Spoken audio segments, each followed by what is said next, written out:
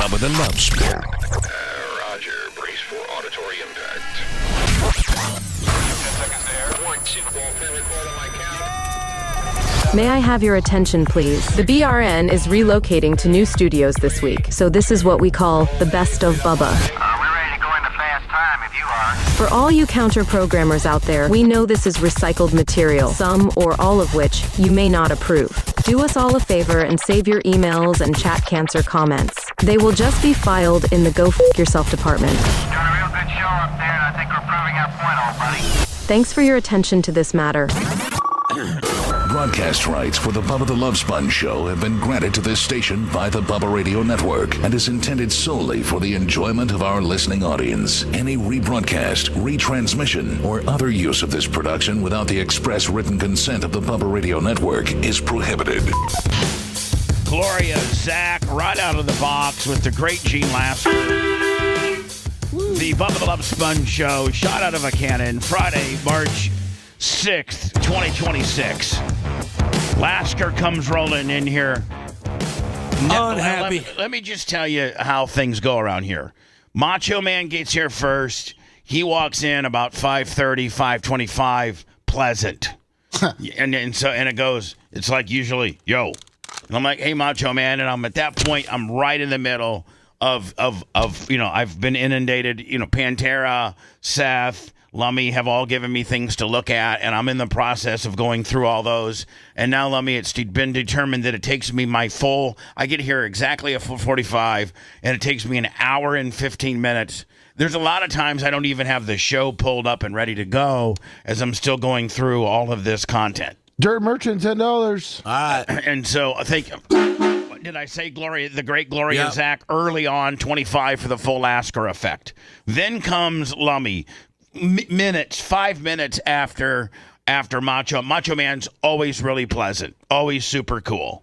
It always has a bunch of things that he's doing. He's setting up cameras. He's setting up lighting. As a matter of fact, he made a camera adjustment today that Seth endorsed. Yeah. Oh, God, yeah. Yes. One of the happiest days of Seth's life today was some type of camera adjustment that I know nothing about. There's just more space that was created in here. It's another world. Fantastic, because the new strip mall studio does not have a lot of space. It's a smaller space. One thing I'm going to miss is that that wide shot that they do, that it shows the entire studio and the stage and everything, and it shows you how spacious our studio is.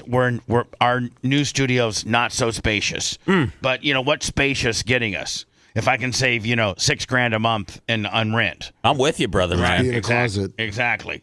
So we'll do a show from, Lasker's Powder Coating Shop. Yeah. So anyway, and Lummy always comes in, hey, everybody, hi. I'm like, hi, Lummy. And then Lummy and I start talking business. Lummy, what's the click going to be? Well, I don't want it political today. I want something about Britney spiraling out of control, or a teacher gets smothered in prison, or something like that. We're obviously going to get to the Christy Gnome deal, but I don't want to just blast it out there. Just because you got to. I mean, even if you don't want to talk politics, you got to talk about the president firing his Homeland Security director. That's not pro or con. We just got to cover it. So Lummy, her OnlyFans already went up, just so you know. Oh yeah, she could make Seth. She could laugh at. I mean, not the power that she has in being, a very high-ranking member on the president's cabinet and what have you. But can you imagine the kind of money she could make on OnlyFans? A tremendous amount there. I mean, her riding horseback, in only a cowboy hat. Oh. I mean, topless. Oh, yeah. Please. She got that in her? I know. No. Well, I think they all do, Gene, when times get tough. Yeah, Gene, listen, the one thing us men don't have, and it's what really sucks, it's really, here's the thing. Us men, if we get fired, we have to probably go out and find a job or do something, figure something out. Like when I got fired, I had Fabrizi and I had Gene. And I had Larry Plummer. Everybody's like, listen, if you really, really need a job, we got you. I got you. my best offer coming from Fabrizi and Gene, where they're going to let me like own a portion of the business after I learned the business. But that being said, we were able to rebound. We were able to pivot with Tom Bean's $25,000 camera and videoing up the studio investment, and we made it on Twitch. Thanks, Tom. Twitch then made it after we got Twitch going. Well, the rest is history. Gene's killing that string cheese, by the way. Oh, he is. He kills everything. I love it. So, but when we get fired, we gotta have a some type of job or something. Whether we're door dashing or whether the bottom of the barrel for us is like door dashing. Working at some type of retail situation. Well, here's the thing: if you're a hot chick, or you're a niche chick like Christy Nome, who's a MILF, and not necessarily the hottest, youngest little 18-year-old on MILF, but she's Christy Nome, popular, former Homeland Security deal. She's wielded power. Yeah, I mean, they all women. Don't forget her $250 million promotional campaign. Right. All women, all attractive women or women with some type of special niche, they can always go to OnlyFans. And always make based on based on what you got going for yourself, what your position is, how good you look, and how nasty you get. I mean, wasn't that? I've seen Brandy Love now. It looks like Brandy Love's trying to Can you reach back out to Brandy Love? Yeah, of course. Not the one, the one that has 3 Ferraris and that. Yeah, Brandy Love. There's only one Brandy. What do you mean? Yeah, the one in Orlando. Yeah. Well, I think she lives in Sarasota. Oh, sorry. But anyway, You're right though, Bubba, and I think she was making $100,000 a month on her OnlyFans, Seth. Listen, I haven't sent this story at all because I wasn't sure, but it's been popping up a lot more. And you should have sent it that way. You wouldn't be critical of the things that I cover if you send me one. I'm not critical. Just let me do my thing here. Okay. Reset it. So, damn, Jews get mad quick. Jews that needs to be a shirt. Jews get mad quick. He's inspecting that string cheese like a monkey inspects another monkey for ticks. I got an extra one if you want one. I'm good. I want it. The way you're looking at it, I want the cream cheese. It's like the way that I look at El Toro Loco. All right, so go ahead and give us. Hawk Tua is not on OnlyFans, but she's on something called fan pics, and she is essentially selling pictures of herself now. Now, kick it out wide. No, peel it back pics. Big, just bikini. I think she's got pretty big jugs. She's got big jugs, and she, from what I've seen, it again, I don't know if this is true, but it looks like she's selling feet pictures. Wait, the Hawk Tua? Hawk Tua. I don't think she has big jugs. No. But Lummy, look, yeah. and I think she does. And there's a picture that's going around of her fan pics, and look, I don't know what. Maybe big jugs are different to other guys, but to me, the jugs are big.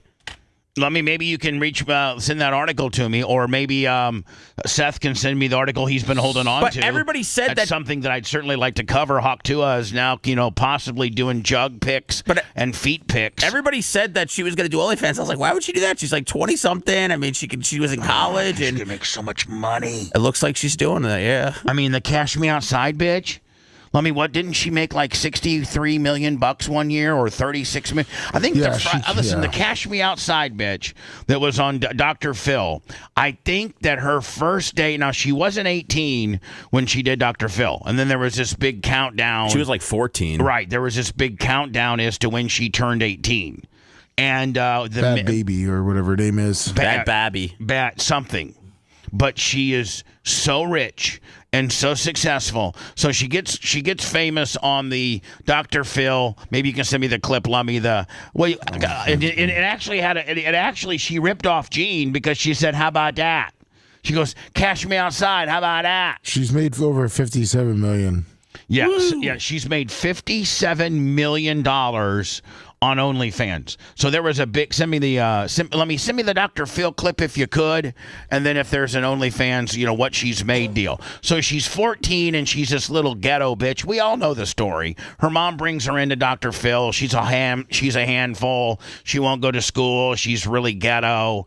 She's just she's just a problematic kid, and it's a single mom who can't raise this ghetto ass problematic kid. She thinks she's black. She talks black, and so Dr. Phil was like, so what's it going to take? Or, like you're not a good person, or, and she wants to fight Dr. Phil, or no, what I think the actual question is, what are you going to say to the audience, that doesn't approve of your behavior?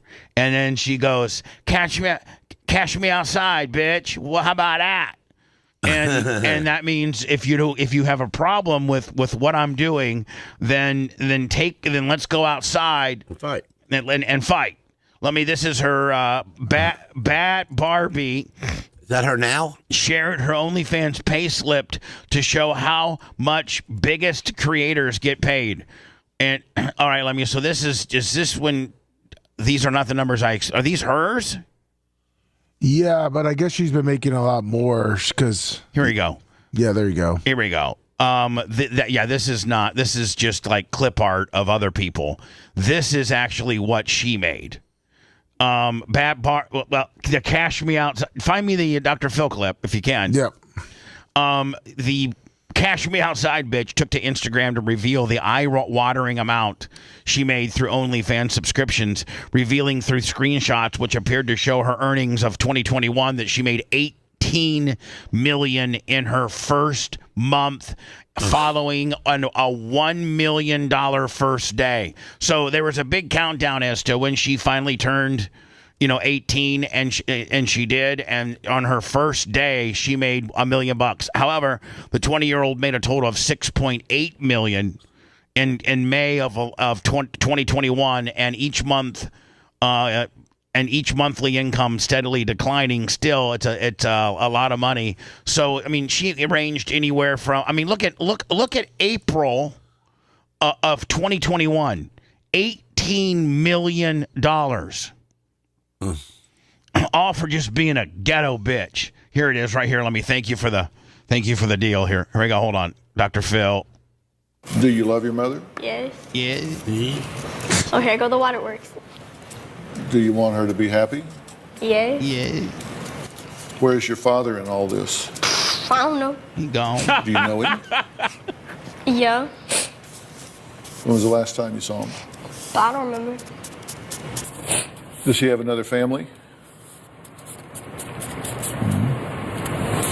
Did you ask to meet that family? I don't even need to. I don't want to, and I don't need to.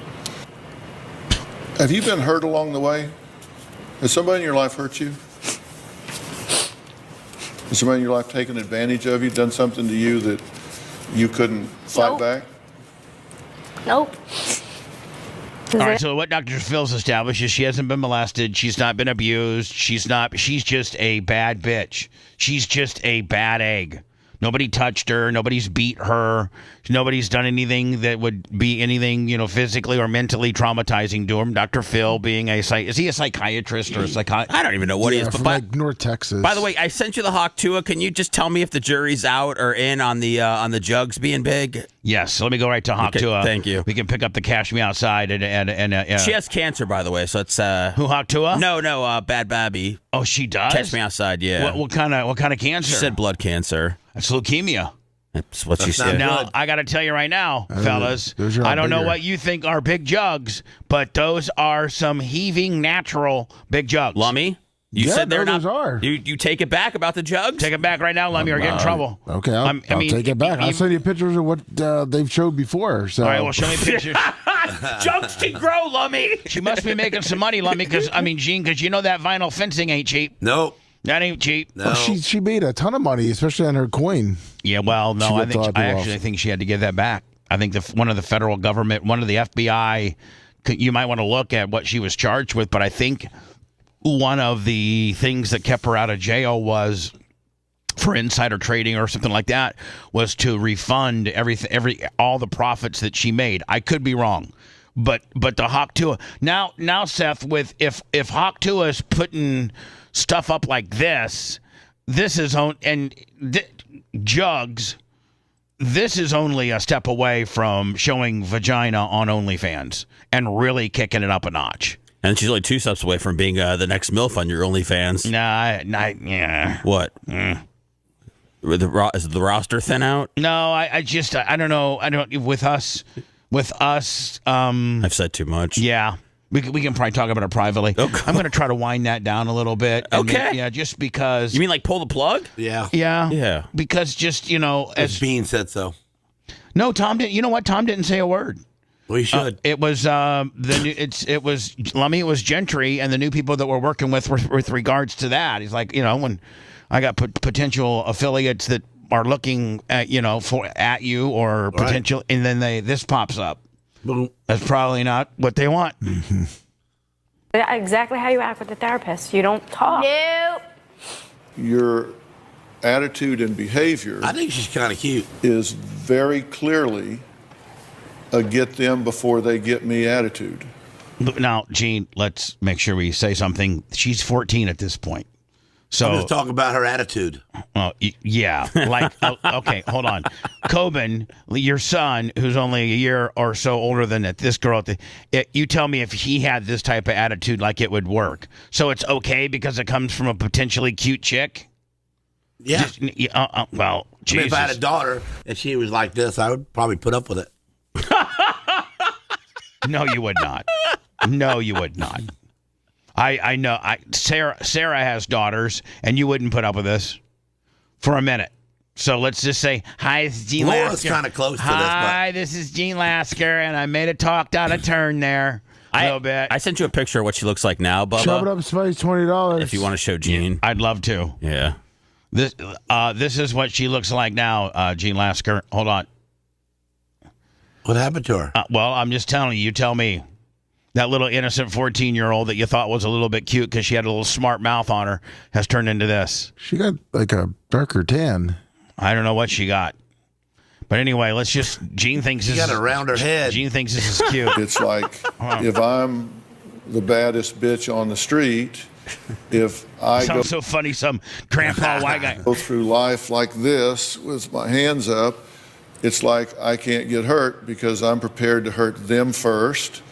I'm prepared to always be on defense. I'm prepared to always be. I'll get Sarah Lasker on here right now to call you a liar. That if you had a 14-year-old that was acting this way, that you would allow it for 1 second, please. Probably not. Tough, and that way I don't get hurt. If I don't. I'm going to show Coben this video and be like, Coben, I need you to act this way, okay? And then get back to me about exactly 1 day after you try to act this way around your dad, and let me know how it works, okay? Care, I don't get hurt. If I don't admit I care, then I don't have to admit to being hurt.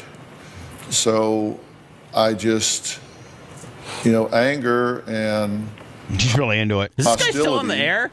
Oh, yeah, make him tons of money. It's just a way to hide hurt, fear, and frustration. I tell you what I think is, I think somewhere along the line she's been really hurt, and then you get cancer, not once but twice. Now, Lummy, the Cash Me Outside bitch got cancer. That's right. And so that's very scary for a child. And I think Dr. Phil's really kind of vanilling this thing up. I think this is just everything up. I think this is just a spoiled brat that's never had her ass whipped. Didn't Dr. Phil have an affair with the My Pillow guy, or is that just a rumor? I didn't hear that. My Pillow guy. Oh, did I? Maybe I'm making stuff up. I'm sorry. I mean, if that's a good makeup, Yes. if you can find me an article on it, it's going right to the top. If you can find it, man, it's next on deck. I'll tell you that Maybe right now. I just thought they were the same guy or something. I don't know. Maybe AI that story and send it to me. We'll do it next on deck, buddy. very close growing up. In fact, we'll actually change today's clickbait too. Dr. Phil has affair with Mr. Pillow Guy. Immediately. I mean, I've looked at the pictures. Her face is not against your face by accident. That's genuine bonding and intimacy. I sent you a clip where she, says, catch me outside. Yeah, I don't need to see the full. Yeah, thank you. I was actually trying to get to the payoff. That's what she looks like nowadays. And then, Gene, I don't think you're familiar with this, are you? No. This is so here we go. My time in jail. Jail ain't nothing. Here you go. Jail ain't anything. First of all, Gene, I think you would have a little bit of a language barrier. I don't know if you'd be able to understand your daughter if she talked like this. I mean, listen. Gene's from the streets of Brooklyn, man. What do you mean? Gene's from the streets of Sefner, and it's not the same. Gene's from Moon Lake, okay? Let's just be honest. Shady Hills. Jerry Rod grew up in Shady Hills, Moon Lake, and that's one of the rougher areas in this entire 5-county area. It's one of the roughest areas. Am I not right, Gene? Cops didn't even come in there. My time in jail. Jail ain't nothing. That's what I always do, and they never catch me. Ain't nobody gonna catch me. Because you're too streetwise? Yup. And all these hoes laughing like something funny. She's talking about the audience. What the hell did she say? All these hoes laughing like it's so funny. So she's telling all these grown-up women, all these hoes be laughing on it like it's funny. That they're laughing at her. Did you say the hoes are laughing? Yep. So the audience are a bunch of hoes? Yep. Catch me outside. How about that? Huh? Here we go. She doubles down. Catch me outside. How about that? Catch you outside? What? I mean, that's She had a little space on her. Catch me outside. How about that? Catch you outside? What does that mean? What I just said. Catch her. What I just said, stupid. Catch me outside. How about that? Damn, I would have. If that came out now, we would have said that was all fake and that this was a setup by Dr. Phil. But it was a very real girl in a very real situation. Yeah, but what I'm saying is like, so Kristi Noem gets fired, and even the catch me outside. How about that? 14-year-old bad attitude bitch that has family problems is able to go to. I mean, OnlyFans will save all women. And man, can you imagine how much money Kristi Noem would make on OnlyFans? Oh my! I think she's good with money wise though. Just from Kristi Noem. Yeah, I don't think she's destitute, but it would be nice if she got to that point. For the hornies out there, not me. Well, I mean, you take a peek. I mean, I think you do a year of it. And that's all you got to do. She's worth about $5 million. It says. Yeah, $5 million ain't nothing. That ain't gonna get you by. Not, but that's South Dakota money. Hold on, $5 million is what Catch Me Outside bitch made her first month. I thought maybe we'd open this up with Seth's thoughts. Don't forget the Lummy heat though, Bubba. Yeah, don't forget how everybody walked in this morning. Oh yeah. So I thank you thank you you guys for keeping me on track. I need that, and do it more often if you can. I know Lummy's not going to be happy about it, but so anyway. Lummy walks in, and we very much pleasant, always very pleasant, and then he usually gets me like a rock, like a bucked up energy drink, or it checks my my refrigerator if I need waters or something like that, and then he goes about his business, and then Seth comes in about 45. And he's usually pretty pleasant. He said today his actual quote was, "Good morning, cowgirls." And we're like, really? Yeah. So then Lasker rolls in at 4 minutes before the top of the hour and said, with his horn. Hey, I don't know who's in charge of putting the waters in the refrigerator, but they need to be fired because nothing's worse than somebody that just throws the case of water in there that's still in the plastic, and then a guy like me is trying to fish one out, and I get my hand stuck and my stuff falls down. So who does that? I go, well, I think Lummy does that. Lummy, you suck. Well, so the water that is all in the drawers. That was tough. No, I'm not even caring about the water. I'm caring about when you said the water. When you put a case. Well, we only have water at our shop. That's what I'm saying. At my business, my guys, when they put that case of water in, they cut the plastic off the top. But I took it out of the whole entire container. No, you didn't. The water? Well, no. Here's I'm hearing water. Meat.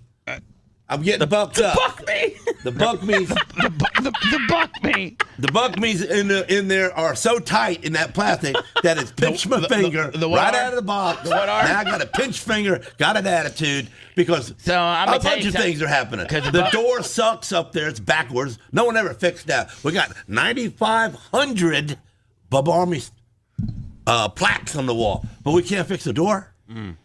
Well, Gene, the door's backwards. Gene, we're So getting then ready. now- Gene, we're getting ready to move to a I whole know. new situation. You do So 10 why- years later of all the aggravation of coming in through that Well, side door. here is the. So and then you open up the refrigerator. It's backwards too. Don't worry about that. So you reach in there. You got your stuff in your left hand. I got my keys. I go to get me a buck off, and I can't get it out. I can't go to get me a, but that's bucked up. Okay, bucked up. Yeah. So I can't get it out. Yeah. So then I got to put my pointer finger over the top of the can, over that edge. Poke a hole. And then pull it. Listen, dudes. I will tell you this. You don't need that aggravation. And I will tell you this. One of my pet peeves, and the Merch Crick knows it, is I don't like for people just to put a case of water or a case of anything in the refrigerator in its container, because I feel it doesn't cool as well. It doesn't cool as well, and you can't get to it easy. And so even like when Merch Crick buys like a 12-pack of like Diet, Dr. Pepper, which is my favorite, she just leaves it in the case, and then you know how they have those like easy dispensary kind of phrases, where you just take the end of it. I don't even like that. I like them individually stacked in the refrigerator with no cardboard casing around it at all. That way it's not. That's the white way to do it. Is that the white way or the right way? The white way. Okay, there you go. Lummy, you're not white, and how you put the bucked ups in Sorry, I met the guy yesterday. He sent a shipment, and I was putting so when Bubba got here, they were cold. Lummy did to a piece. Listen, if you're overworked, say something. No, I just wanted to make sure Bubba had a cold drink. All right, so Lummy, if you could appease Gene's bucked up. No, let's get 7-Up over here to fix some stuff. Who's 7-Up? 7-Eleven? The interner. You mean 7-Eleven? Yeah. He can't fix anything. We're going to just have to wait for the new configuration and the new refrigerator at the new studios. No, to talk about, but he can go in the refrigerator and cut all the plastic off and set all the drinks straight. Well, he could probably do that. I don't even know what days 7-Up comes here. It's when he's not overworked at 7-Eleven. Yeah, which is everybody's overworked at a 7-Eleven. I mean, all he's got to do is say thank you. No, Bye-bye. I mean all those cases of what they're all out. Yeah, I know, but that takes manpower. I'm sure he has to do it. Yes, right. So I'm sure that he has to probably do that while, still ringing up people. So while it's, there's nobody in the store, he's back there, shuttling drinks into the container, almost snatch him by a shirt on Wednesday when I go up there in the morning. Wow. Pull him over the counter a little bit and show him who I really am. You should. What's his name again? 7-Up. No, his name's not 7-Up. It's 7-Eleven. No, Gio. Gio. Oh, his real name. Hey Gio. Why ain't been coming by Bubba's place much? Cause they working you to the bone here. We need you over there because specifically not to ingest stuff or do anything for the show, but to like cut out all the drinks that are inside their individual cases and stuff, waters. I want all that stuff individually. That's right. I want your number one job to be that refrigerator. Get it right. Clean it, and while you're at it, have the ketchup bottle straight with the sticker showing. So anyway, Gene walks in bitching about that. Breaking news I told him out to of Palace tighten up Hall. the ship. I said, man, tighten up the ship. A Bears fan favorite is getting traded. ESPN is reporting that wide receiver DJ Moore. Man, I don't know about that. Oof, he's good as hell. He's heading to the Buffalo Bills. The terms of the what'd they get for him? Second round pick. Trade and. Plus Leo Woodall. Watch live today at 9 on ABC 7. And when that happens, I started walking to get more steps in. Hey, how you doing? DJ Moore arrested. I'm sorry, DJ Moore traded. But tell me something. Did he got any say in that? No, not really. I mean, some players. Correct me if I'm wrong, Seth. Some players can put a no trade, like they can have like a block out where they won't go to certain cities where they have like a final approval as to where they go, but that's very far and few between in football. That usually doesn't happen in football. Yeah, they don't really do that in football. Football trades are hard to pull off, but I think what the Bears did was out of respect for him because they needed to get rid of his money and $23 million cap. Yeah, he did a great job there. They sent him to a very good team that has a very good chance of winning. So they did him a favor as far as not sending him to a hellhole at all. Was he a cap casualty though? As far as big time, man. He was making the most money money on the team next year. They had some other needs, so it's what the salary cap does. But I mean, the Packers are cutting a bunch of guys too, man. I mean, good. I mean, they're cut. I think they cut Quay Walker, the linebacker. They got nothing for him. They need to cut the whole offense.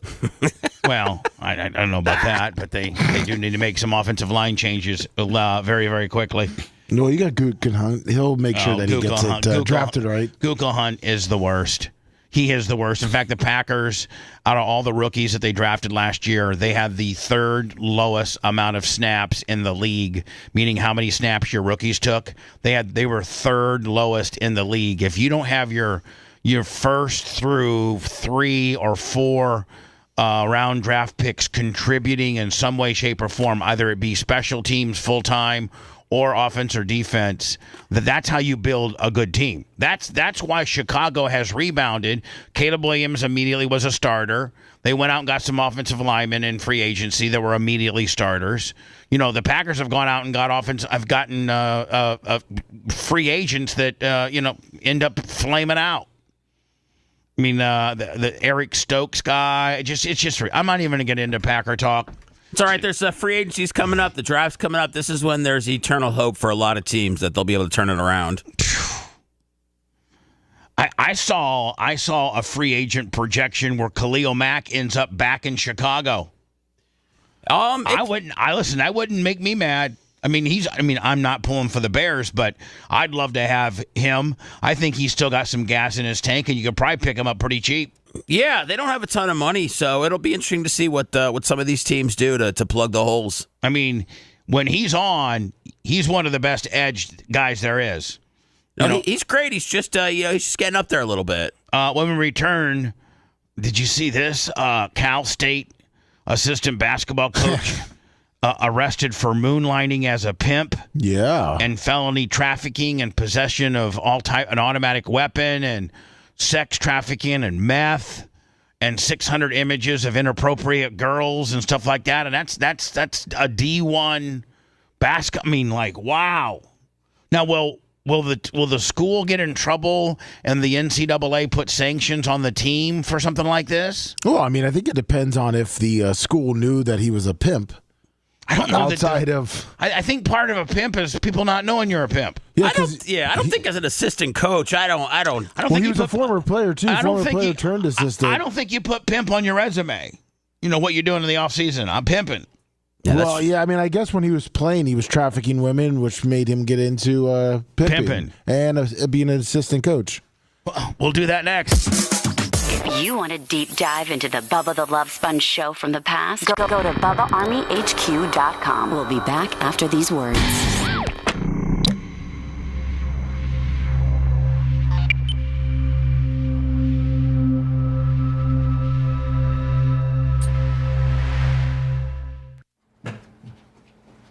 Rumble YouTube. We handed to him. Yeah. Rumble what? That's YouTube and that's Rumble. YouTube's a good one, right? On the left side. Hey, was the podcast on Instagram yesterday? No. Facebook. It was on Facebook. Oh, your Blizzard one. Yeah. It was on Instagram? Yeah. Here you go, Bubba. That's from Gene. Oh, man. Fuck. Yeah. It was it on Instagram? Yes. Did it? Okay. I don't think it's saved. I think on our Instagram, we need to put more stuff on the front page. Like, it's just got me and Dion from back in the day. I think we need to keep that. We pin the highest view. That's what they tell you to do. So when people click on it, they see your top videos. Oh, okay. And then it goes down, and then everything updates. Yeah. That's good. You want your 3 top pins. Listen, got it. And you don't even have to go any further. I don't know anything about this, so I'm taking your word for it. Gene, thank you for the string cheese. Is he not in here? Yeah, he's in there. What's that? I said thank you for the string cheese. You get your pepperoni too?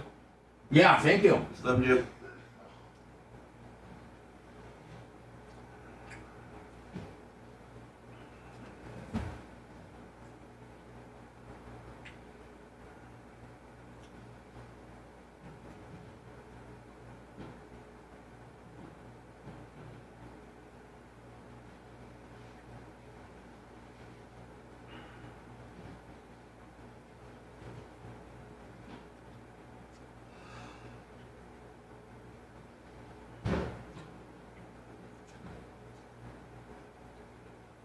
Ooh. Morning, Dirt Merchant. Jeff, Coy, Kendall. Jeffrey Kendall. Jeff Coy Kendall. What's up? Well, the ones on the left are different than the guys on the right. Different people. The Rumble and the YouTube? Yeah. Yeah. What happened? Why? How can you view that different? Rumble's real patriots, real Americans. No bullshit. Free speech.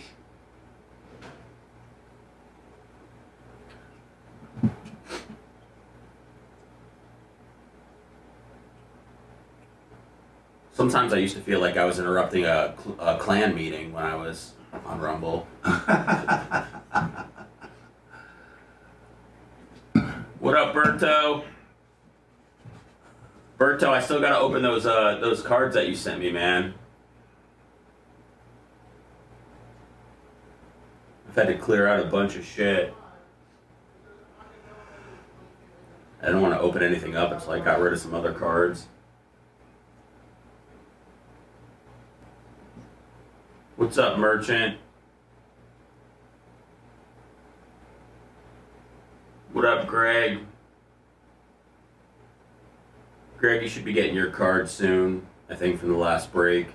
I think I sent them out a few days Chubbing ago. up Spice, morning. What's up, Cash? What's up, Jeff? Hey, St. Petersburg fucks. Well, I knew we were live, but Munch was just working out the kinks. Jay so Fish said. That's why I didn't get saved. Oh, okay, okay. He's working on. They're working on. Okay, it's all good. I just went to go look at it yesterday and I didn't see it, so I wanted to see what it looked like. Seth, you get your feelings hurt on Rumble? Do I get my feelings hurt? It says when you go to Rumble, you get your feelings hurt. I haven't been there in 2 There's years. a bunch of fucking assholes, and they just try to fucking trigger people. Period. So I can pretty much. That's the official. A lot of the people from Rumble came over to YouTube because they weren't getting the attention anymore. I don't even go to Rumble. Super Jennifer, morning. Craig O2, morning. What up, Lasse? Petro Perez, morning. That's where Glowbug hangs out. On my side, I'm not. Rumble, yeah. Yeah, I like the Rumbles. I like the Rumbles. I like it's the kind of Rumbles. weirder than the guys on the left. H. Baker, you must be 65 or up, man. Who, me? No, this person on YouTube I can't hear. It's Holly. Grouper Lips, good morning. Take that back. St. Petersburg sucks. It's Holly. That's what she's saying. Yeah, she's Holly. Who is Holly? I I don't know. Oh, she's saying that to Holly. Well, Holly is up there. He does see you. I think she's Yeah. saying I don't know. So they're talking to themselves. Gene navigating through this.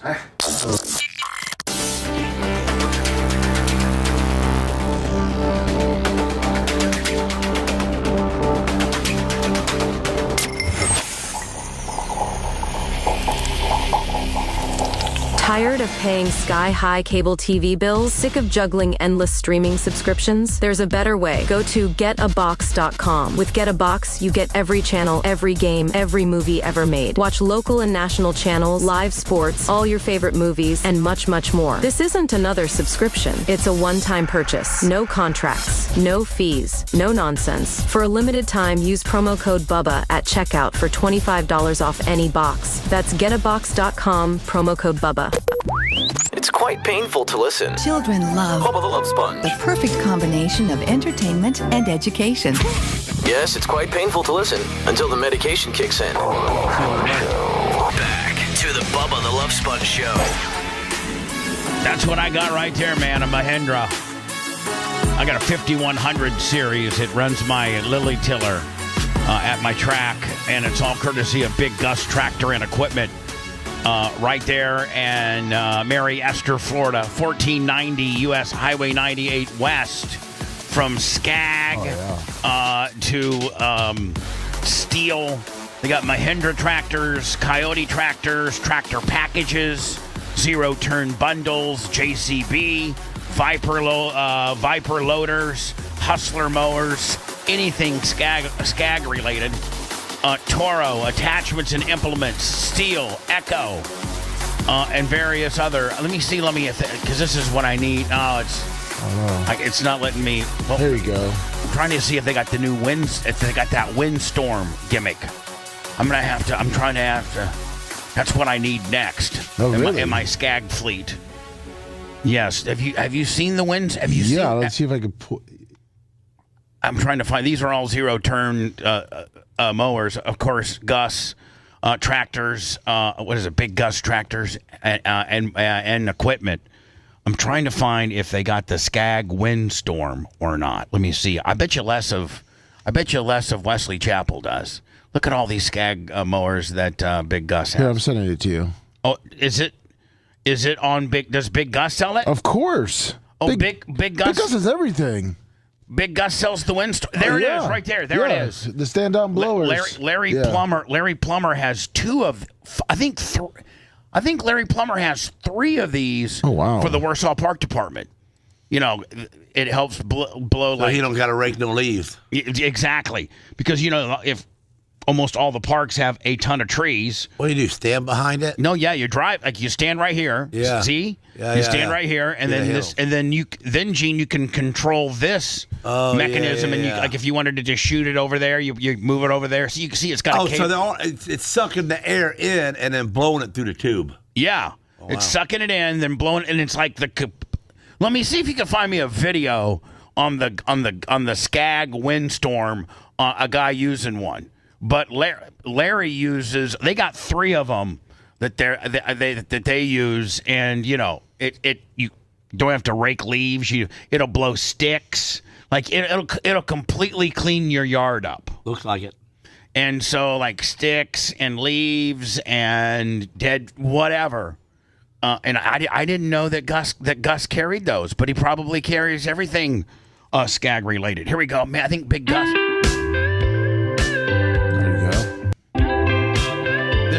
This just kind of shows you the unit. I sent you someone riding it. That's what Lasker wants to see. See, Lasker, you sit right here. Oh, yeah. And then as soon as you step, that's the safety mechanism. I'll see you lean on that pillow. And if you step off the machine, then it automatically cuts off as a safety feature. But anyway, man, thank you, Big Gus Tractors, for the badass Mahindra. I think I got 9.4 hours on it right now. All right. Let me, wait till you see this, Gene. Did you send? Yeah, I got to get it right here. But this is Gene. Actually, Gene Lasker is going to see this and want one of these immediately. So otherwise, Gene, you know how? Do you know how hard it would be to rake or to, I don't have this round up.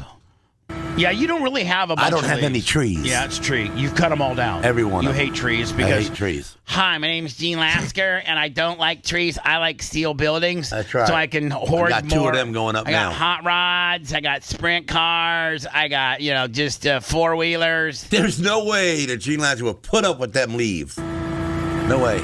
No, but if you had a property that had leaves, I'd have to have one of those. Well, you have to have one of these. Yeah. And then you just drive it around and shoot the other guy with it. Yeah. Look. Leave wars. Oh, Lummy, if I do get one, I could put you in the middle and I could put goggles. Cover you right up. Put goggles on you. Yeah. See, and this guy's pretty good. See, this guy's pretty, and you just round them all up into a big circle. And then pick them up. Or maybe have that guy vacuum one. Or vacuum. Yeah, there you go. It's the Skag, the 2026 Skag Power Equipment Windstorm stand-on blower for sale. I think Gus has got one on sale right now for $13,900. Don't get sticker shock on the deal. Realize the amount of pain and suffering it's gonna take away from your life. Or you can just sit there and look like a stupid ass and have leaves on your ground. And Lummy, I think those. If you leave the leaves too much, they get soaked in and then kill the grass. Yeah, exactly. They're acidic. They will. Yeah. So you got to pick up those leaves. God, I got to get me a Power Storm immediately.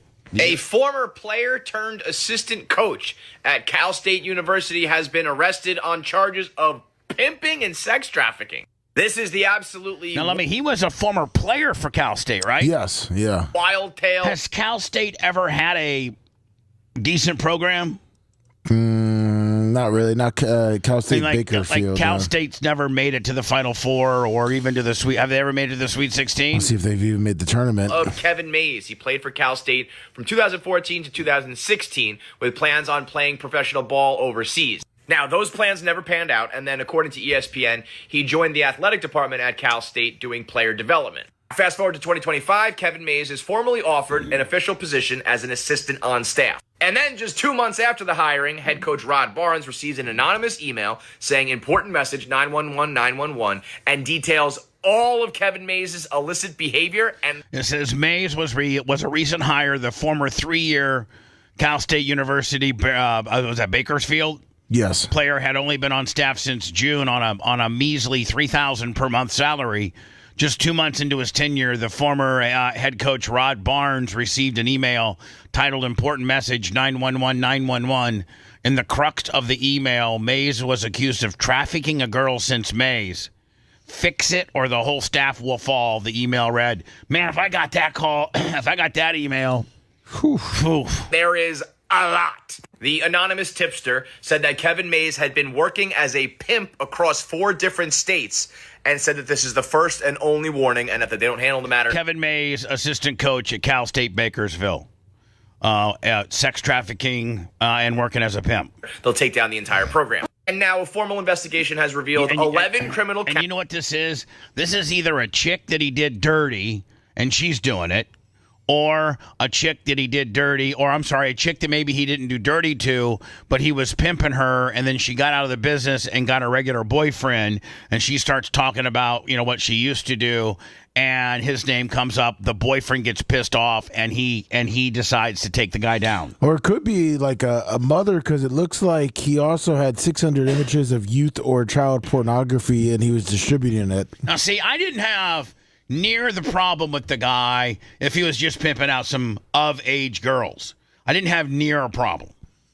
I don't know anything about the sex trafficking deal. I would assume that pimps, are representing chicks that want to be in the business. I don't know anything about women that are forced. Representing chicks that want to be in the business. What the hell, dude? There's no need for a pimp at anymore. Maybe it's nice to have a guy wait around outside or whatever. To pick you up. Yeah, I don't know. And this guy did it across 4 states, is what they're saying. But when you get into the 600 images of kids. Well, he could have been a pimp for underage girls, right? Oh, man. That's true. Counts, including felony pimping, possession of a automatic firearm with high-capacity magazines, possession of meth, and to boot, 600 images of child pornography. This guy is an absolute fucking scumbag. Now, it seems like head coach Rod Barnes and the athletic director at Cal State handled everything properly in the aftermath of that email. They forwarded it to Human Resources, they contacted the authorities, they conducted an investigation, and they got rid of Kevin Mays. But nonetheless, Barnes and the athletic director have also stepped down. Now, so Barnes, the head coach, even if you didn't know that going in, and as soon as you find out the information they found out, it looks like they followed proper protocol, got a hold of HR, got a hold of the department, got a hold of the athletic director, fired the guy. I don't know what Lummy, if I'm considered the head coach of, and we're a team here, I don't know what you guys do at home. I don't know, and so why should I get fired if one of my guys is doing something wrong and I do proper protocol, and that is get rid of them if we happen to be a corporate show, get a hold of corporate and what have you. Why do I, unless you could prove that Barnes knew, Barnes being the head coach. It's pretty tough when you bring somebody into your program that's a pimp and a child molester, a peddler of that. That's a bad hire. That's a bad show of judgment. I don't know. He did recruit him too, Seth. He did recruit him also? Yeah. As a player? Yeah. So he knew. It's hard. I think it's hard to probably keep your job after that. God, and even know if the poor guy didn't know anything about it, right? It just comes right back on you. I think it's important to know who you're bringing into your job, especially if you're bringing in somebody that's going to be around college kids. You want to make sure that they're not peddling child porn. Yeah. Obviously, they had a huge role in allowing someone like this to slip through the cracks and be a part of their program. And that is absolutely the right move, both by them and the school, because at best, it means that they missed a lot of red flags. And at worst, I suppose it could mean that maybe they knew about it and they were trying to hide it or cover it up. But this seems like a pretty extreme. Enough of all that. Lummy, I'm wondering if I should fire back up. I think Seth sent this to me. I wonder if I should fire back up the food reviews, concentrate just on Wendy's, so that I could send Wendy's my work of reviewing their stuff, and I could get hired on because they're looking for Wendy's is on a nationwide search for a chef tasting officer. Chief tasting officer. I'm sorry, yeah.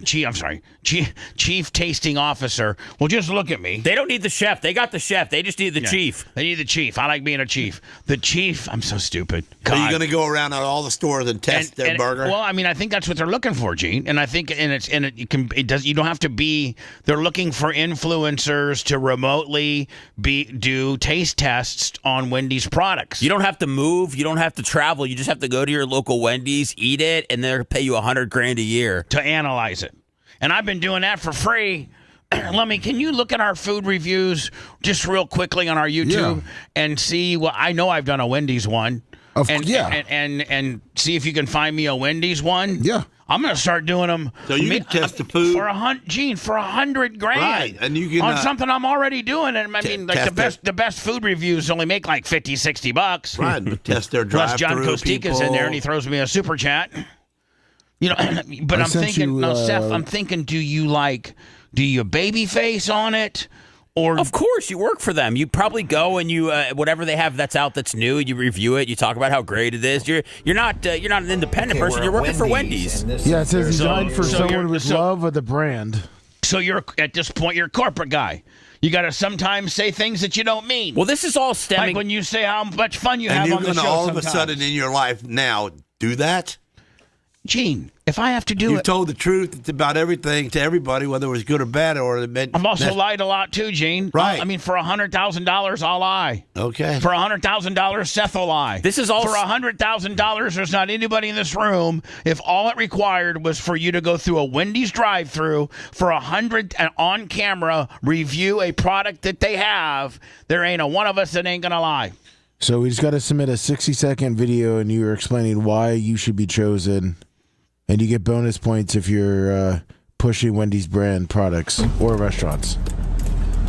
What now? You got to submit a 60-second video explaining why you should be chosen, and you get bonus points for featuring Wendy's branding products or restaurants. Now, Seth, can you help me concoct this when we send it to Wendy's? Be like, hey, listen, I do a food review. I've included Wendy's a couple times on my food review. And I could just be an exclusive food reviewer of Wendy's, and I could even set it up where I eat inside instead of going through the drive-through, or I could continue my drive-through gimmick. Your choice.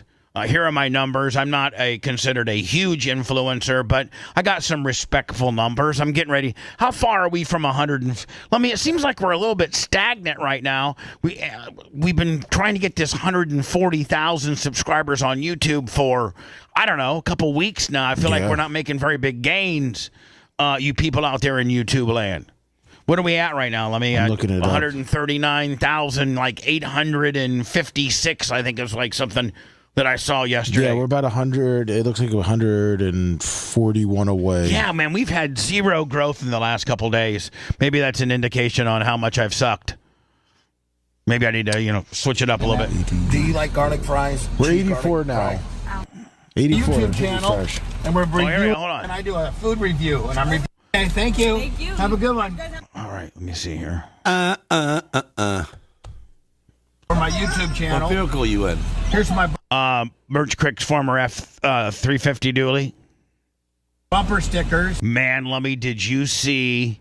Oh, yeah, that was nice. Oh, my God, Gene. And Gene, a 96 7.3 dually, F350 dually, 96 with only 102,000 miles on it, which is nothing for a 7.3.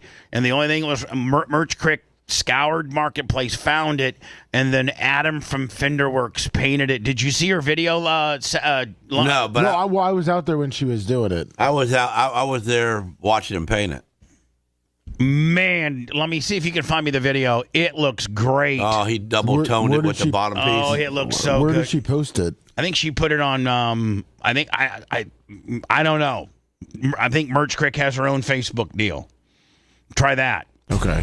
Thank you. You like that? You're going to be paying card up there for me. Okay, thank you. Thank you. Have a good one. You guys have a good one. All righty, thank you. I mean, that's everything American loves right there. A fat guy, a pickup truck, got a dog, and a dog. I mean, what else? What else is Wendy not to love? That represents everybody. Maybe not people from California, but anybody else. So far, everything's great. With my sprint car T-shirt on. You doing? Hi. We do a food review for my YouTube channel, and we're reviewing your new sandwich. Oh, this is my bumper. If you scan that, that'll take you right to my channel. I mean, I just think I don't have to fill out any stupid stuff. I think I just have Gary or you or somebody edit this app, make this, shows this. It shows, me ordering real fast. And then, or I could even, then it shows my little bit of interaction with her. Then it shows my little bit of interaction with the other girl picking it up. And then it shows, did I give him a good review? Yeah, I believe so. Here. I don't even know if I could eat half this sandwich.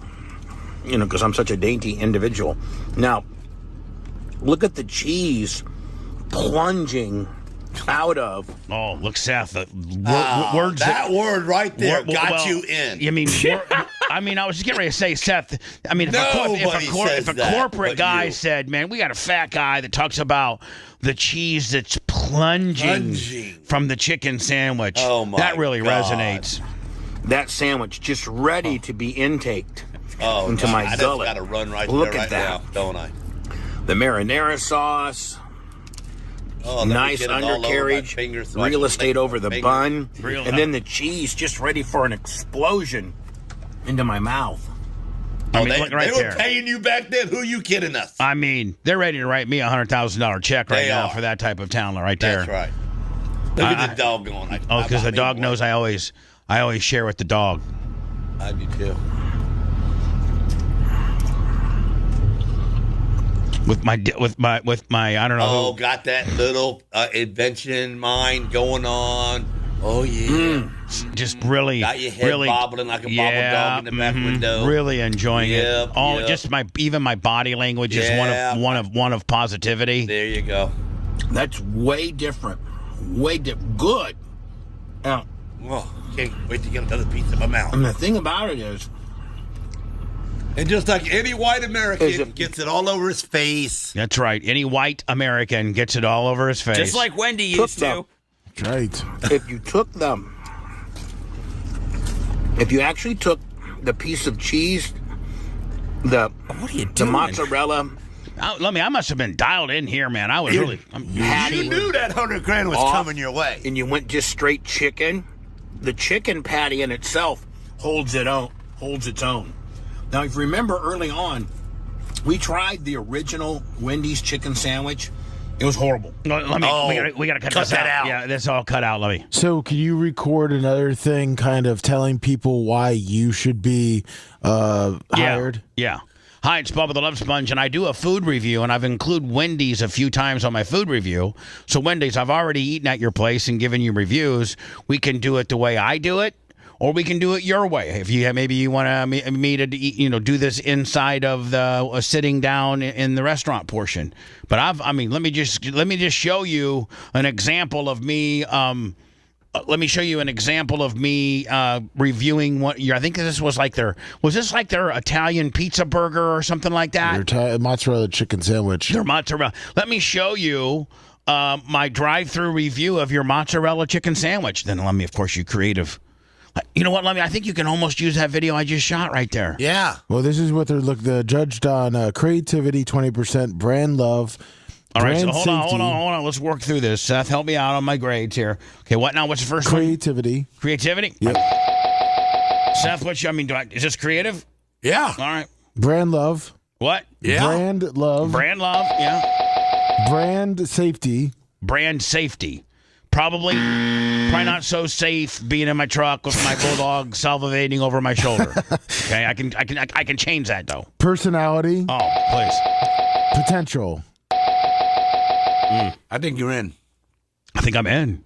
Me too. I mean, Guy Fieri had to start somewhere, did he not? Yes, and then you just have to make sure you explain why you should be the one picked. Damn, Bubba, you know what? Seriously? What? You're going to be the new little dude that puts his finger on his chin. He'll be the new Rizzler? The Rizzler. Oh, Lasker, nothing. Shut up. Oh, yeah, the Rizzler does have a Hardee's burger. Absolutely horrible. It was like the standard. Cut all this out. How about you say you're the adult Rizzler? There you go. Wendy's needed to reinvent its chicken sandwich. Oh yeah, let me put this part in there because you're being a little bit critical. You're being honest. Because I remember Wendy's. Wendy's was one of my very first ones I did. It was like Wendy's. Maybe cut all this out. McDonald's. They're all just the same slab of U.S. Cisco meats kind of deal. Oh my God, we just got fired. Sucking down their cokes. So somebody.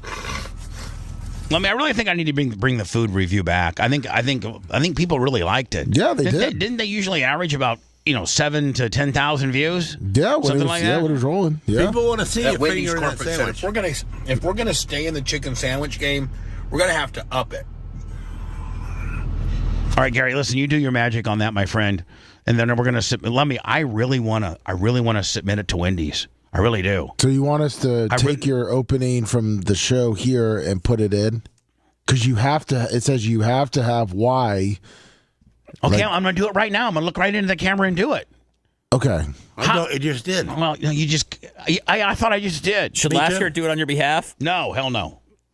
Hell no. Hell, this is Gene Lasker, and you got to start somewhere. Is this fat ass making $100,000? I don't know. Well, we have to the 30th, so we'll put it together and we'll see how it looks. You can take the video that I just cut and whatever to do it. Yeah, creativity. And then Lummy, I like you and Gary to somehow figure out how you send it to. I got the website. The website. Yeah. Influencer, and the gig pays six figures. So Wendy's is on a nationwide search for a chief tasting officer, and the pay $100,000 a year. Man, You'll taste so Wendy's menu items, create content, share creative feedback, and boom, I did all that. Help the company keep a pulse on what's trending in fast food places. The job description leans into humor, saying applicants just need a mouth, a pulse, and strong opinions about the brand's food. Oh my God. Please. With the marinara sauce all over your fingers while you're eating. And the pit bull in the back. Yeah. The remote role also requires very little travel. Wendy says you can expect to go places like your local Wendy's and even work from the comfort of your couch. To apply, candidates must submit a video showing why they are the perfect personality hire. And of course, and then Lummy, when we in part of our presentation, like the last 4 or 5 seconds could be our distribution deck. You know what I'm saying? Our numbers. All right. Lummy, I'm speaking to you. I'm taking all these notes. I need some acknowledgement back. I'm taking all these notes down. Yeah. Just Dude, start. He's working on 4 screens. Oh, I was reading it too. Want to show off. They kind of don't want a promotion for yourself on there. They said that actually hurts your points. Well, I didn't promote myself at all. Well, you just said to put the promotional deck on there. No, how many people listen to us? They don't. Yeah, they don't want that. They don't. Lummy, that is no. Because you got to think how many people are going to be submitting applications. So they're going to hire. They said they want to hire someone that is not out there to promote themselves, but to promote Wendy's. Maybe you should go under this as Todd Clem. Yeah. No, let me. I mean, just submit mine.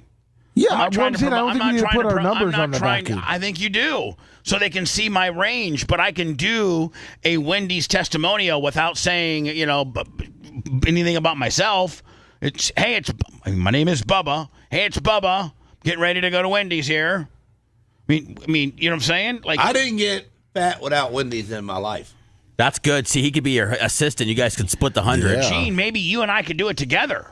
There you go. Me and you, we order 2 sandwiches. No, we order 1 sandwich. We cut it in half. You get half. I get half, and we start breaking it down. I think we need to cut one soon. We'll get into a food fight because remember the time when you stuffed the sandwich in my mouth?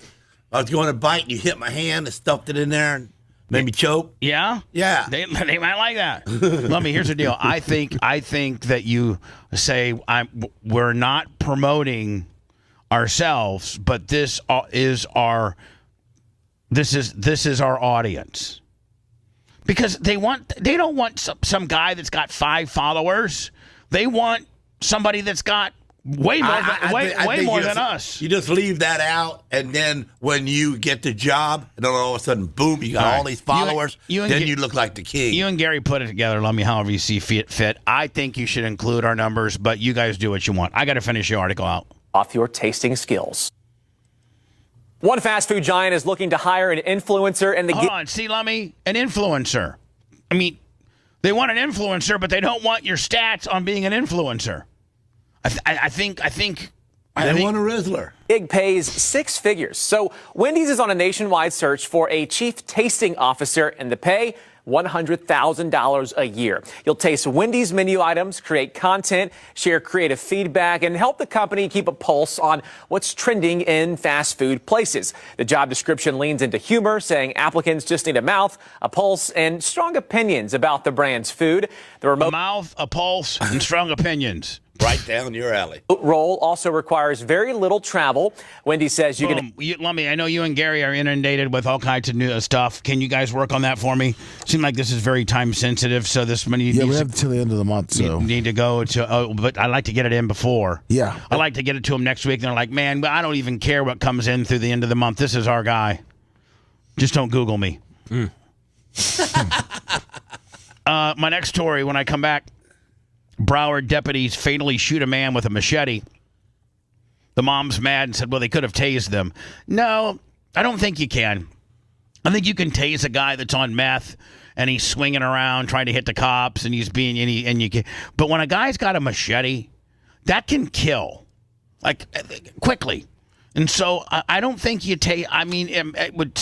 Why did they fatally got to kill him, though? Why going to just shoot the hand that's holding the machete? Oh, Gene, I mean, this isn't the Ponderosa. This isn't some cowboy stuff where you shoot a guy's hand so he drops his gun. No, when cops bring out their weapons, they're trained to kill.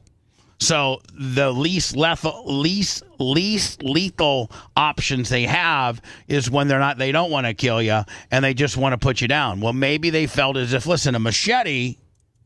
Let me. When these police officers train, they say I think it's like 16 or 20 feet.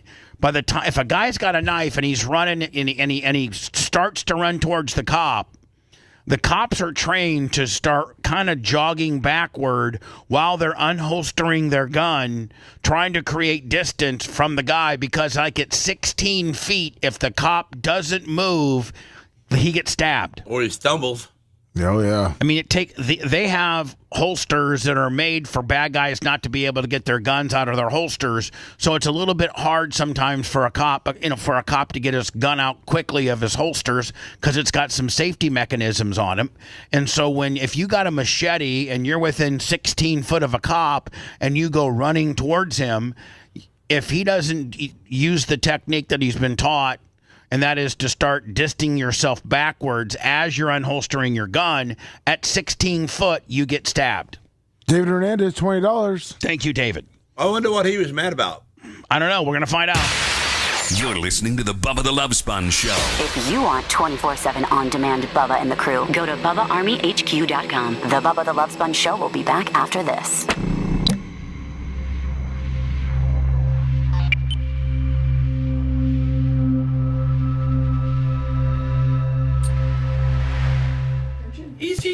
He's confused. He doesn't understand. Why is it small? Oh, I think he's freaked out on the Rumble deal.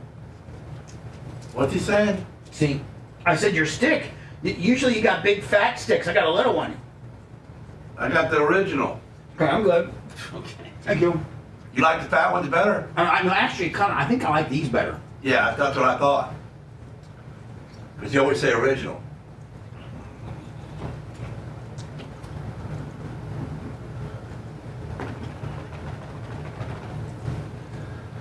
Oh.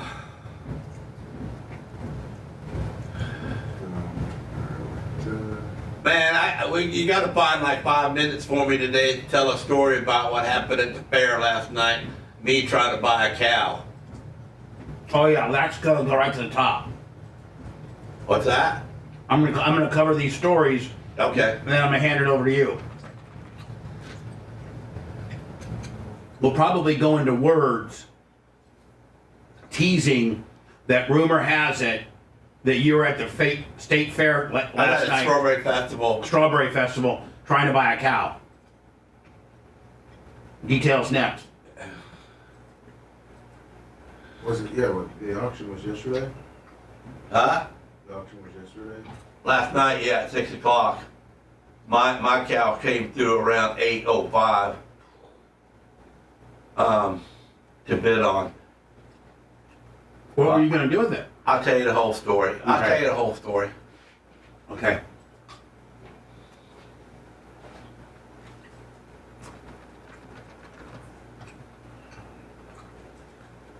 Thank you for the meat stick. You're welcome.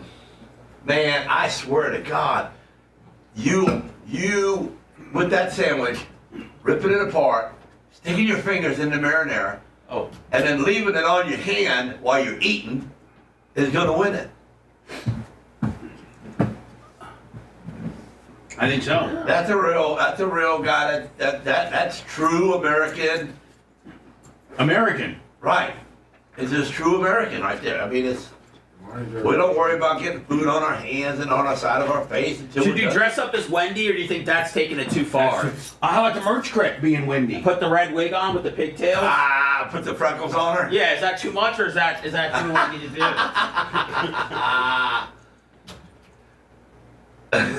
It become funny, though.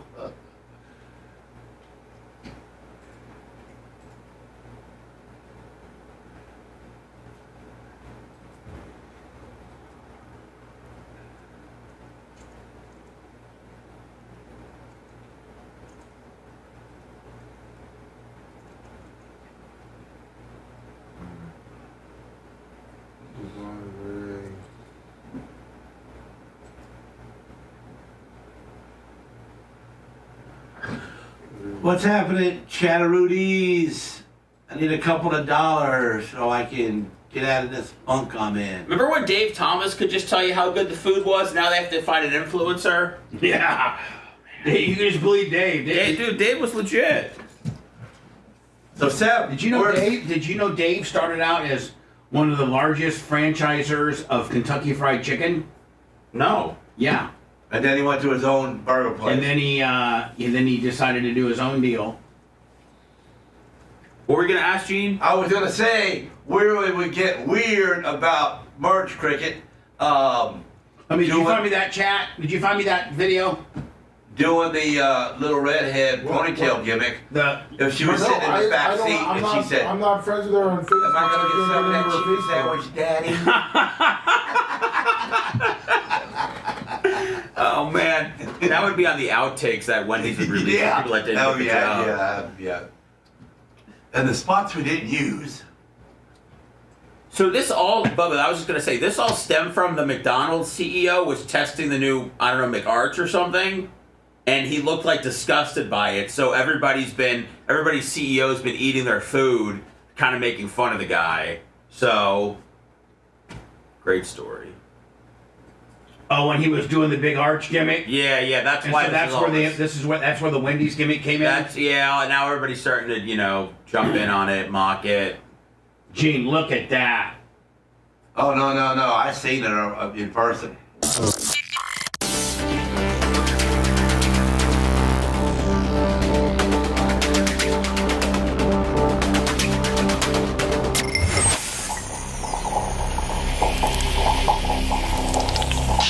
The Bubba the Love Sponge Show. Listener supported via PayPal, Venmo, Cash App, all at the Bubba Army. Now returns. Got better than that. Gene, when we're getting ready to go back on the air, shut up. Because you never know when I'm going to turn the mic on. And the last two rejoins, I've heard you clapping your gums. I think I'm okay.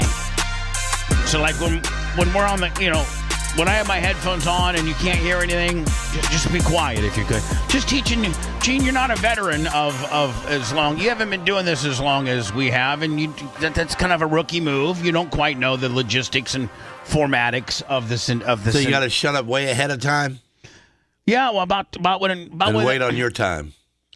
Well, yeah, while the positioning statements are going, and we're 5 seconds from being that's when you cut it off. On the air is when I turn the mics on. See, remember when it was just us, Gene, and I would let you just talk, to start the break? And smashing on you. Yeah. Well, anyway, I'm just saying, Gene, be a little bit more mindful that I turn the mics up about, 20 to 10 to 15 seconds before we're going to go on the air. I turn the mics on. So, you might not That's when you want you to be quiet because it's still saying the Bubba the Love Sponge show, and you're like, hey, let me tell you something. Can you start saying quiet on the set, Bubba, just to give everybody a warning? Or maybe I should just give it a little I'm the only guy that messes up. What are you talking about? Well, exactly. By the way, $20. So maybe I should just do that. Like when I'm getting ready to turn the mics on, I just go just like that, and just another thing for me to have to do. So anyway, let me merch. God, Adam from FenderWorks. Now Gene's a customer. He can. Did he make his appointment for FenderWorks? No, he went over there. Did. Okay. He got his truck fixed from Adam from FenderWorks. Adam from FenderWorks also has put his fixed Dan's Tesla deal. He's the original Lummy when the Crown Vic was all white and peeling, and I didn't want anything fancy. I said just shoot it flat black. That's it. Don't worry about the dings and he did that, and so Merch Crick found this 96. She loves having a truck, and she had an F350 dually. I forget what year. I think it was a 13, and I just felt as if she didn't need it, so I made her sell it. I'm like, you need to sell that. Plus, we needed the money for something. Oh, no. And she owned it outright. And I'm like, hey, let's just sell it because we need the money for something else. So she sold it, poor little thing. I'm kind of a dick. Kinda? Yeah. And so she's been on a quest. She needs a truck. She's a farm girl. She's from Pasco County. She grew up in little San Antonio, Florida, which is most people don't even know that there is a San Antonio, Florida. It's right off State Road 52, kind of east. It starts at the top of the hill and ends at the bottom. Yeah, it's not. She grew up not having MTV, not having cable, not having any of that. She grew up literally in the country of Pasco County, but she's a truck girl, and she has always had a dually.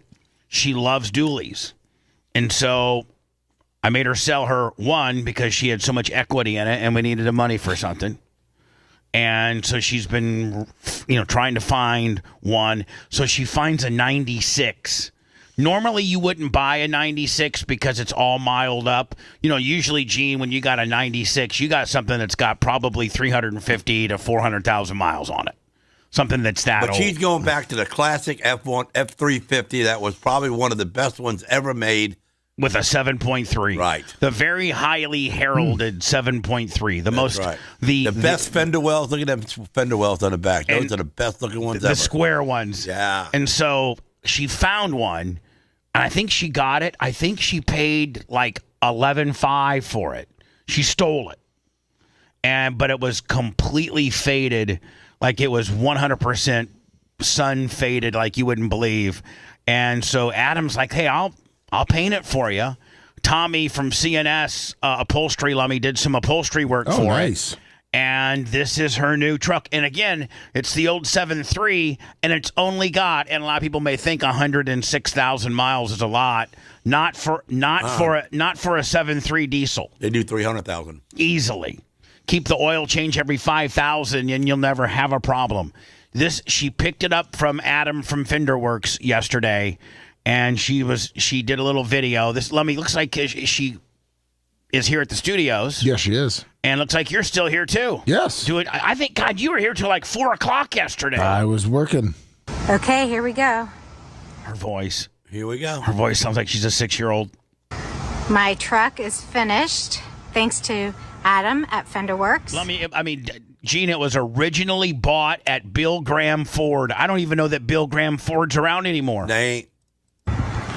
Here you have a 1996 Well, look how front end. That's sweet. F350. What's that? Originally purchased. It's just perfect. Look at that front end. It's just not a. That Bill Graham Ford. Of course, some rich guy taking off on a Lear, Lummy.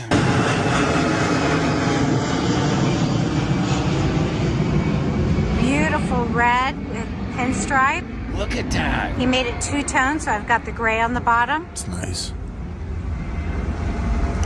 With the pinstripe on the bottom, too. Yeah, Adam is just the best. Adam, dude, he fixed my truck, and my truck's aluminum. Yeah, my truck is aluminum, too, and I got a dent. Man, Lummy, I went to this. Remind me of... Gene said I had something to remind... Oh, yeah. Gene's trying to buy a cow. And I'm going to get into that momentarily. But Lummy, we need to get into that. I have the worst car wash experience up in Wesley. I was in Wesley Chapel yesterday, seeing my mother. I went and saw my mom for a few hours, and my truck was from the track, and so it was dirty. And so Erica told me about this car wash on 54.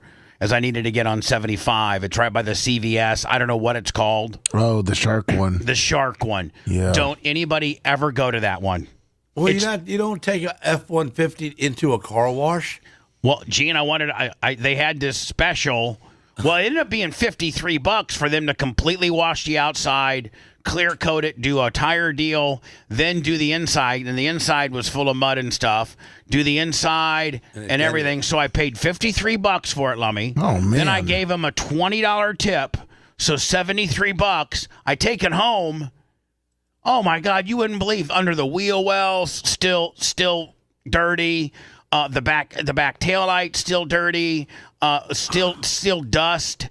And everything inside the seats and everything. So I don't know what's that place called? The Palms Car Wash. Yeah, don't go to the Palms. So did that 20 extra make you feel filthy? Made me feel stupid because exactly. I should have inspected it. I just got in it figuring it was perfect. Yeah, and I said, "Where's your guys' tip jar at?" They're like, "Over there." And they saw that I got out of 20.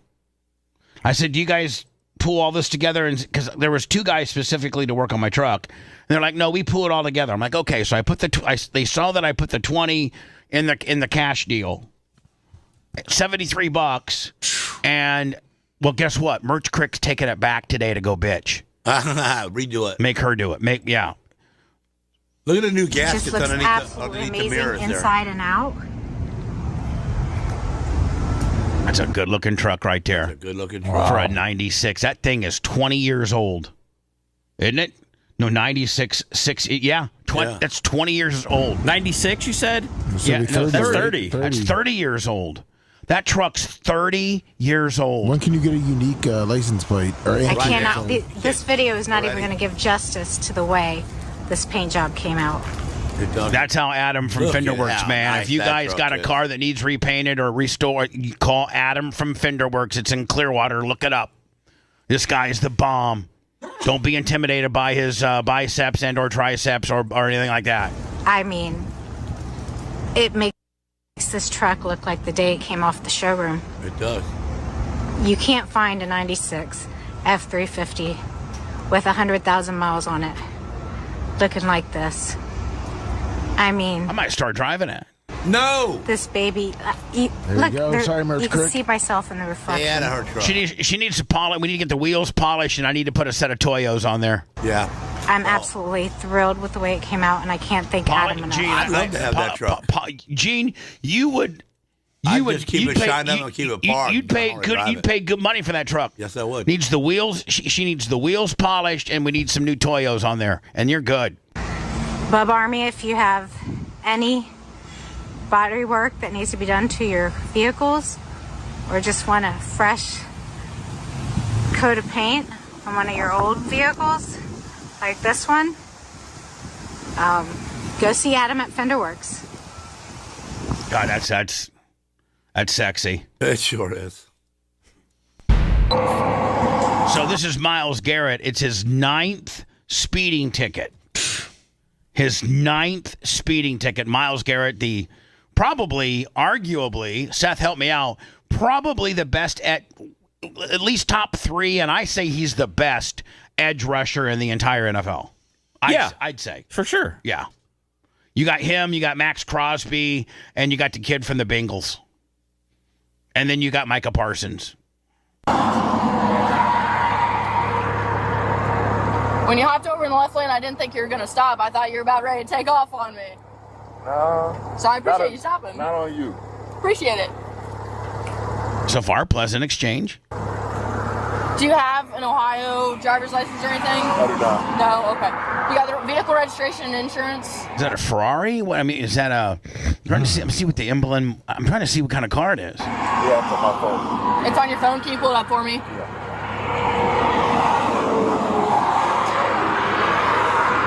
No weapons or anything in the car? Okay.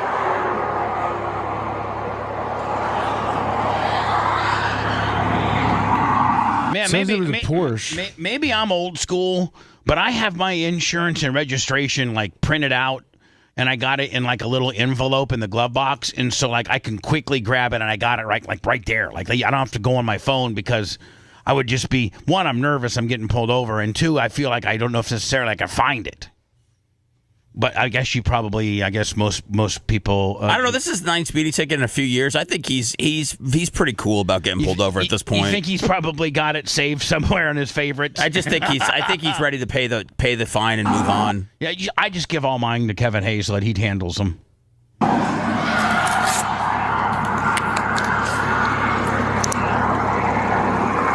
Is this address on here still current? Okay. Good phone number for you, sir?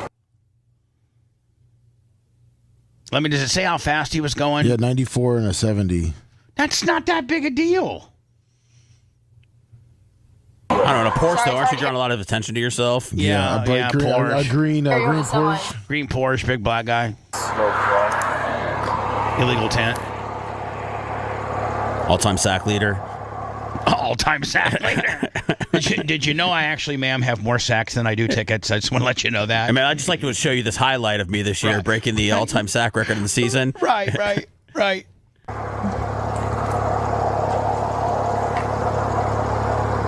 I mean, does it pick up at all, or is it just a big? Oh, here she goes.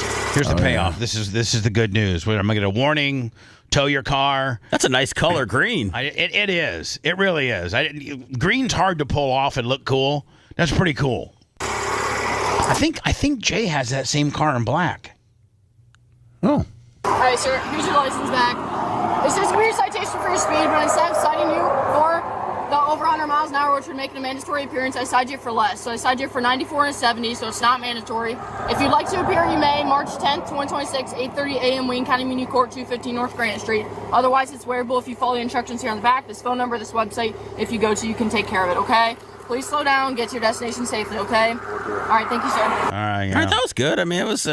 She didn't put him over 100. He was fine. She was fine. That's probably how stops are supposed to go. Yeah, and he was a gentleman.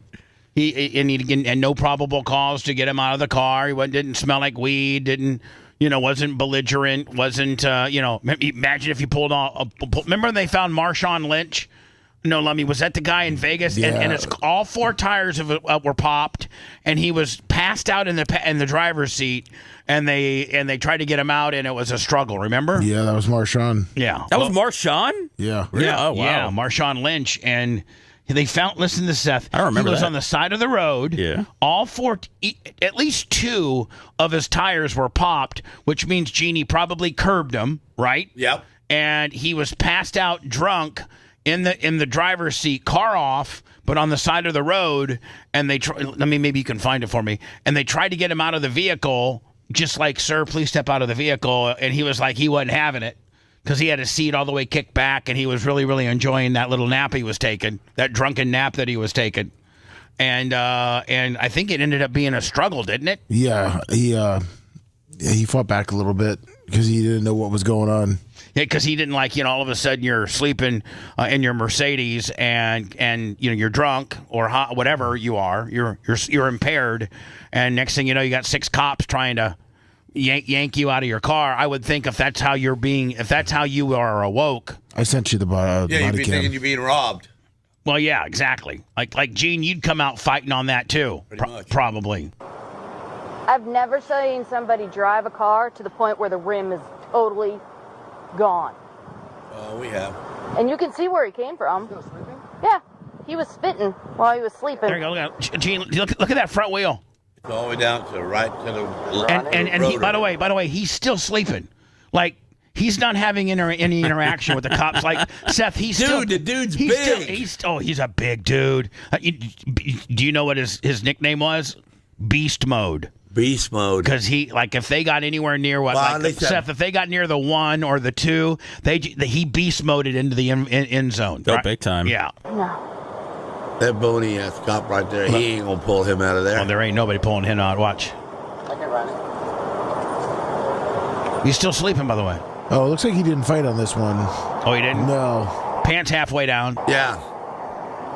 Man, he's had a ton of corporate success too. After all this, none of this stuff faced his none of this stuck off the field career. This is kind of like remember when he chased Alex Stein around? Yeah, this is around the same time when he chased Alex Stein around. I think this is what Alex Stein was asking him about. No, Alex Stein just wanted a picture of him. Yeah, but you're right, Seth. He's on Super Bowl commercials. Oh, for sure. Yeah, he's done a ton. He makes content. He's done all kinds of corporate things. He's got one hell of a representation.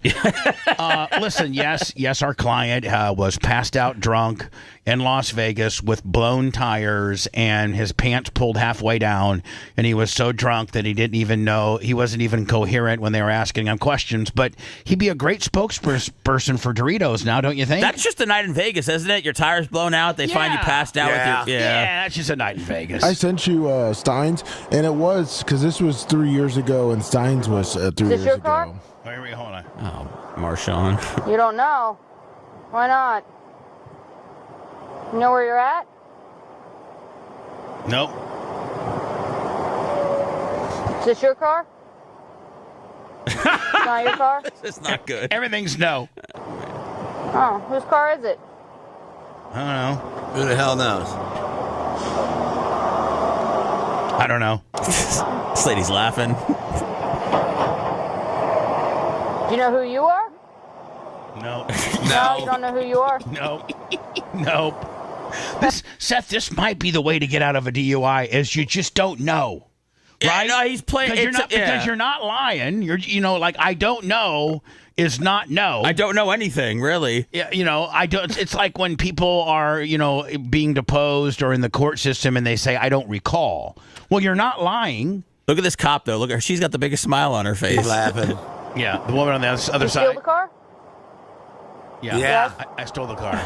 And he's laughing. And then he starts to laugh. We said you don't know whose car it is. Just asking. Actually, these female cops are being cool as hell.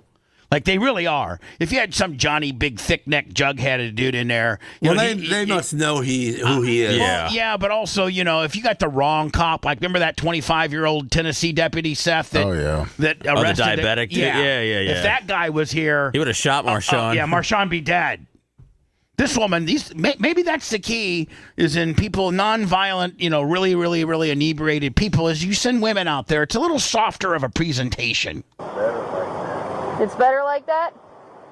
Well, I guess if you're going to destroy a car, it shouldn't be your own, I guess. I like her a lot. She really breaks it down. They done ran his tag. Oh, yeah, they know everything. Yeah. She says, I guess I got an ID car. Do you think? And I've never been to Vegas before, but I just never have. No, it's not. It's it's not really. I don't think it's my scene. Can I tell you something? It's way overrated. Yeah, no, I'm not gonna go. But do you think that this is? They see stuff like this all the time in Vegas. Every day times 10, Seth. Because you got such a melting pot of humanity that are converging into one city. Because they seem so unfazed by this whole thing. They're used to shootouts and hookers. They got to and show drugs. Vegas cops. And really, what's he doing wrong? He's just having a nap. Or maybe some people's lives got put in danger. You got any weapons? No. No? I don't know. What do you do for a living? Is that a wink? What a face. Look at him. Everything? She said, what do you do for a living? And he says everything. Is that a permanent gold grill? Or can you take them off? They're permanent? Yeah. How can you afford that if you don't know what you do for a living or your name? or whose car it is. How can you afford $100,000, if not more, permanent gold grill if you don't know what your name is, you don't know what you do for a living, and you don't know who car? A great question. The only thing he knows for sure so far is that the grill is real. Right.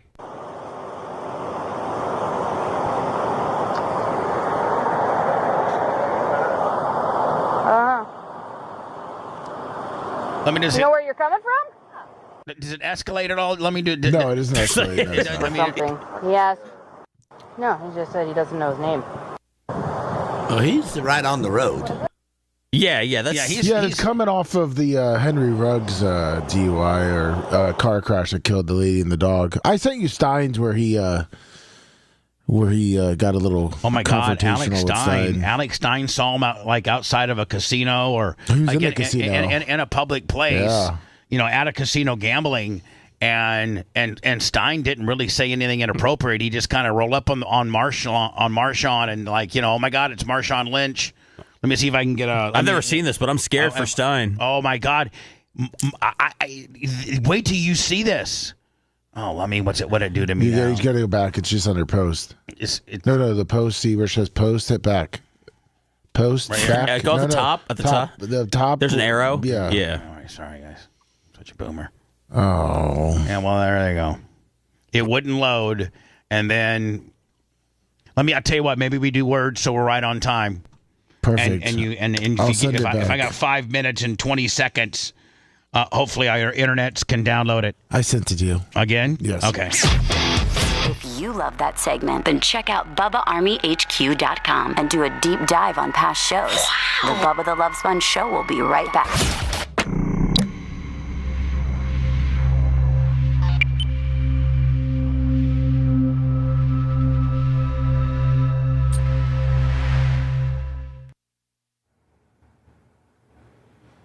Oh, this is actually pretty damn good.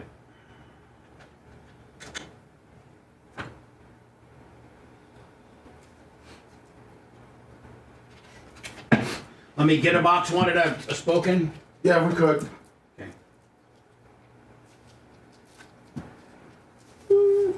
Thinking about you. I've been thinking about you.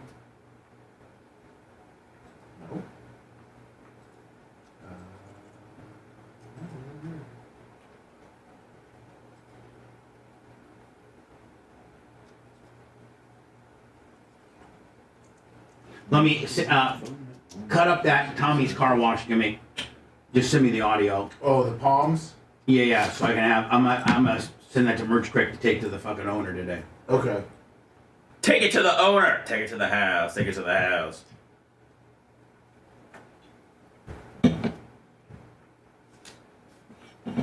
Gene, have you reconciled with Matt Heller? Like, what do you mean? Have I called him? Yeah. No. Oh boy.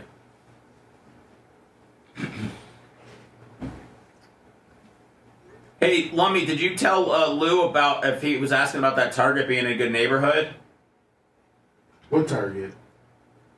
He was asking about the one on 83rd and MLK in St. Pete. Oh, I didn't even see that. Yeah, I mean that's MLK. I mean, I'd say it's in a good neighborhood. Yeah, 83rd and St. Pete's old St. Pete, isn't it? Yeah, I mean, there's a ton of houses and apartments around there and all that stuff. It's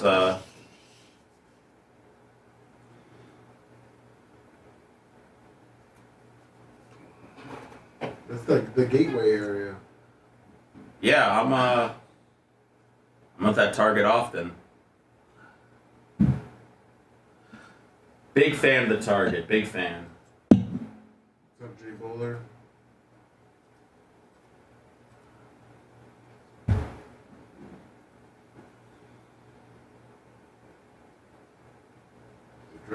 That's right. Close.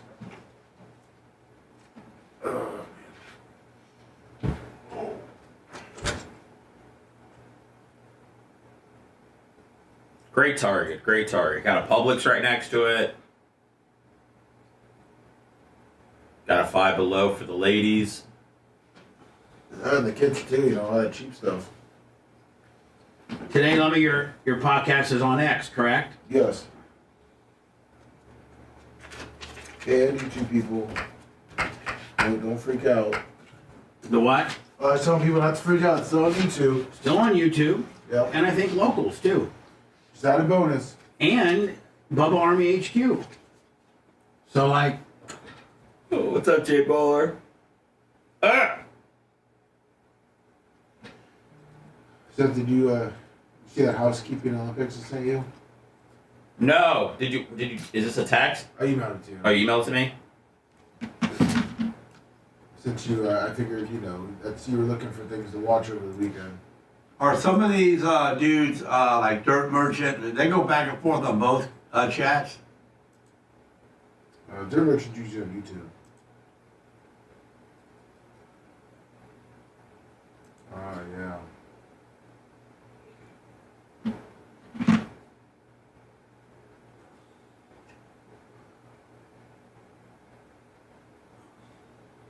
Yes, that's a little hard.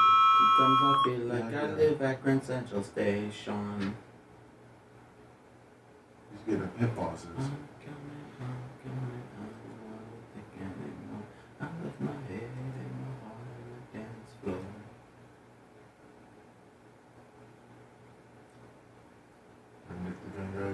Man, the mail has been awful lately.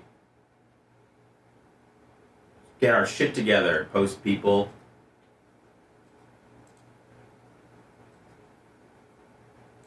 Stop calling, stop getting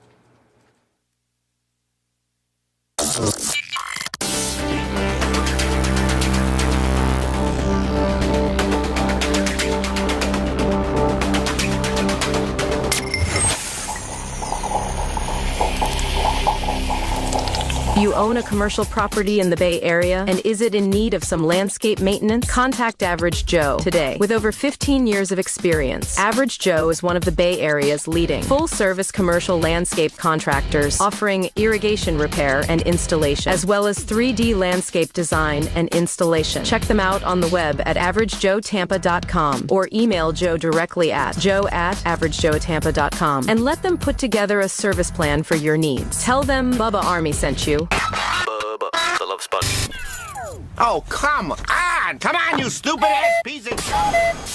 Bubba the Love Sponge lives because a dirty mind is a terrible thing to waste. The Bubba the Love Sponge Show. If you listen to the show and you like sports or just anything, any type of documentary or ongoing series on any, whether it's Paramount, Netflix, it doesn't matter. If it's on, if it's available as content from Flow Race, it doesn't matter. Get a Box has got it. When you finally go to getabox.com, and I think our promo code is it Bubba? Yes. Go to getabox.com, use promo code Bubba, that gets you, I think, $25 off. But when you get it and you see how simple it is to install, you just plug it into one of your HDMI deals, and it's on that channel. Hook it up to the internet, your wireless router or whatever the hell you got. And when you finally start navigating, it's not hard to learn how to navigate through Get a Box. It's quite simple. They have these little folders that you click on, and it takes you to zillions, literally zillions of channels. And then you can also mark things as your favorite, so that you don't have to go through the navigational portion, and you can just go to your favorites page or your favorites box. But I mean, if you wanted to watch Indiana State take on Eastern Illinois boys basketball Thursday night from the Holman Center in Terre Haute, they're gonna have it. If you want to watch, they got there's nothing. Lummy, I think I think Get a Box would be easier to promote, to say that I have yet to find something, to not find something on Get a Box. Meaning, if I can think of it and I want to see it, I can find it. That's right. If I want to watch the South Bend NBC WNDU Channel 13 NBC News at 6 o'clock in South Bend, Indiana, so I can have a better sense of what's going on in my hometown, I can find it. You can find anything. It's as easy as that. It's as easy as that. Here's the thing. Get a box. It gives you everything that's on TV. Everything. Seth Kushner very rarely chimes in on an endorsement.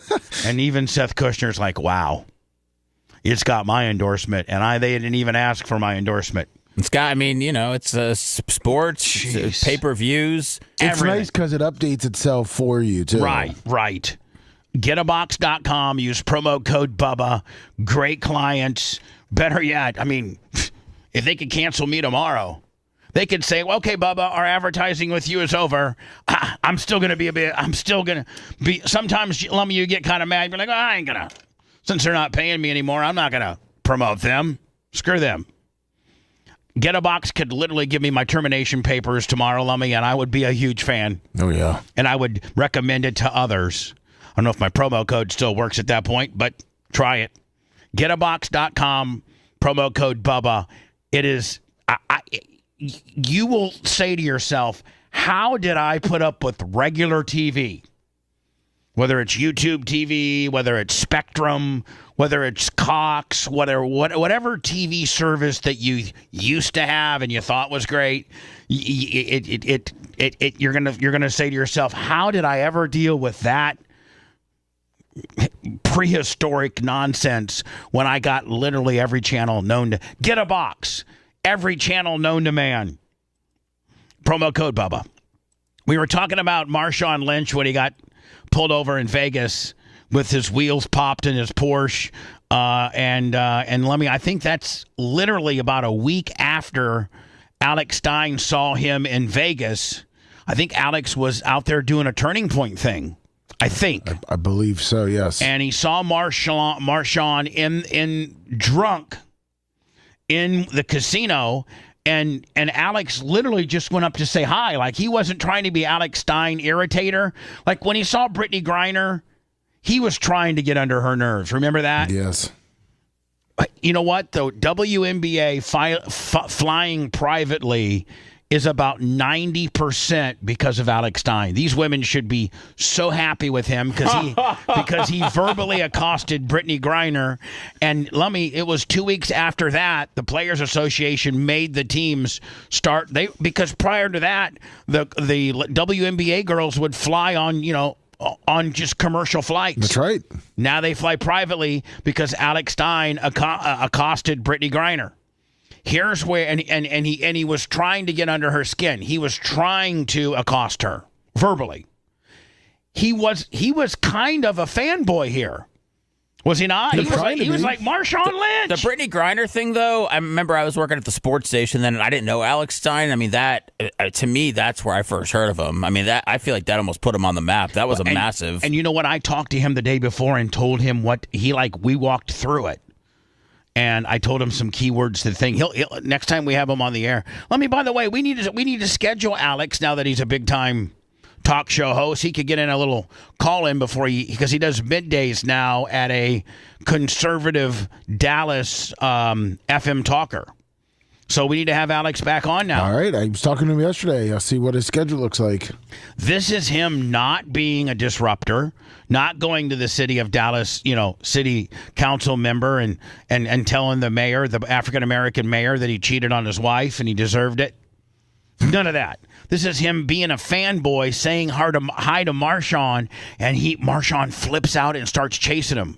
Marshawn, I'm with this legend, and the man himself, Marshawn, say, what's up? What's up, man? Come on, Marshawn, I'm a fan. Oh, get off me, Marshawn. Get off me. Marshawn's first of all, so Alex walks up and just says like, "Hey, Marshawn, what's up?" Marshawn gives him, it looks like 2 overhand blows to the camera, and then starts chasing him through the casino, and you can see Alex is genuinely distraught. What are you doing?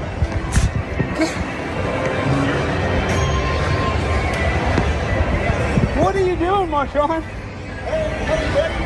Get Stop, Marshawn.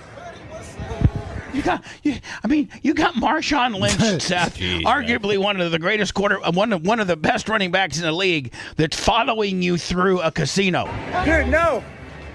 Like, and if you stop, I'd be afraid you're going to get your ass kicked. He's already taken 2 blows at your camera over a hand hammer fist. If this happened now, though, Stein would have stopped. He would have been ready. I think so. Marshawn, I'm a fan of yours. No, do not do it. Marshawn, I don't want any beef. I don't want any beef. I don't want any beef. No, by the way, Marshawn hit the camera yet again.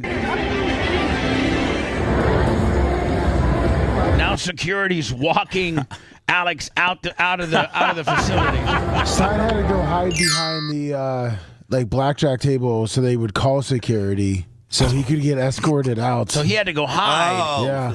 And so they were escorting him out, not for disciplinary reasons, but for safety reasons. Yes. Saying Marshawn is a beast. On and off the field, Marshawn's a beast. And but that's... Are you allowed to record in casinos? I don't think you can. Here's the thing. Seth, you see all these influencers that are playing slots and things like that. They have permission from those guys are like invited by the casinos because they're big time influencer. But if you're just Johnny Blow, I don't think you're allowed to. I don't think you're allowed to record. You can record as long as you're not on the table. So like like in the hallway and walking in your room and maybe walking to and from games, but I think Lummy, when you're actually participating in a game, you can't play. Yeah, I mean it all depends on the casinos, and obviously if you're watching or walking by like how they're handling cash, or if you're just walking around kind of being a fanboy, you're probably okay. Yeah, but if you're like, I'm at the cage and this seems to be where they put the cash in the back. That might get you. Yeah, or how they, like breaking down how they shuffle the cards and all that. The Broward Sheriff's Office says a man died after a confrontation with deputies. Listen, here's the deal. I don't know what the statistics show. 5,000 incident and 4,994 deaths. But if you have a machete and you're wielding that to police officers who are drawn down on you, telling you not to go any further with that machete, and you start going further with that machete, I don't know what you should expect more than this, and that is you're going to get shot. People have to realize, man, cops, they like to shoot. So, man, you got to be on the other side of coolness not to get shot. Like, you got to be they need to see your hands.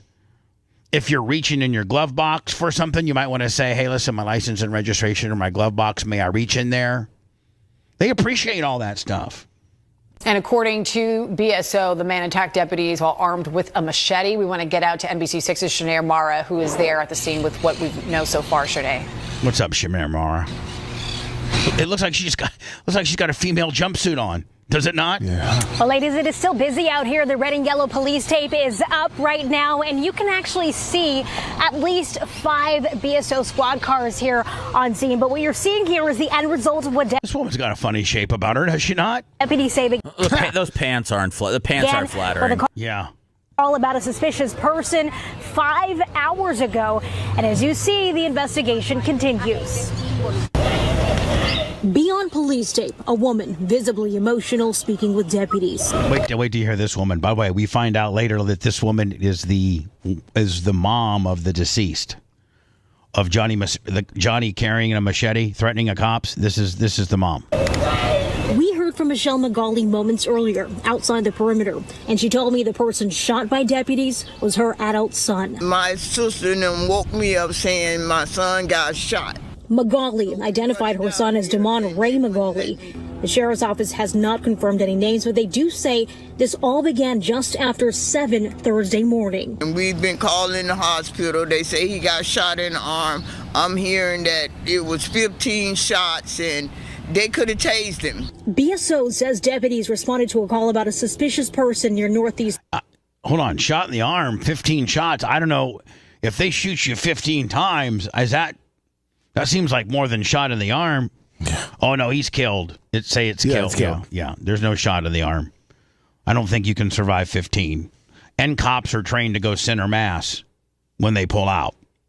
3rd Avenue and 38th Street in Oakland Park. When deputies arrived on scene, they located an adult male who was armed with a machete. And a nearby shopkeeper says he saw what came next. All right, so this is maybe. Let me. This is the story. He had a machete. He was very angry. He told him, drop it too many times, and he didn't listen. He jumped on them. He wanted to jump, and they start shooting. BSO says that He started to jump, and that's when they shot him.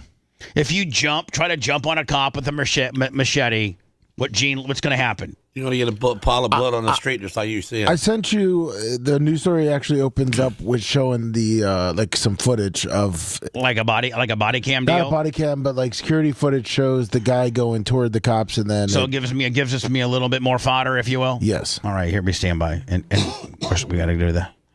By the way, for those scoring at home, that was not me coughing. That was Gene Lasker. My red light was out. He's adventurous. No. What if he's stuck in the past? They'll still blame it on me. A guitar. A taste of real when you need it most. Goya coconut water with real coconut bites. New at 6, we just obtained surveillance video showing the moment Broward Sheriff's deputy shot and killed a man with a... New at 6, we just... Here. It was time to shoot. Hold on, ready, right now. Get ready, guys. Video showing the moment Broward Sheriff's deputy shot and killed a man who they say attacked them with a machete. We positive. If you're high, they did right there too. If you're high stepping with a machete over your head, getting ready to swing it down on a chopping motion towards police officers that have their weapons drawn, you're going to be coming home in a body bag. At that moment, I don't want to hear your toothless, cracked out mom saying they could have hit you with a taser. Because what if that taser missed? And what happens at that point? He throws that machete and stabs the cop in the face. Right. Video the moment he was shot.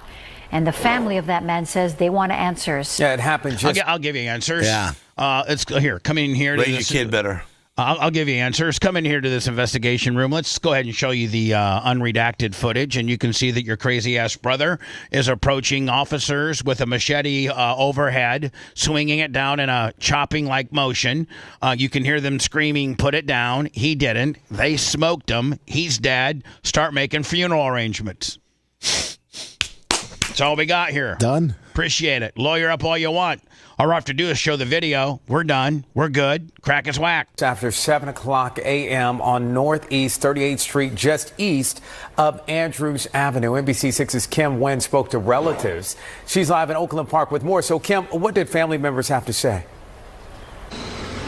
Are all girls on the streets now black? I mean, we're in Miami. Tampa. Yeah, well, family members say that the man shot was dealing with mental health issues. And you think? Say that the situation should have been de-escalated, but BSO says that deputies were... You can't de-escalate something when the starting point of the person that you're trying to reason with is him having not a little pocket knife, not a little Bubba Army, although this is very sharp, 4-inch little flick. No, flick my flick. Nope. But when you got a full-blown cutting sugarcane machete, the kind that Lummy that you use to cut down bamboo stalks for the goats, you're gonna get killed. I'm sorry. There's the explanation. And when the cops pull out their guns, they're not like Gene Lasker and try to be a Western where they're gonna try to shoot that machete out of your hand. They're aiming right for your center mass of your body, which is where your heart is. Well, they couldn't, trick shot him at that moment because he was. I'm sorry, we don't don't teach our officers how to be trick shots. Okay, listen, Johnny Trick Shot. When a guy comes out with you with a gun, just shoot his hand, then he'll drop the gun. No, shoot him in the heart so he dies. Forced to shoot. My sister then woke me up. She woke me up. It was noon, and I was still on a crack bend. Saying my son got shot. Michelle McGauley says her son, 39-year-old Devon McGauley, was the man shot and killed by throwing up gang signals. BSO deputies early this morning. Investigators say he was holding a machete and allegedly attacked deputies. Chopper video shows the machete and bloody clothes at the scene. Family says he showed signs of mental illness but has never been officially diagnosed. Well, that's all of us. We all have some sort of mental illness that has not officially been diagnosed. Others says the situation should have been handled differently. No, come on. They could have tased him. Mm-hmm. They could have tased him. And if the tase, by the way, the tasers sometimes don't hit them because when they tase, the flying fish hooks, they have to separate to two different parts of the body in order to get them. And if both of them don't attach, and like one of them would hit, they don't work. You have to have both probes in the guy. And there's a percentage of tasers that don't work. BSO says around 7 a.m. they got a call about a suspicious person on Northeast 5th. That's a girl I want investigating my crime right there. What's up, Shorty? Lummy, look at that. Avenue and Northeast 34th Court. She's got the red tape. Oakland Park. They say when deputies got there, they found a man armed and things escalated. At some point during that encounter, that subject attacked the deputies with the machete, and a deputy-involved shooting occurred. Investigators say he was rushed to the hospital where he later died. Witnesses say they heard back-to-back gunshots. Boom, boom, boom, boom, boom, boom. David Aldasuki works in a shop nearby. He had a machete. He was very angry. He told him, drop it too many times, and he didn't listen. He jumped on them. He wanted to jump. And they start shooting. Bloodstains mark the... That's all I need to hear. I was going to say, this is case closed. Case closed. In fact, the family just needs to go talk to him, right? Yeah. You want the answer? Go talk to the guy at the convenience store that's slinging rubbers and cigarettes. Spot where the shooting happened. Magali was visibly upset when speaking with deputies. The mother and other family members questioning why deadly force was used. They say he had a machete and wouldn't put it down. They could have tased him. No. Or he could not have had a machete. He was moving around too much to try to get the instead of using a gun. Okay. And BSO says that the deputies involved are on administrative assignment pending an investigation. For now, we're reporting live in Oakland. They'll be cleared. They went to Disney World. They'll be cleared. Mother of a 3-year-old beaten to death. A mother of a 3-year-old that was beaten to death in Mary County facing child neglect charges, you think? You beat your kid to death? I mean, is that when you just beat them so much that they can't breathe or they die from their wounds? Or how do you... So what about one of those, I'm sure, man. Maybe too many blows to the head and it just kills you. Right? Yeah. A County mother is behind bars accused of neglecting her 3-year-old daughter who was a beautiful girl too. Was beaten to death. Jennifer. Oh yeah, look at the little girl with her little pony. Well, if you look on the left. Yeah. By the way, the stepdad killed her. Oh God. And then that's who got it? Yeah, this guy killed her, and I think the mom either helped or didn't stop it or didn't report it. They're going to tell us here. Kendrick faced a judge today on 2 counts of child neglect. Her boyfriend, Jerome Coombs, is charged with the girl's murder. Watch's Luana Munoz is live at the Marion Courthouse right now where the community is demanding answers. Luana. What's up, you old coog? Yeah, the community has... Think she might be Anthony Munoz's sister, Lummy? Yeah, I think so. One of the greatest offensive tackles ever in the history of the NFL. Living in Ocala. Really been taking to the streets since this news broke of the young girl. As you guys mentioned, Jennifer Kendrick is now facing 2 counts of child neglect without bodily harm. And yeah, so I think that would probably mean she didn't stop it. Protesters say they want to see greater punishment for her and greater reform across the board so that no other children slip through the cracks. Yeah, like if and it's always the stepdad deal too. Travis Carrico, $50. Thank you so much.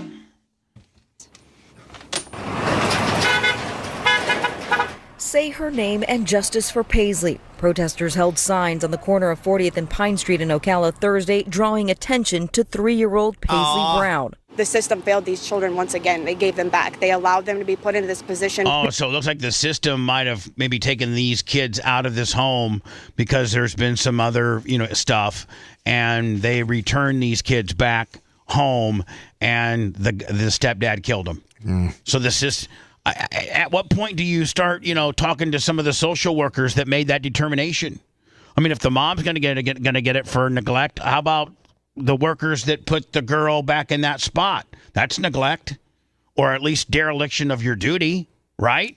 Marion County deputies charged Paisley's mother, Jennifer Kendrick, with 2 counts of child neglect Wednesday and say more charges are likely. Each of these child neglect charges, ma'am, 3rd-degree felony offense. In February, deputies went to a home. That explains a lot of it right there. Home in Citra. Inside, they found the By the way, Lummy, oh my God, this is like 2 miles from my racetrack. Really? Yeah, Citra. Yes. 3-year-old unresponsive. She later died. Prosecutors initially charged her mother's boyfriend, Jerome Coombs, with aggravated child abuse. On Wednesday, they upgraded that charge to murder. Detectives say he admitted to beating Paisley while caring for other children in the home. Our hope is, I think for these children, 10 to 15 years from now, they're Google searching their past, trying to find out what happened to them. My hope is that as they look at that and they see your reports and your videos, social media, our videos, that they see that there was, even though they lived in a home of violence, of fear, of selfishness. I can look at that home right now and tell you there's not good people that live there. Or that there's people that live there that really don't take care of their children. No. They can't even take care of themselves. I mean, this is the definition of living in squalor. Is it not? Guess what? Doesn't cost anything to be clean. That they see that there was a community out there that did have love, did have concern for them. Investigators say... I hope that 15 years from now, the surviving kids Google the fact that their piece of crap stepfather got the death sentence. And their piece of crap mom got an extended stay in the prison too. Other children ages 1 to 9 also live there. They claim Coombs placed them in handcuffs and abused them. Meanwhile, Hold on, the guy put the kids in handcuffs? Yeah, and then abused them. Protesters say they hope to see reform within the Department of Children. Kill him. Right now. Lummy, this weekend we should do. Yeah, kill both of them. Put them both in there together. Children and families to ensure this never. Well, they need to immediately sterilize her. She should never be able to have any more kids. Pull that uterus out immediately, then kill her. Happens again. Obviously, neither one of them nor any of the family spoke up or spoke out. So that's why we're here, is to be Paisley's voice. I think there needs to be some major reform. Look at that horse. It is dialed in on that Pop-Tart, is it not? That horse is like, I let this kid hold my neck, but that Pop-Tart, look, that's mine's. That's all mine's. And Kendrick was ordered by the judge to have no other contact with her other children. She is due back in court later. Hey, hold on. They let her out? Yeah. They let her out? Yeah. To take care of the other 2 kids? Yeah. That she allowed to be handcuffed by the stepfather? On this month and then again in April. How's she charged with child neglect if she's taking care of kids? Yeah. Yeah. How does that even... They'd be like, hey, Seth, I heard you got a DUI this weekend, but you got hired on as a bus driver. If you want 24/7 on-demand Bubba and the crew, go to BubbaArmyHQ.com. Right now. The Bubba the Love Sponge show will be back after this.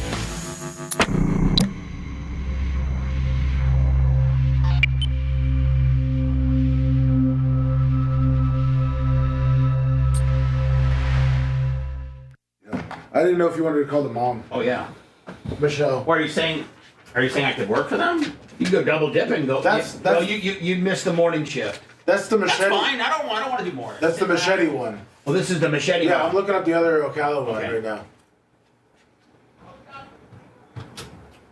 Yeah.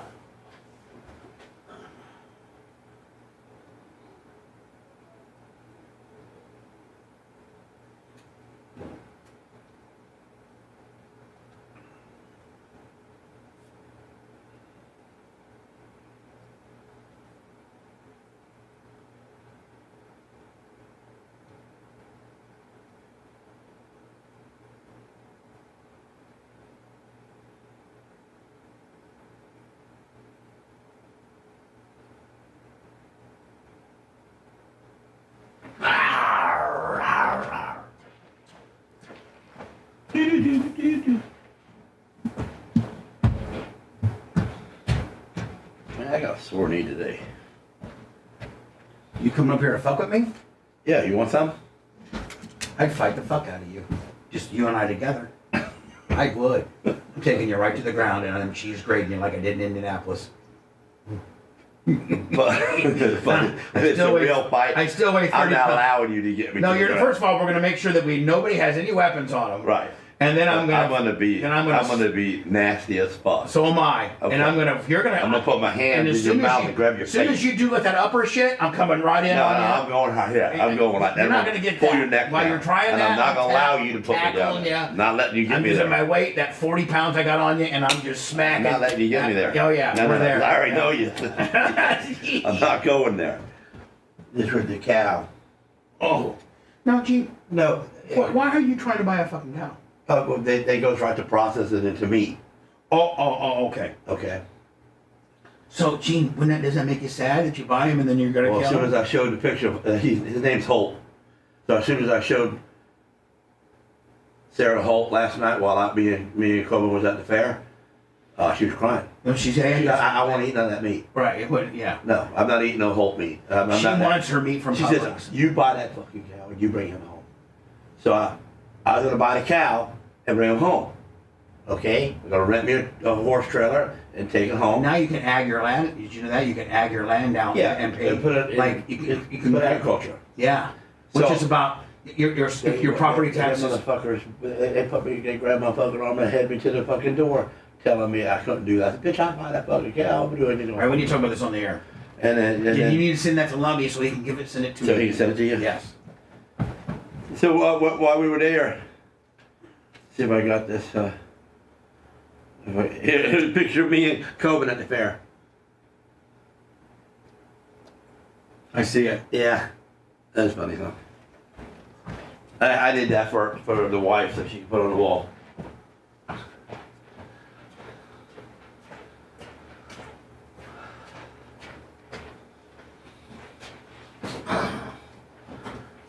So we're gonna go into the Britney. No, we're gonna go into your cow story second, okay? Okay. So send that to Lummy so he can send it to me.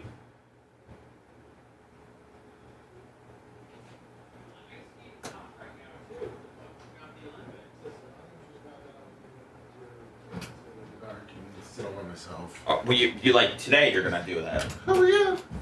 Lummy Bubba said to take a picture of this so he can text it to Lummy. Just text. Dude, poor Lummy's got to go to Disney on Ice today. Yeah, text it to me. So text it to you. Yeah, Lummy, I'm doing a Tampa Yankees gimmick. Okay. New York. Huh? New York. That's what I meant. And Gene, are you going to be there? Where am I going to be? Where? Friday, March 20th, because I'm going to be there. And that's where? That's at the baseball game at the stadium right here. Oh yeah, I think so. Yeah. I need you to be. Okay. Because I'm going to be there. And so I'm gonna get me a headset like a guy that's in the back of the field, the guy behind the batter. You're gonna try to be a reporter? No. A mask. You're gonna be an umpire? No. Yeah, no, but the catcher. Oh. A catcher's face. No, you're not buying no fucking catcher's face.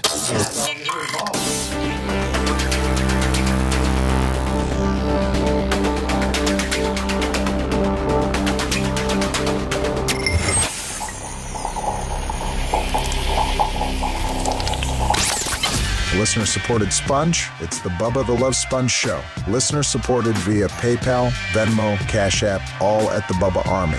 Now returns.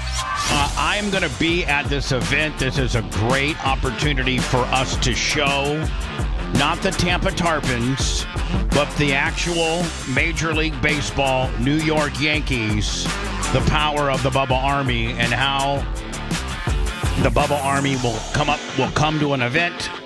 I mean, this is going to help us with all of our advertisers. The better that we do, it'd be nice to also, I mean, you can't get any bigger than the New York Yankees. And if we're doing business and promotions with the New York Yankees, that's already opened the door up, because I know you're having conversations with the new owner of the Rays, and he might come on the show. Yes. So, the New York Yankees believing in us and being able to generate a crowd opened the Tampa Bay Rays door. But this is where it all starts and stops. This is usually $80 but it's 45 if you use my promo code. Gene Lasker is going to be there. I'm going to be there. Lummy's going to be there. Merch Crate's going to be there. Your significant others are invited as well. Seth Kushner, I think he said he's going. He needs to have. Seth Kushner needs to come so he can sit by Gene so that he can have his baseball glove that has been purchased by Dr. Diaco. To catch a ball before it smashes Gene and makes his nose even look more broke. I would love to protect Gene from a foul ball. Yes. I would die for Gene. I'd snatch that ball right out of the air with my left hand. You would not. I'd snatch it with my face in Paris for you. So anyway, I'm asking the Bubba Army, go to our Facebook, go to our X, go to our Instagram, wherever, and how big of a spot do we got for all our people? By the way, $20. Thank you. Super chat, Lummy. You wouldn't. I was looking at the numbers. You wouldn't believe how much super chat on YouTube accounts for our monthly total. It's really big. Thank you. So Bubba Army, I mean, like whether you're Mushroom Mitch or your Tease, or your Tarpon Mark, it doesn't. Big Red, Creatine. I need everybody. I need even people that aren't part of the royalty scene.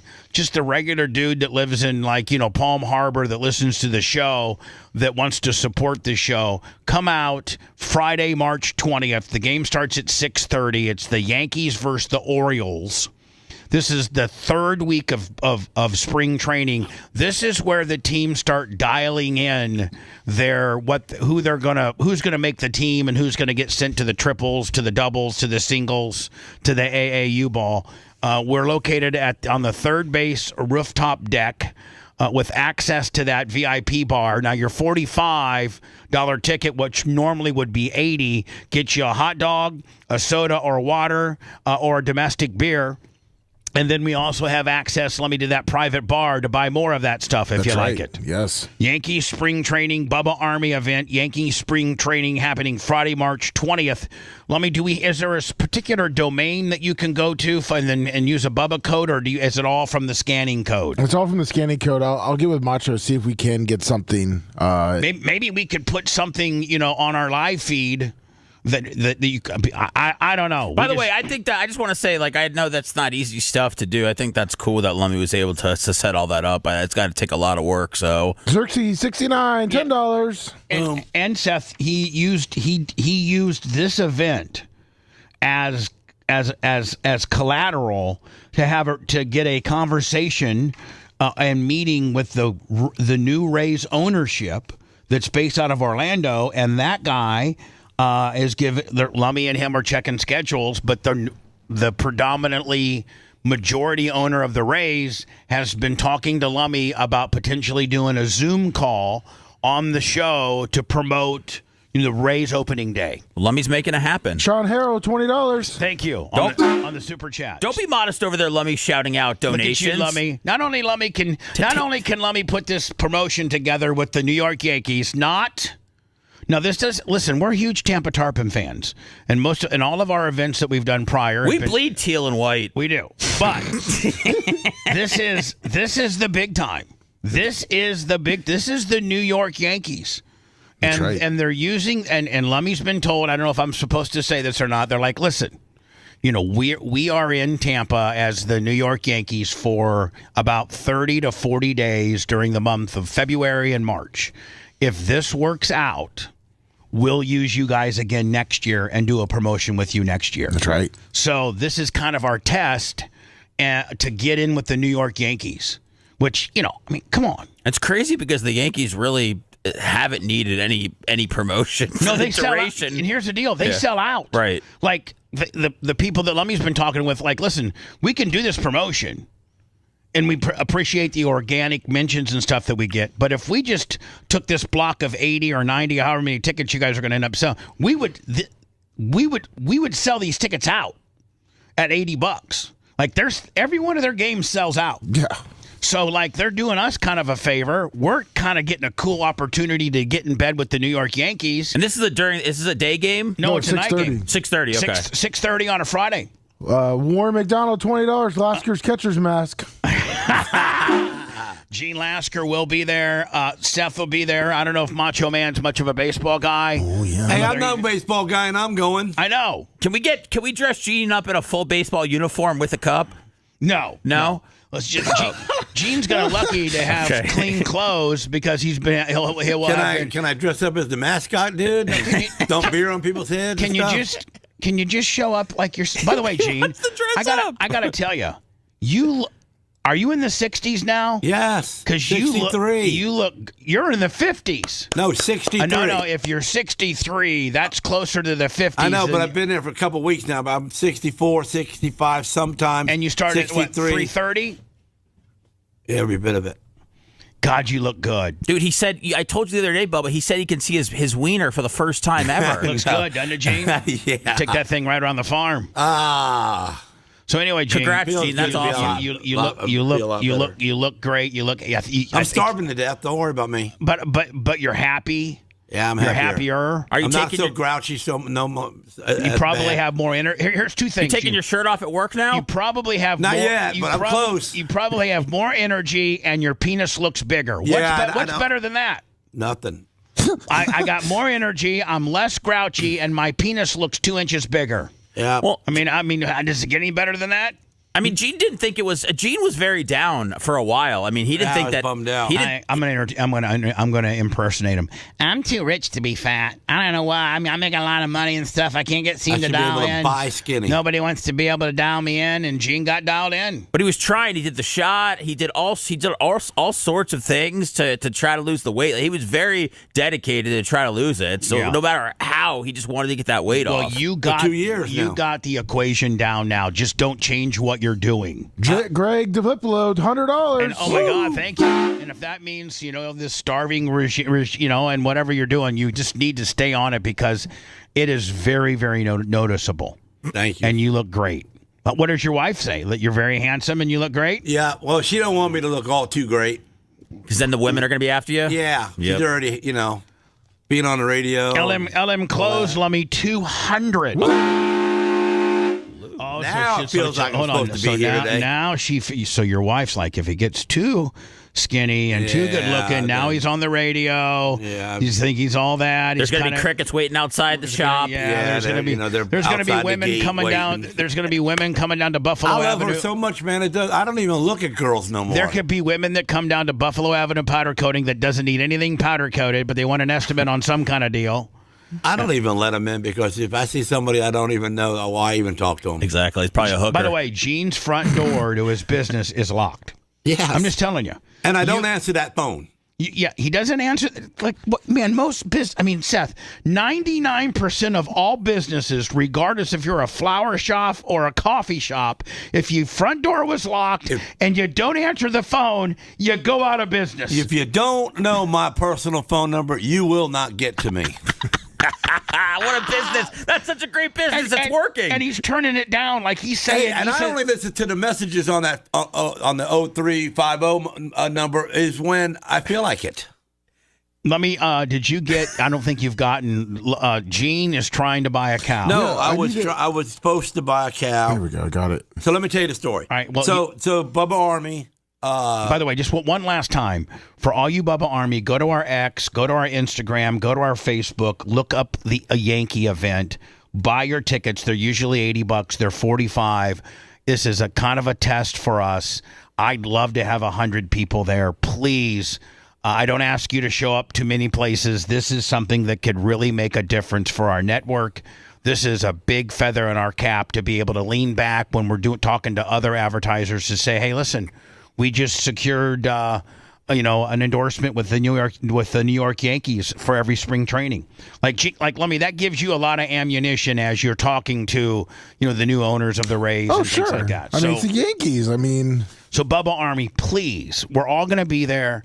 Please buy that $45 ticket and come out and watch the New York Yankees hopefully smash the Baltimore Orioles. Now, Lummy, did you send me the picture? I just got them from Gene's phone, so I'm uploading them now. All right, Gene, tell the story as to what we're going to... we got Bubba Army in Plant City, and it's the Lawrences. And I forget their first names, the mom and the dad. But Shelby Lawrence, little redhead, 17-year-old girl in junior in high school over there. She does a market project with the 4-H club, and she markets steers. She goes to the market steer show at Plant City at the Livestock Arena. Well, hold on now. Let me just back up.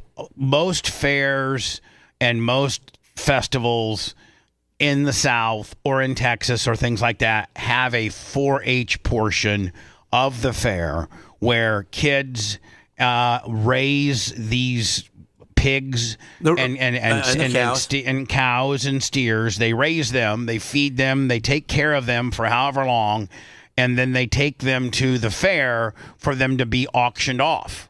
Right. And I'm still looking for this. I'm trying to get it, Bubba. I mean, I can't. So do around anything about it. April 25th of last year. Hold on. Gene texted it to you.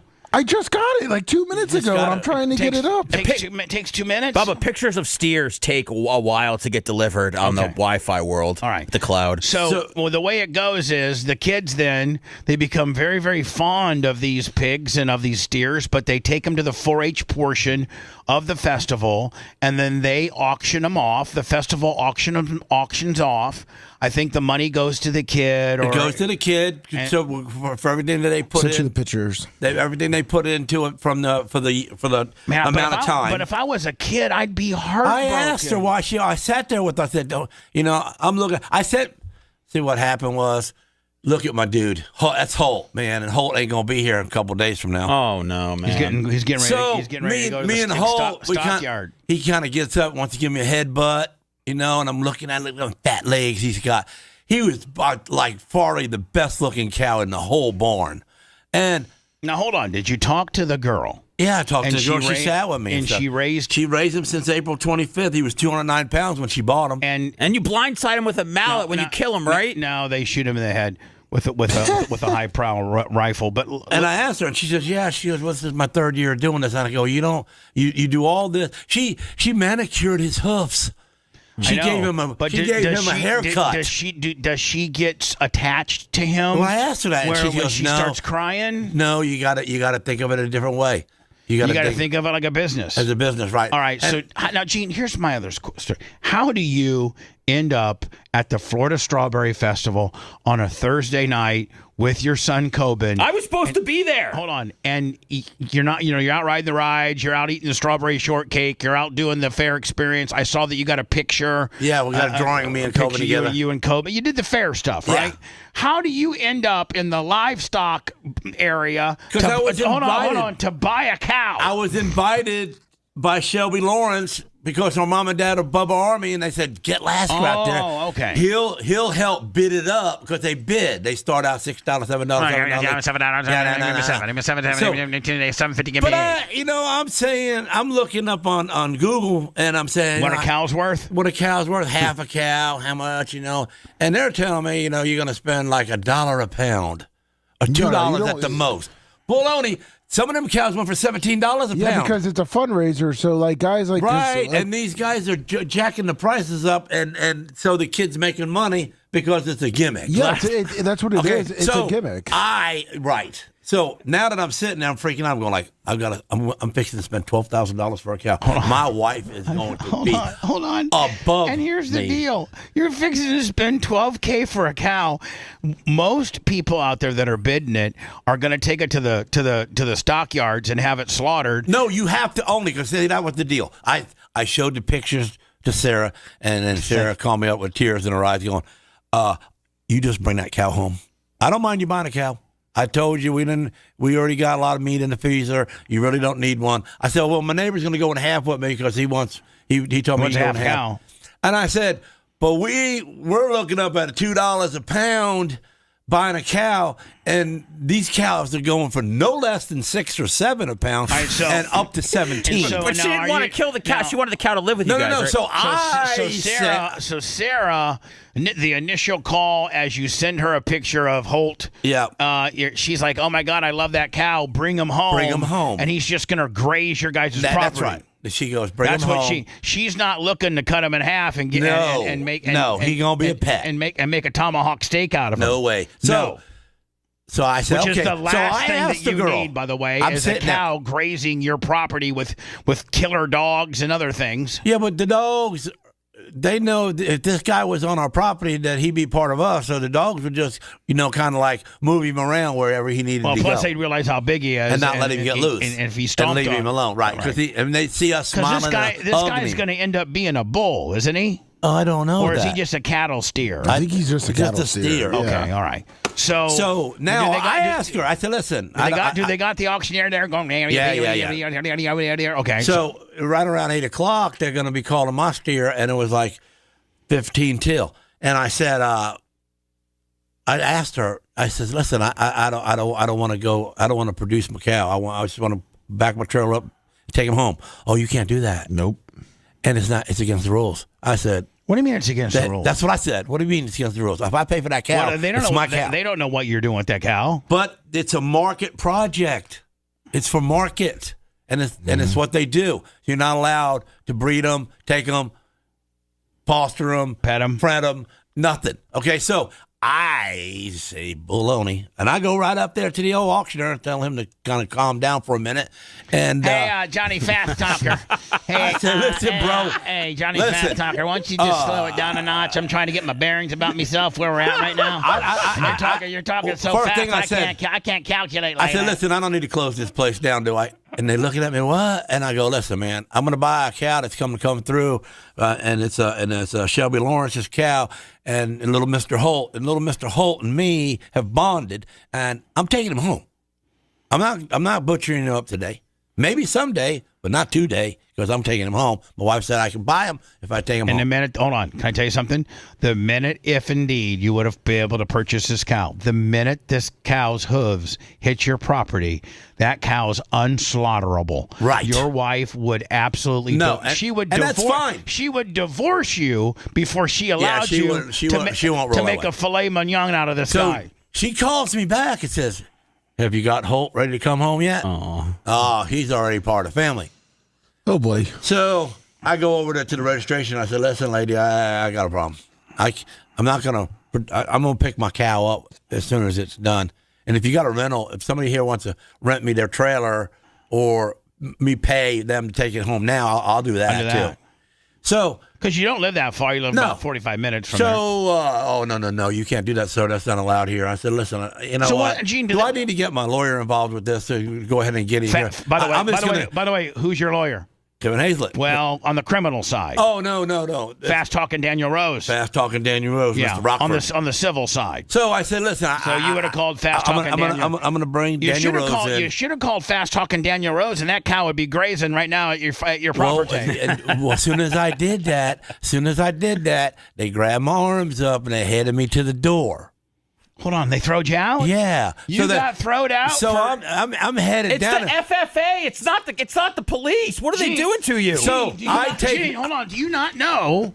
Look at this. Do you not know that I am a card-carrying member and the show is somewhat endorsed by PETA? Well, no, I brought that up. That really got them mad at me. By PETA. I told them, I said, listen, I'm a member of PETA. That's what I told them. I said, I'm a member of PETA. Oh, they thought you were going to start protesting their auction. No. Well, I was protesting. I don't know if they thought that, but I said, listen. I'm a member of PETA, and I'm taking that cat out of my house. I got hands in with PETA, and I got a good lawyer. I just want to take my cow home.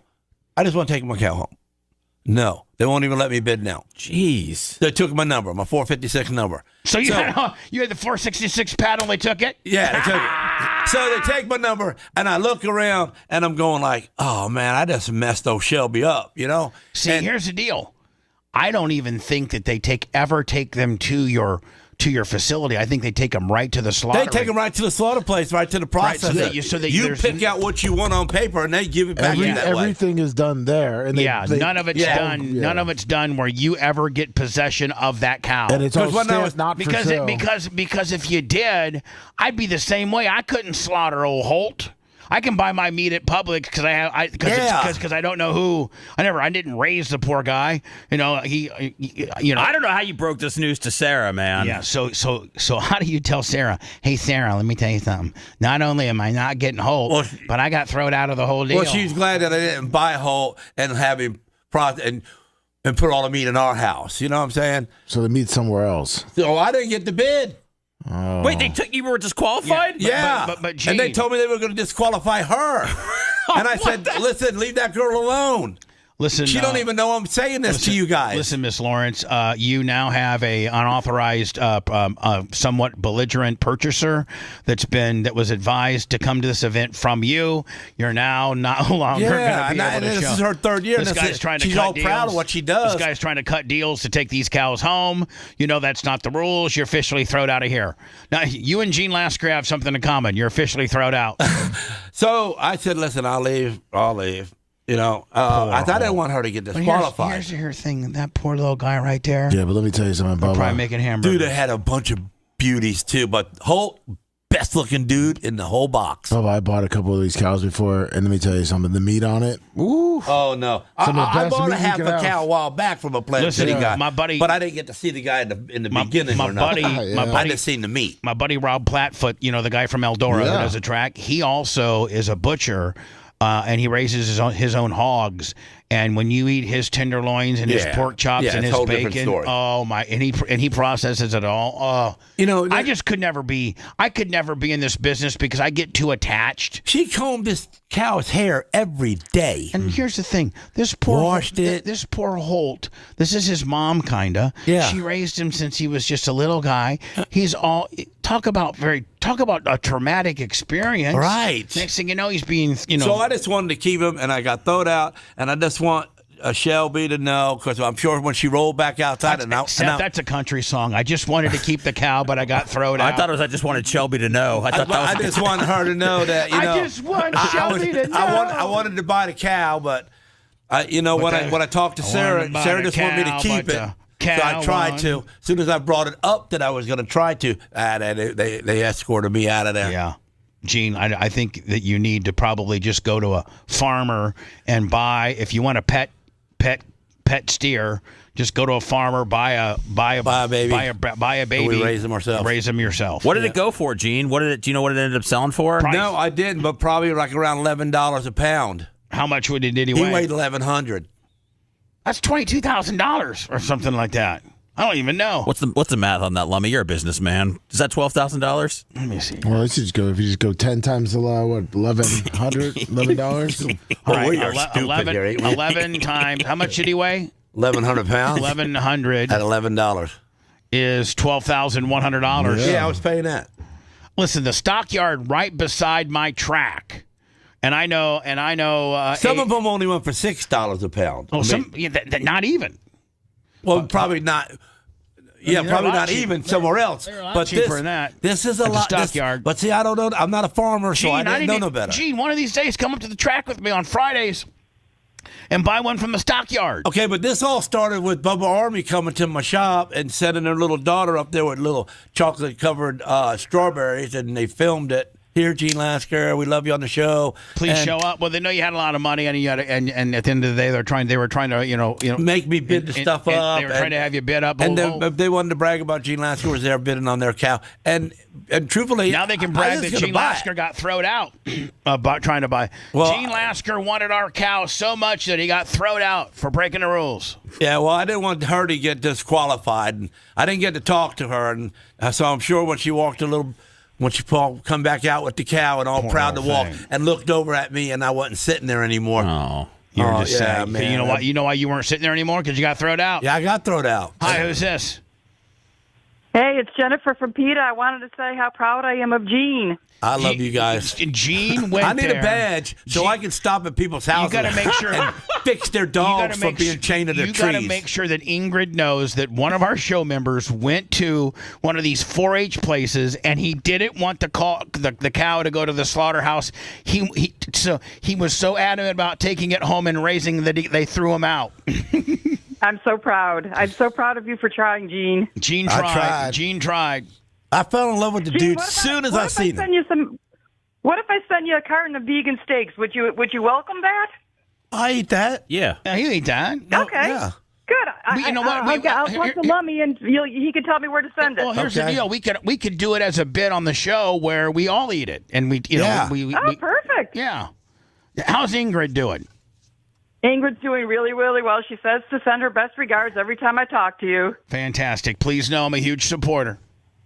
I know you are. I won't keep you any longer. I just wanted to say how proud I am of Gene, and I'm going to get you guys some vegan steaks. All right. Boy, I'll tell you one thing. When I said the Peter word, woo, everybody got freaked out. I said lawyer, and they just laughed at me. Yeah, he said lawyer. I they said laughed. Peter, and they all buckled up. You can see some of them hiding their faces and stuff. Bye, Jennifer. Take care. Appreciate you. Lummy, we're running a little bit late, but we might have the phone number to the mom of the guy that was carrying a machete, Michelle. Yes. We might have the phone number for her.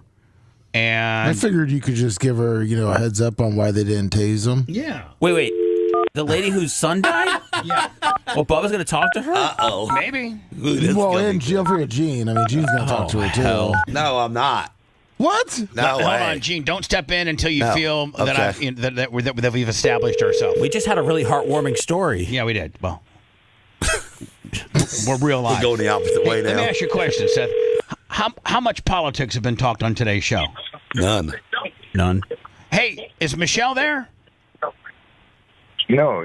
Can you put me on the do not call list, please? It's not Michelle's number. Oh, it's not Michelle's number? Oh, I'm sorry, sir. To disturb you. What's your name? No, just put me on the do not call list. Are you in Iran? Are we bombing you right now? Gene, sir, thank you. Appreciate it. Gene, I gotta get him hooked on the. You can't come up with something that abrasive out of the shot.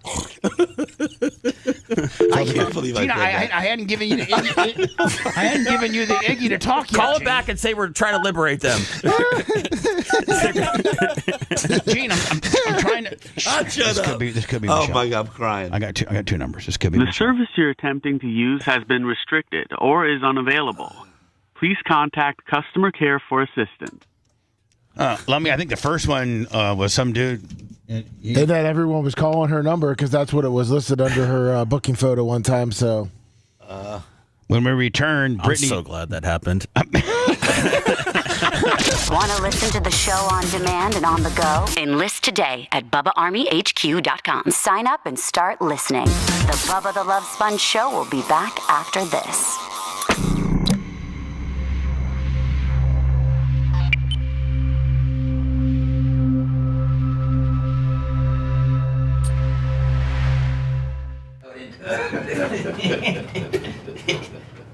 Just liberate yourself. Somebody asked me the other day, why did you name it Buffalo Avenue Powder Coating? And I said, the show did. He goes, you let the show name it? I said, well, it got named because of the show, because I got into it with an intern that was a black guy kid, and so they were going to make me name it Martin Luther King Powder Coating, and I said, no matter of fact, how about I name it Buffalo Avenue Powder Coating, the street that it was before y'all stole it. And it clicked, and we did it. And he laughed so hard. He goes, man, you guys don't know how much you make us laugh in the morning time and spit our drinks out and shit. Yeah, those there, they bring them in and they're trying to get it way overpriced. Well, and I realized that after I was there. So hold on, me too. I was not told that by our Gator guy. See, I wasn't told that by nobody. My Gator guy, no, he didn't tell me. He just said bring your checkbook. Yeah. So I told my partner bring the checkbook because we're trying to get all these cattle bears. We're trying to get their land to harvest their gator. So if we have the rights, because these guys own, hundreds of thousands of acres, Right. And their kids, so you're trying to impress because you're raising. I didn't know that. I just thought we were just going to. Because that's what that whole thing is about, impressing people. And so my gator guy he's just like you. It's no nonsense from Dade City. Fucking next thing you know, it's like 8,000. 9, 10. We got three from three different landowners. I mean, it helped a little bit, but I wasn't expecting $21,000 fucking dollars. You got to write the check. You got to write the check right there. I have my check with me. Like, we'll get you the meat. We'll get you the meat in a couple days. We'll solder it, get it to you, package it up. But like you said, fucking tell me. I remember I called my partner and I was like, boom. I'm riding it. I called my partner and I was like, hey, what the fuck? I didn't fucking know. No one fucking told me. I thought I was going to. I thought I was going to go pay like $1,000. I realized it when different girls came out with their cows and people clapped. Yeah. Oh, they recruit. And people were, I remember. They were kind of working you, Gene. And everybody was praying. So I was doing it for the past. They were working you for your star power, Gene, and for your checkbook. Yeah, my star power, so people would try to outbid me. My star power. And whatever, but that's fine. The little girl wrote me a letter, brought me some strawberries, and invited me, and I said I'm going. So they worked me for my star power. And I thought, I'm going to get a good deal on the meat, but I didn't realize the meat of the cow, and then he was laying down when I met him, and then he stood up, he looked at me, and he headbutted me, and I headbutted my chest, and I'm going like, whoa. Oh, you got their number? And he had all nice hair, like soft hair, like a big comb. Oh, I was looking at the phone. I didn't want him to die. No, it's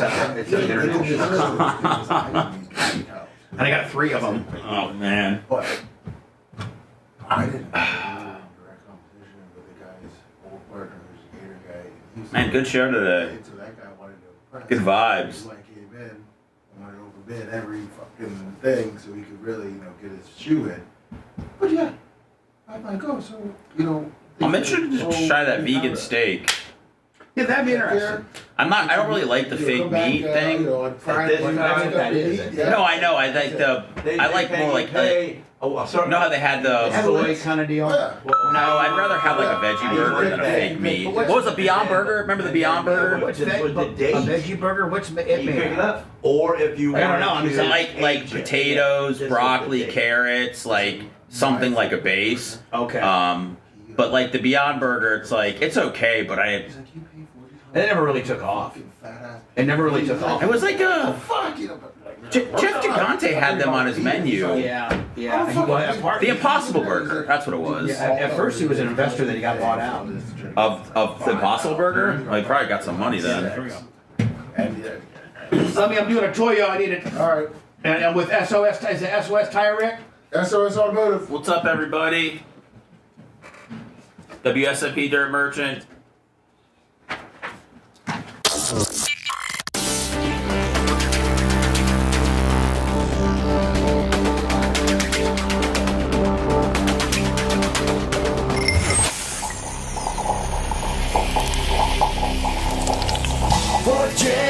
For 4 generations, over 180,000 satisfied customers have trusted our family for roof repairs and replacements. We are state certified, licensed, and fully insured. We also provide free estimates and financing. Right now, get $1,000 off a new roof or $250 off any roof repair. Our family's legacy, your peace of mind. Before you spend, call 4th Gen.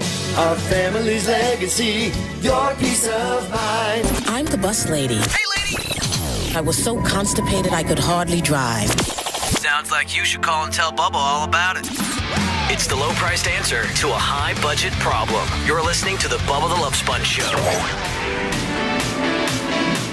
Could you smell well, Gene probably didn't. I think it was yesterday. Remember I had a person that's very close to me have a blowout on their way to Ocala, and they had Continental tires on their car, stock, and the right rear blew. Well, it had a really, really fast leak on it, and my friend was able to get to a tire store in between here and Ocala and get a replacement tire put on it. And so I'm on the phone with them, and they're like, listen, I said, see if they didn't have Continentals. And first of all, I don't like Continental tires anyway. I don't either. I said, see if the guy. So I get a hold of the guy. I talked to the tire shop guy. I said, do you have any Toyos? He goes, as a matter of fact, I do. I said, one for that car? He goes, yeah.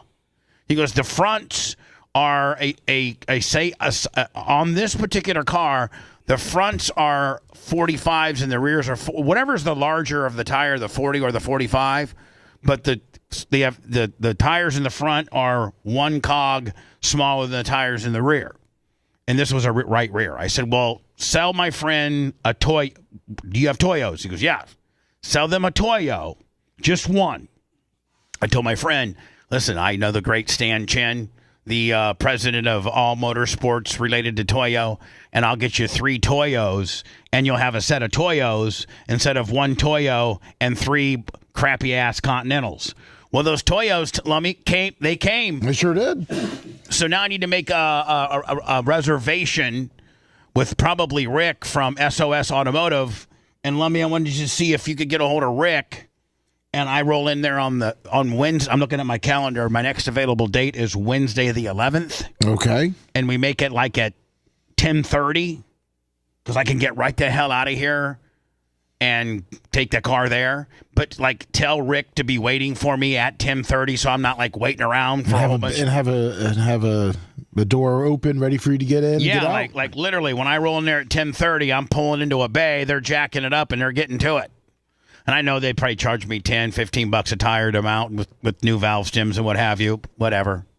Can you see if Rick can slot me in for next Wednesday at 10:30? I just sent him a text. Wednesday, so I can get my Toyos, my 3 Toyos matched, and we're in business. Thank you, Stan Chin. Go to toyotires.com. They got an unbelievable search engine for you to find out what the size for your vehicle, and probably your stock vehicle doesn't have Toyos on it. So the next time you go out for a tire change, get you some Toyos. Did you know, Gene? Almost every race hauler in the pits at Ocala Speedway had Toyos. They're the best tire for that. They got the best 10-ply sidewall rating tire. Yeah, Toyo, the best. Hi, who's this? You're on the air. Hey, Bubba. I was wondering if you're keeping up with Alex Stein lately, man. He is, like, since he's gotten away from the zany nut hut zookeeper thing, he's really been, like, going after people. Good. He tracked down Dan Crenshaw after his loss and was razzing him. Then last night he posted that he was supposed to go on, I guess, some debate with Daily Wire, which is I can't think of the guy's last name, Ben something. Ben Shapiro. Yeah, Ben Shapiro, very popular, very huge. Yeah, and Dan Crenshaw was going to be one of the guys debating, and Alex Stein was scheduled to go on with him, and the Daily Wire canceled it because Dan Crenshaw wouldn't join. As soon as they told Dan Crenshaw the other guest was going to be Alex Stein, Crenshaw probably threw a fit. He's a bigger name than Alex Stein, so they throwed Alex right to the weeds. I sent you Stein and Crenshaw. Yeah, like the dude is like he's sort of going legitimate, and I'm loving the stuff he's put. Have you guys talked to him lately? Yeah. I talked to him yesterday. Let me talk to him yesterday. Awesome. You guys are going to start having him back on her now. Yeah. I mean, you know. Yeah. He was busy. He was figuring out some different things. It's hard for, when he's trying to figure things out. And he's got a new full-time midday job. He's the midday talk show host for a conservative station in Dallas. So he's got that. He's pretty busy right now. What's this, Lummy? Is this it right here? Yeah, that's him confronting Crenshaw after he lost. All right, fantastic, sir. Thank you. We're going to look at that right now. Okay. Hey, Bubba, real quick too. You mentioned at the open of the broadcast. You mentioned Caveman has a role with you guys. Is he back? No, Caveman's not back. It might have been.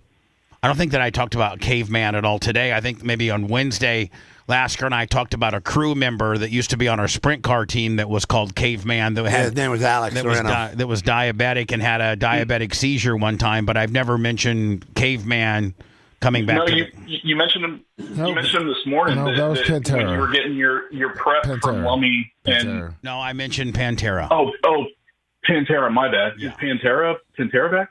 Yeah, Pantera helps. He helps preps. He sends us some prep every day. Hey, go make yourself some coffee, dude. Yeah, go get a life. See you later. Jeez.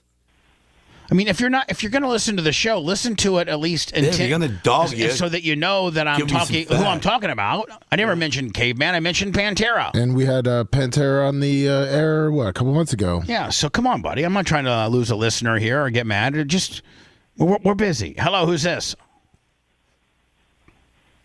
Perfect. A no-show. We're busy. Dan, I bet you didn't see. Now, is Crenshaw the guy, Seth, that wore a patch on his eye? Oh, yeah. Okay. And did he lose in the midterms? Oh yeah. Yeah, Alex calls him Cyclops. And did he lose to a Democrat? No, it's the Republican. The Republican primary. Yeah, so he got beat by so in the primary he got beat. Yes. And he's like what, like a 2 or 3? He's been multiply reelected. I think. Oh yeah, he's been there for a while. Are people just fed up with this nonsense? Yeah. What was the other guy running on? Oh God, who knows? Everything opposite of Crenshaw. Hi, I'm the guy against Dan Crenshaw, and I go against everything that he says. Is he the mayor? Dan! No, this guy is a U.S. congressman that represents a portion of Dallas, of Texas, and he just got beat in the primary. And he dresses like that? Dan, I bet you didn't see that loss coming, Dan! Dan, did you see that loss coming? Crenshaw, you took the L!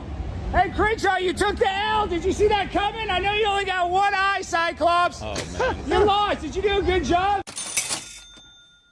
Gay eye patch, loser, Dan Crenshaw.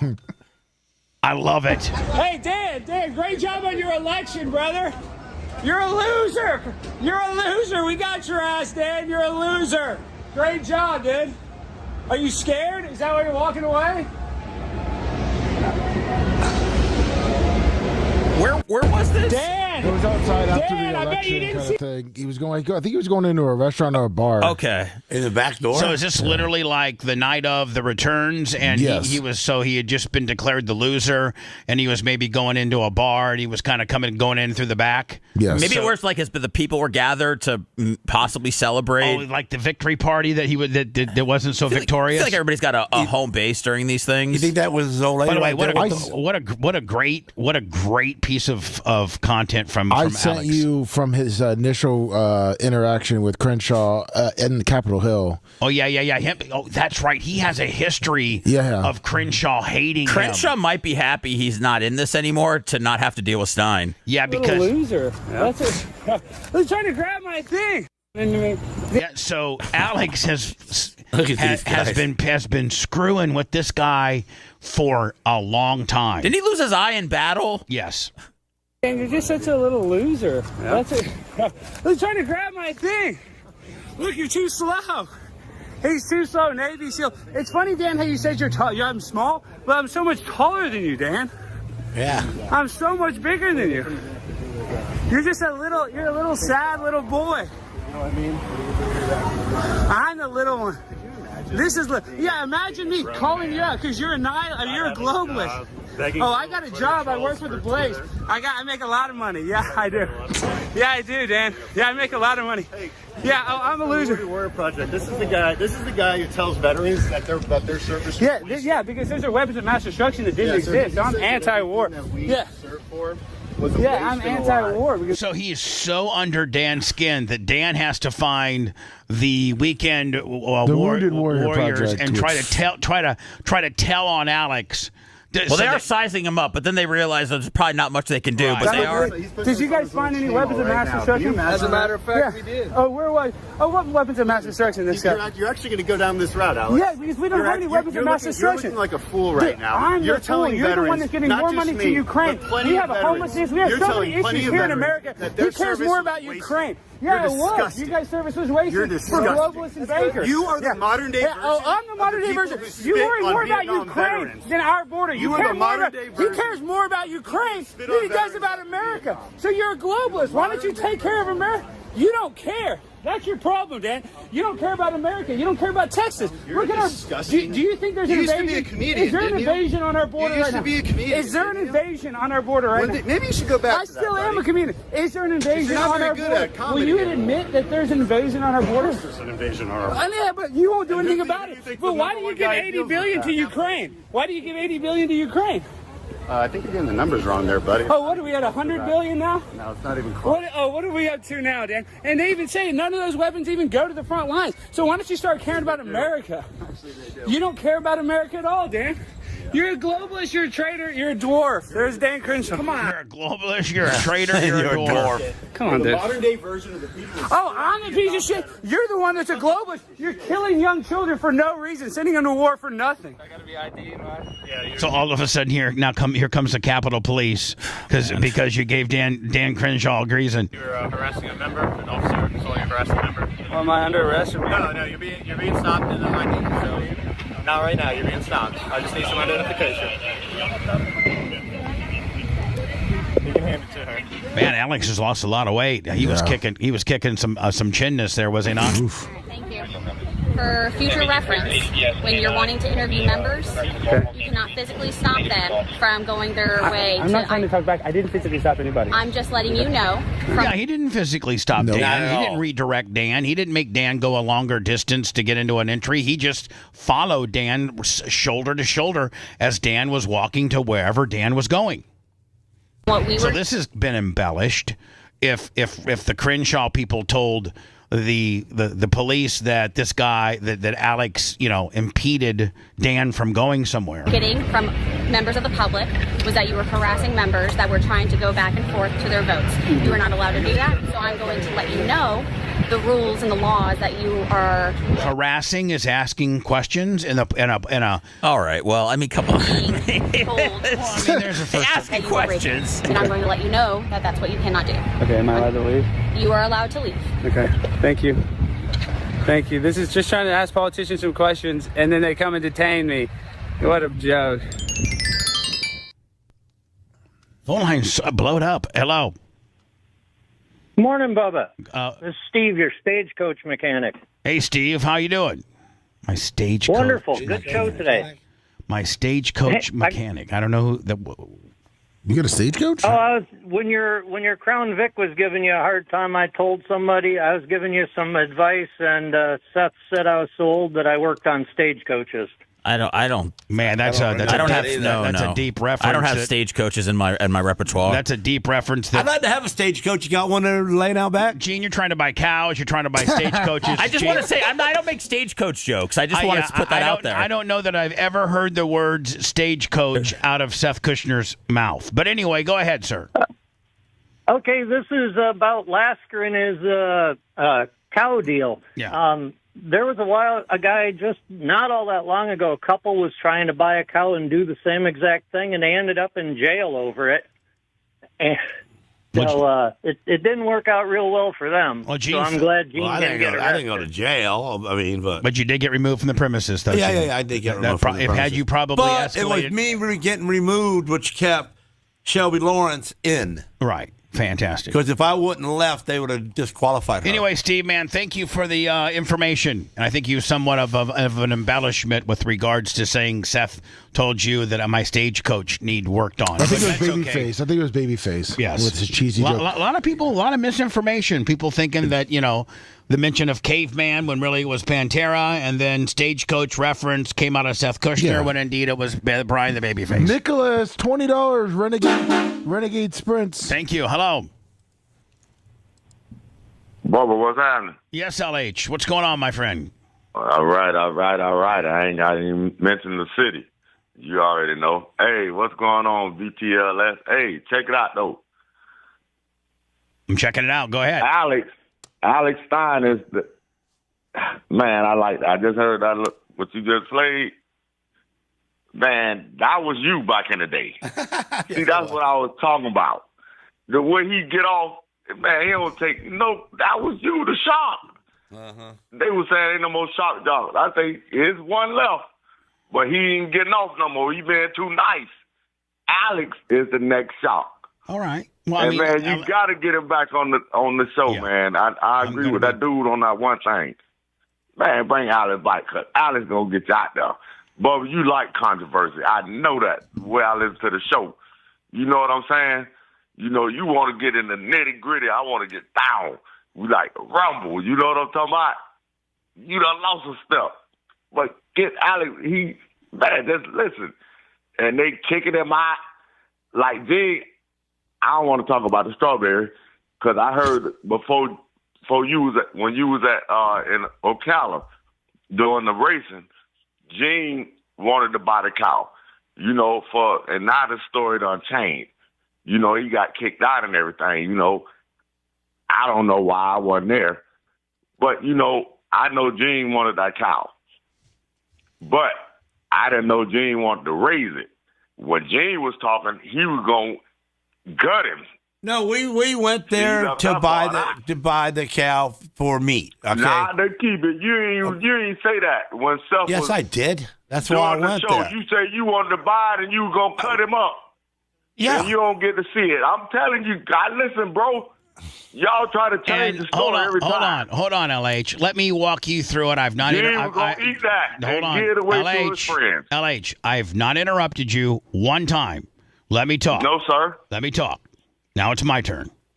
Gene, I didn't even want to go to that. Gene, listen, but you went there, so now we're going to address it, and I'm going to talk. It's going to be me, not you.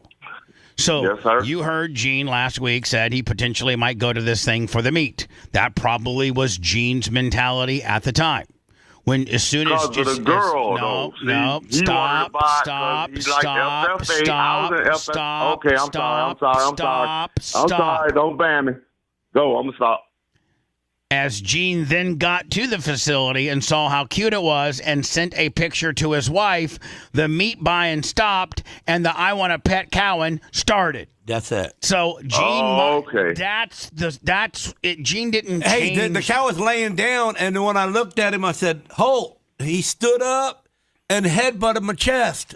So I fell in love with the dude. Man, I started hugging him. Sarah is the one that put the stop. I understand now. Gene wasn't lying. Gene didn't change his story. Right. The story changed itself. I didn't say he lied. No, yeah, you did. I was backing up the FH girl because Bubba Army's daughter.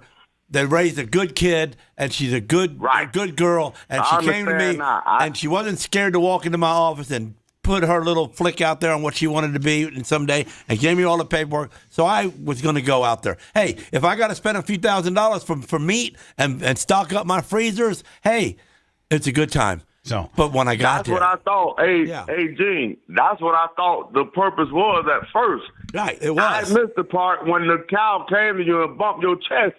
I must have missed that. Yeah. You was there. It wasn't on the radio. No, it was and you say I'm not going to get him. No, I said I'm not going to cut him up. I'm going to take him. I'm going to take him home. All right, LH. Yes, well, listen, sir. Thank you for your call today, LH. I got to call other places since I've lost a step in my shock jockiness. Let me have to clear this line because this is the line that I use to call out, and it happens to be ringing, so I have to answer it quickly. Hopefully, it's not a long-winded LH. The phone lines have been quite brisk today. Hello. Hey, it's Hey Tara on a bus. How you guys doing today? Good. Quickly, my friend, if you could. Hey, every time you guys talk about a child story down in Florida, we got two here in Connecticut. One is Sullivan out of Waterbury. The dude was 32 years old. He was kept in captivity for over 20 years. He ended up coming out, setting his house on fire. He was only 68 pounds at 32. Jesus, man. And the other one was Mimi Garcia out of New Britain. She was 11 years old when she died of starvation, and then her mother's boyfriend put her in a plastic container in the backyard. Yes. I mean, again, horrible circumstances and horrible stories, and I hope that those parents and people. Do you have like anything that, uplifting to end this call on? I mean, because you just messed up my banana breakfast. So hopefully both of those parents paid dearly with hopefully they're sentenced to be condemned. Hopefully. Steph, can you picture the little girl my in wife the says plastic the same box? thing. I'm always here to bring you guys down. All right, man. Thanks. Appreciate it. Clear the line. I actually got something that I'm working on right now. Let me see if I can get it done.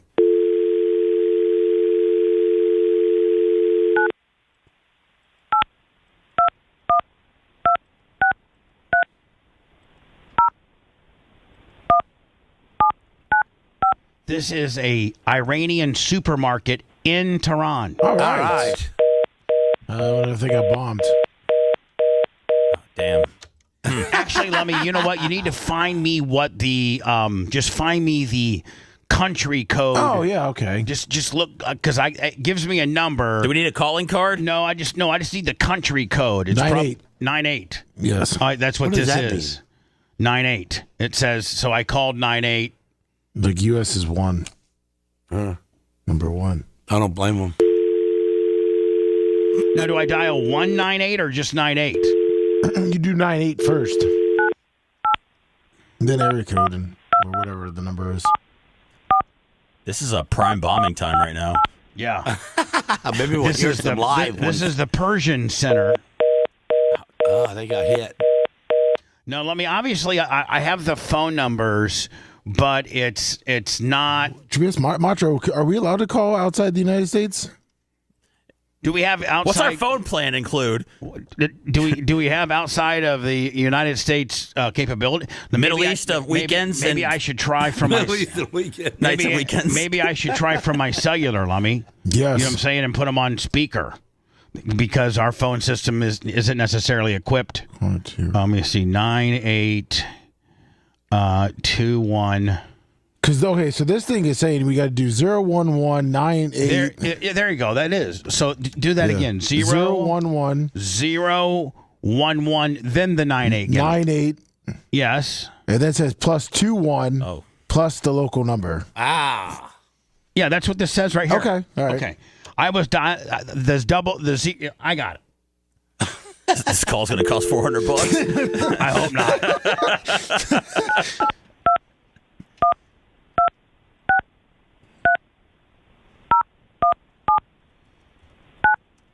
This is the Iranian supermarket. Come on, Tehran. You have reached a Knocktail number that is no longer in service. Because I got bombed. Jeez. I got other numbers. No, perfect. Do they got any American businesses there like McDonald's? Yeah. Well, do they? I thought they did. Here we go. This is the Persian Center. It's got a 4.4 star rating. You have reached a Knocktail number that is no longer in service. We are tearing that town up, ain't we? Oh, I'm wondering if their cell phone services are down. I don't know, man. Because they did say that they were sneaking in Elon's satellite. Starlink? Yeah, the Starlink. I literally just Googled Iranian convenience store in Iran, and those are the numbers. If you could maybe get on your little Google deal and maybe come up with something, I'd love to call any business from in Iran right now to see how things are going. You know Bubba would stay open during a war. There's somebody that's got to be open around there. Let me see what you can find out, okay? If not, we're going to go right to the Britney story next. You're listening to the Bubba the Love Sponge Show. If you want 24/7 on-demand Bubba and the crew, go to BubbaArmyHQ.com. The Bubba the Love Sponge Show will be back after this.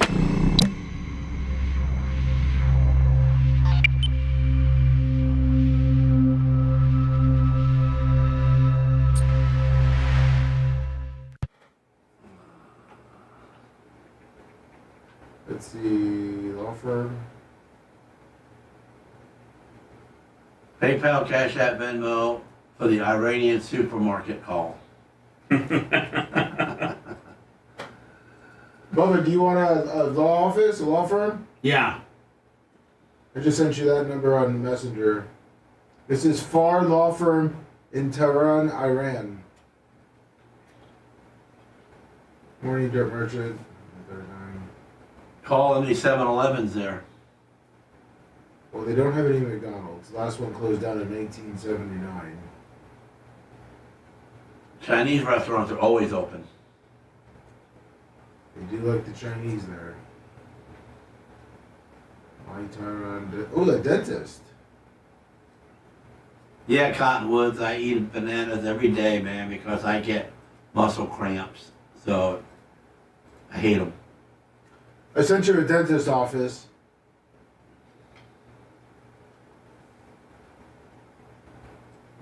Oh, this one. A travel agency, Rasheen Travel. John Costica, $100 for my phone bill. Woo!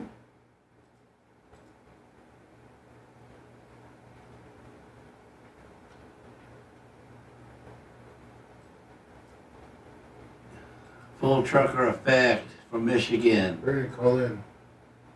Mr. TW66.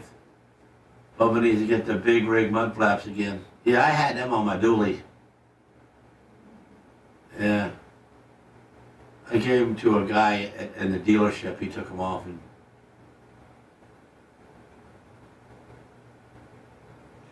But you told Brandon the Quad to call in with some examples of his comedy. Okay. Do you want him to still call in? Oh yeah, he's doing tonight? Yes, tonight is comedy, and he wanted him to put some stuff together. Yeah, I know. We are doing 011. Because 011 is the exit. What? I just told you, yes, I know. What's the knock for? Mushroom's telling me to check the messenger because he says we need to do 011. Okay. I got really a lot going the fuck on right now, guys. No, we're doing 011.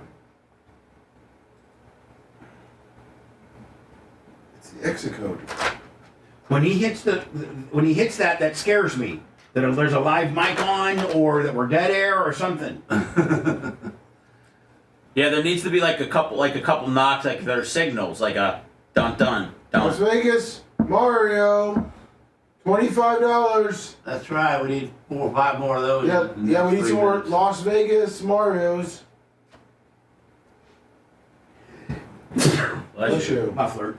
Thank you, Las Mike Vegas from Mass said, Mario. don't put up with that stuff, Bubba. Get on. Tell him, Bubba. Motherfuckers, everybody chill. I'm chill out. I'm trying to slate. I got a bunch of shit going the fuck on.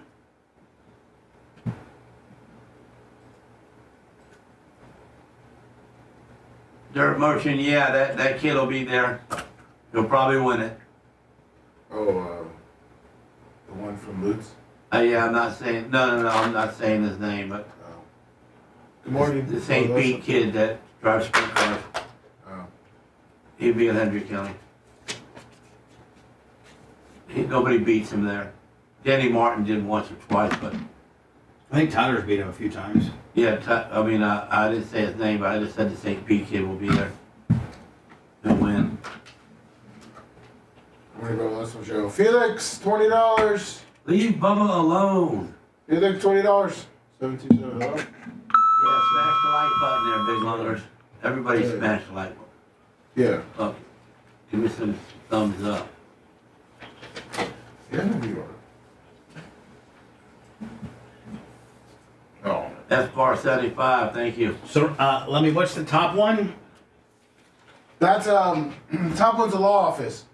Law office. Okay, what's the other one? Robbie Wood 18. Number 2 didn't retire, but he's pretty much close to it. Number 2 is a dentist office. Okay, what's number 3? Number 3 is a travel agency. What? Travel agency. Okay, travel. Got it. What's up, Felix? No, I'm gonna be in St. Pete.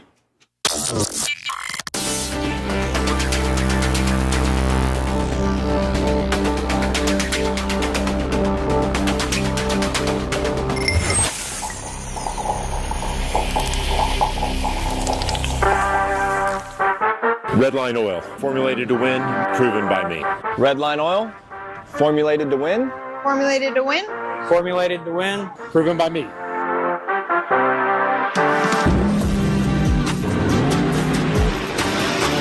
Formulated to win. Proven by me. Proven by me.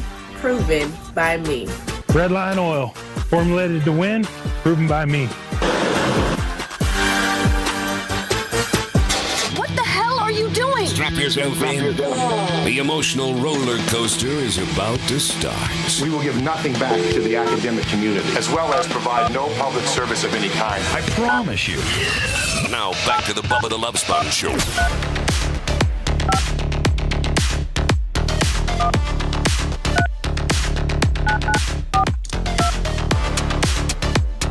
This is supposedly a law office. You have reached a Knocktail number that is no longer in service. Damn it! They ain't got no numbers in service. Over. Let me try it. That's what bombs do. You're probably right. Call the other side of the country. Let me. Everybody's an expert all of a sudden. You notice that? Yes, of course. All right. This is a dentist office. There you go. Well, we can pretty much verify that their infrastructure within the communications department's been pretty much destroyed. Yeah, knocked out, yeah. We can report that. Got the phones out. Can you fix them?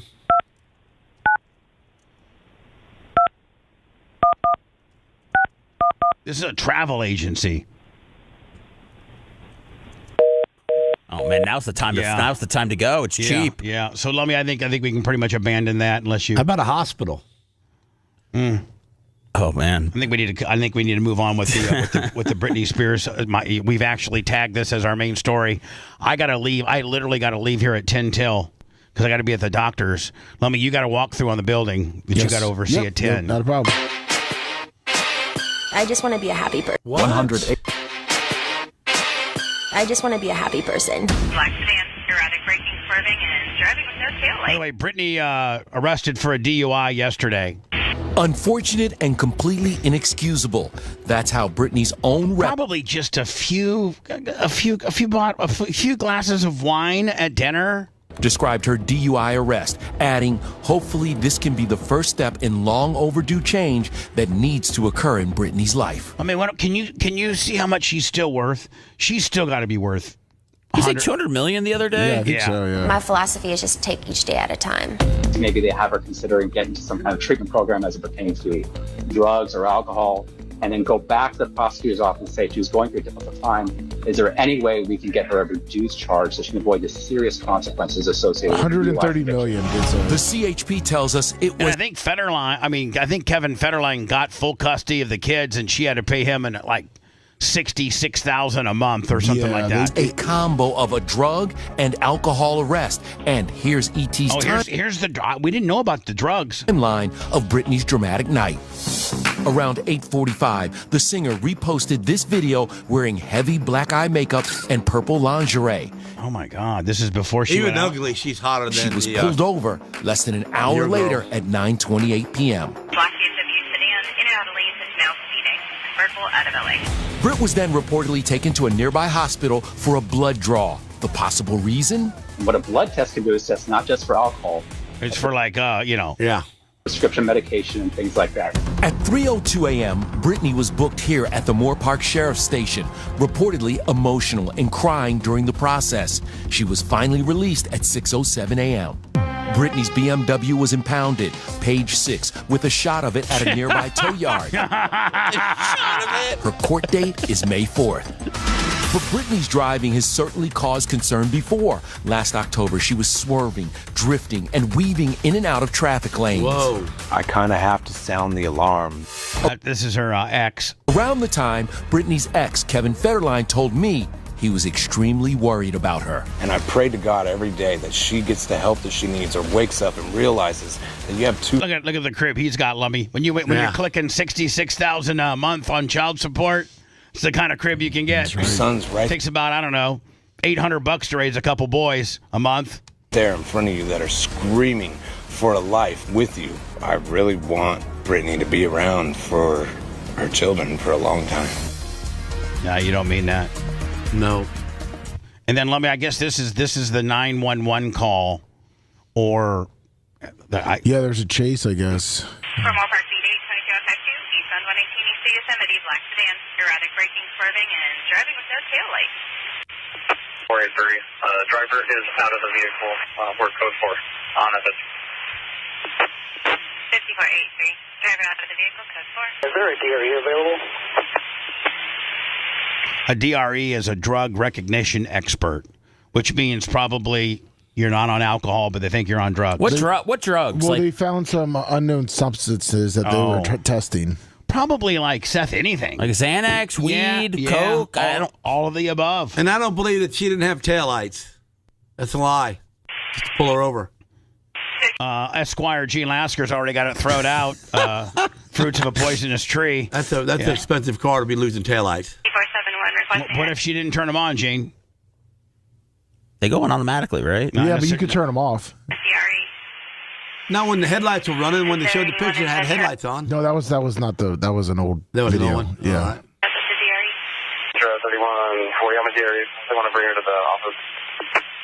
483. Can you start 1185 for a BMW 430? BMW 430I. It's going to be Royce. I'll be following him back to the office. So I think it's him calling for a tow truck, right? Yeah. Hold on. Everybody's saying she's on crack and meth. Is that true? Are they just saying that, or do they think? I mean, I don't know. I think Seth. I think she's showing signs of being on something. I don't know if it's crack and meth. Addicted to something, you think? Well, I mean, these. How much fun could you have with her? You could have a lot of fun with her. Get her all juiced up, and you're kind of smitten by her, aren't you, Gene? I kind of like her. Gene likes white trash. Yeah. Now, Lummy, this was before she had posted this video on Instagram before her arrest. Yeah, now she's deleted her Instagram. Oh, she has? Yeah. That's going to cost her a lot of money. Look at that face. I mean, she's completely, she's out of it. Here's the deal. Whatever she got arrested on, she was already on here. Yeah. She's been doing it before. She's juiced up here.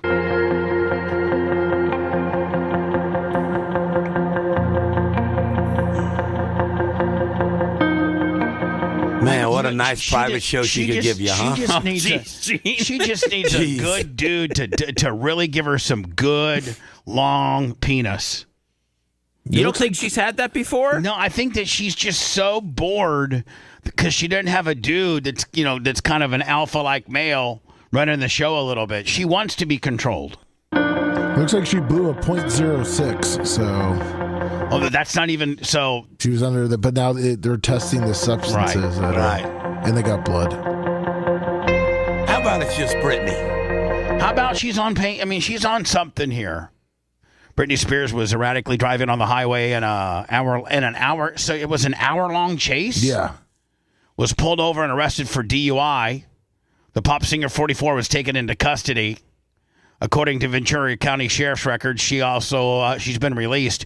Didn't she fire her because of all this? She has now fired her. No, she fired him before. She fired him a couple weeks ago. Her manager a couple weeks ago? Well, no, her sobriety specialist. Yeah, she had a sobriety coach. And obviously that guy or person's not doing their job very well, right? Maybe he did his job. That's why she wasn't drunk. That's why she fired him. Oh, maybe she didn't need him no more. Right. She ain't drinking. So maybe he was too stiff on her, saying, "Hey, listen, you got to slow it down. You're on a bad path." Oof. She is really. Now let me just. Is this what she posted before she took everything down? As people, all we really want is to feel connected to each other and never feel alone. Which means, Seth, when you write that, you're alone. Yeah. You feel alone. Yes. For those of you in your family that have said to help you is to isolate you and make you feel uncomfortably, why are you hanging yourself? I guess that was a long time ago. I'm just seeing the feed now. And make you feel uncomfortably left out, they were wrong. What, do you want the entire family over there? Well, first of all, she's probably most distraught over, I don't think that she's allowed to have much of a relationship with her two sons. Well, they're old. They can hang out with her. They're 20 and 19. Do they choose to do it? Well, that's probably they probably have chose not to have a relationship with her, which I certainly can understand. And she's really freaked out about that. Yearning and longing for contact is always critical or crucial. I'm incredibly lucky to be alive on how my family treated me once in my life, and now I'm scared of them. It's weird how God works in mysterious ways. My friends, what do you think he is saying today? Because to be totally honest with you, no matter what he says, they will never take responsibility for what they did. Probably at this point talking about her father. So I've made cheesecake today, and I must say it's pretty damn good. My neighbor joined me with milk. P.S. I haven't danced in a month because I broke my toe twice. How would you like to be her neighbor? You're just over there being her, you're just chilling out. Next thing you know, you got her all jacked up on whatever she's jacked up on, wanting you to share cheesecake with her. Oof. So anyway, she was in a 13-year conservativeship with her father, Jamie. The toxic hitmaker claimed that her relatives will never take responsibility as she has slammed them for isolating her. I'm incredibly lucky to be alive based on how my family treated me once in my life. I don't know. I mean, that's all over, and you can't really change all that. Why don't you just try to find a good person or a good boyfriend or a good dude to hang out with and get you centered? Maybe throw you some good D here and there. Some good D's going to take care of all this. No, whatever she's got. Good D isn't going to fix all of it, Seth, but good D will keep her occupied a little bit at least, and maybe somewhat satisfied, I guess. Oh, right, I mean, if she's not getting it, look at that. That's when she was dialed in. Man. But I mean, she probably yearns for good D. I mean, I don't know. Yeah, you're probably right. Maybe. Don't we all? Maybe. Well, I mean, I think we all yearn for what we sexually are attracted to. I mean, you probably yearn for good vagina. I do. Yeah. Yeah. Well, when I talked about D, you was all cheerful. Talked about B, and you wasn't. Line one's Brandon, the comedian. Not me, Gene. I love P and V. And D. Lummy, you're going to have to tell him. You're going to have to tell him that he's going to have. How long is his set? 10. No, how long does his set that he has? He was prepared? just he said he can do it as long as you want. He has a couple examples of his jokes. All right, let me go to words. We'll go to Brandon. All right. And then I'll close out with Trump firing Christine Nome. It's my last story of the day. Why? Because I don't have any time. No, why they fire her? I don't know.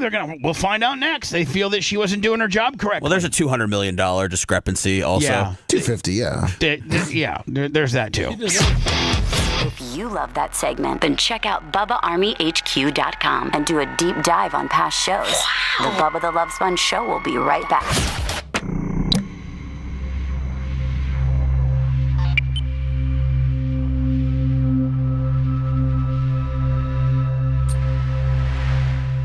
There anyway. 250 million. We don't need it. As long as she's doing her job, let her steal. Well, no, the guy they got in there now, or Is the he guy doing a better job? the guy they want to put in there, is the guy that's like, he's like a former Marine. He's a senator, I think. He's already in. Well, the Democrats said they're not going to vote him in. A no-nonsense guy? He's a minority, right? Yeah. Huh? A no-nonsense guy? Yeah. He's tried to fight some guys before. He said he does UFC. He says he trains Muay Thai. Oh, okay. Muay Thai. Muay Thai. Put this in your shop. Is that a flag? That's what he was, a bad, bad guy. Yeah. Man, he said some shit that couldn't take back.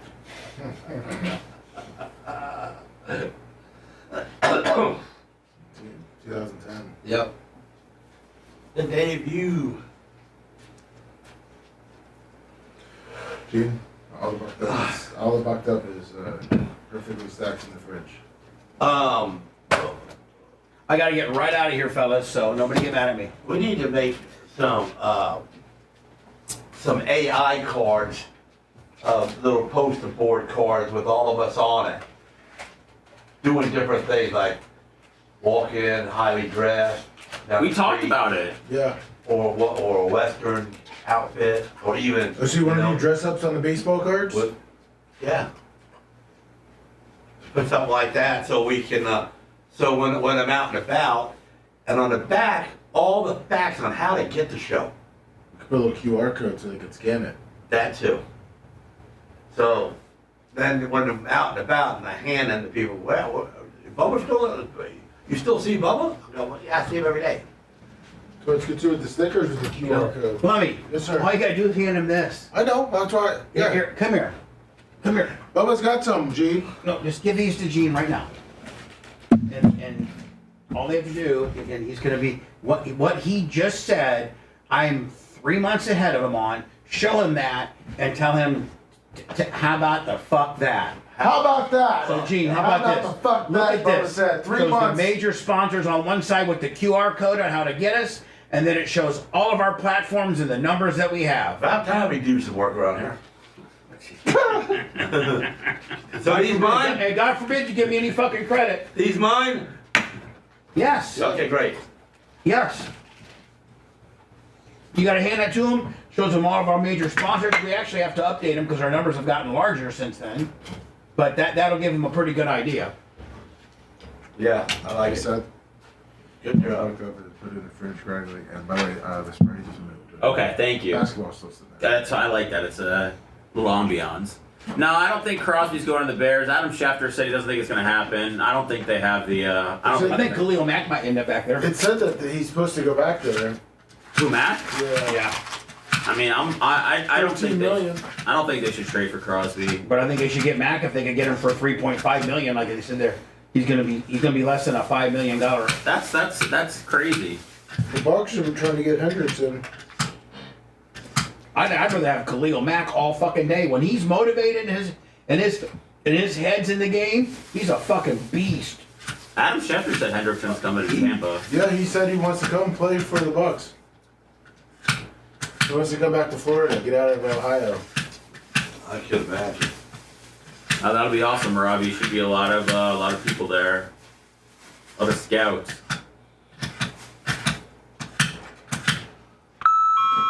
I think the Bears got to keep their picks.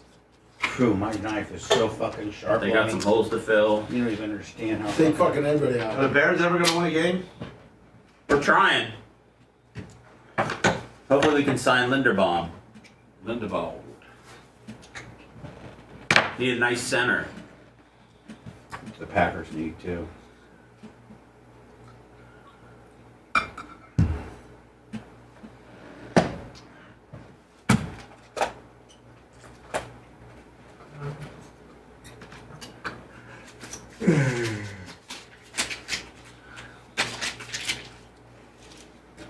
Make sure you send me all those air checks today, Lummy. I believe the car wash one's in your email. Yeah, that's Toyo, Skag, some others. Brandon the Quad, is he on one?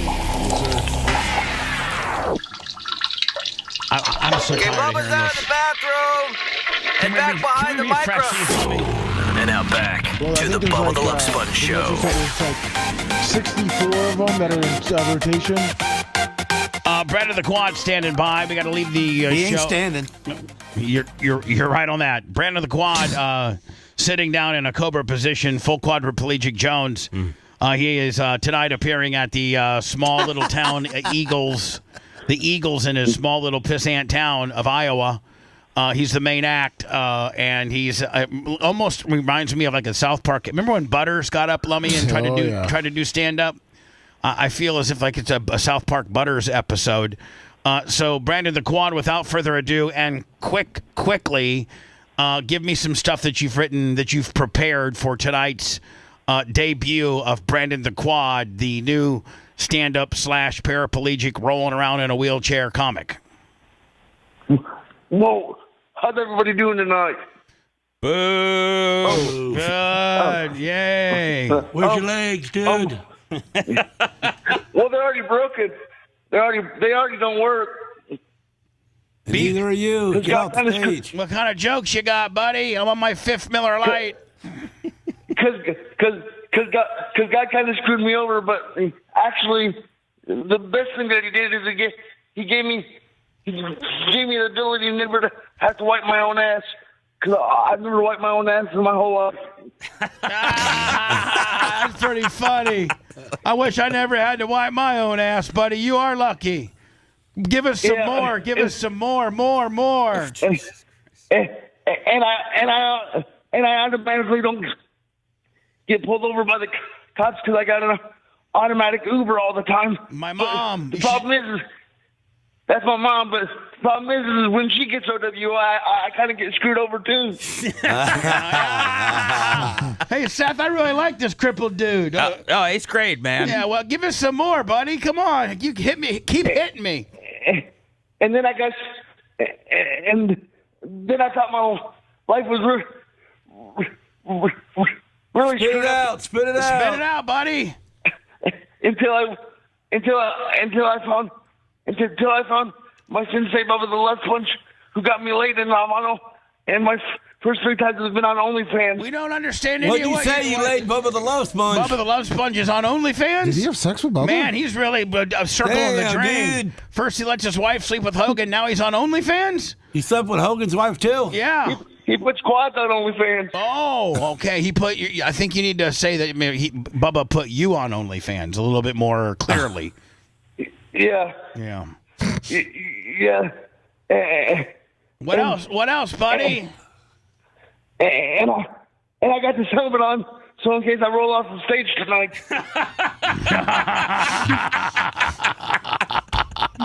That actually is pretty funny, Brandon. Hey, Brandon, I'd open with that. I think you're gonna be. I think you're gonna be okay, bud. Yeah. Well, thank you guys. Hey, I'd start off with the helmet joke because it would really like. Yeah, the helmet. I think Seth's right. You start out with the helmet joke. That breaks the ice. That's something everybody's going to laugh about. Yeah. Until a redneck hollers up, let me help you, and pushes you. Yeah, well, I got my own portable ramp. All right, Brandon the Quad, we love you. Good luck. Give us a call on Monday and let us know how it went. All right, well, I don't have them on videotape, but yes, please do. Yes, videotape. Hey, when you make it to Vegas, you're not going to leave us behind, are you? But videotape it so we can put it up. I'm not going to leave you guys behind. Videotape it so that we can put it up on our YouTube channel, okay? Yeah. All right, buddy. Thank you guys. Love you so much. All right, man. Thanks. I hope Brandon gets famous enough to leave us behind. That would be huge, wouldn't it? Yeah. Be awesome. But he's the kind of guy that would not forget us. I'm just telling you. You wanted to know the story why, Gene? Here it is. Tonight, Secretary Noem no longer. President Trump ousting perhaps the most divisive member of his cabinet, Homeland Security Secretary. And by the way, this isn't politics, Lummy. This is just a person of the cabinet of Trump's cabinet getting fired. Yeah, this is updating. This isn't a Democrat versus Republican. This is a person that got fired. Secretary Kristi Noem, who led his immigration enforcement crackdown. The president abruptly announcing her firing on social media, writing, "I thank Kristi for her service at Homeland," saying she had numerous and spectacular results, especially on the border. Moments later, this awkward split screen. Thank you for coming to this conference. Noem on stage at a law enforcement conference, but never mentioning her firing. A top administration official tells NBC News President Trump already frustrated by a series of Noem's high-profile controversies. This week was infuriated by her testimony before lawmakers, where she was repeatedly pressed on her role securing a $220 million border security ad campaign that featured her prominently. If you come here the right way, your American dream can be as big as these endless skies. Correctly work with Owen. What's wrong with that? I like it. I actually think that ad's pretty cool. Me too. She spent, but here's the thing, Gene. She spent $220 million on it, and they're saying that she hired either relations or somebody related to her or somebody that she knew to be the production company. So what? They're the one that's got the bid. Right. Yes. He did. Mm-hmm. Yes. A White House official says President Trump never signed off on the spending.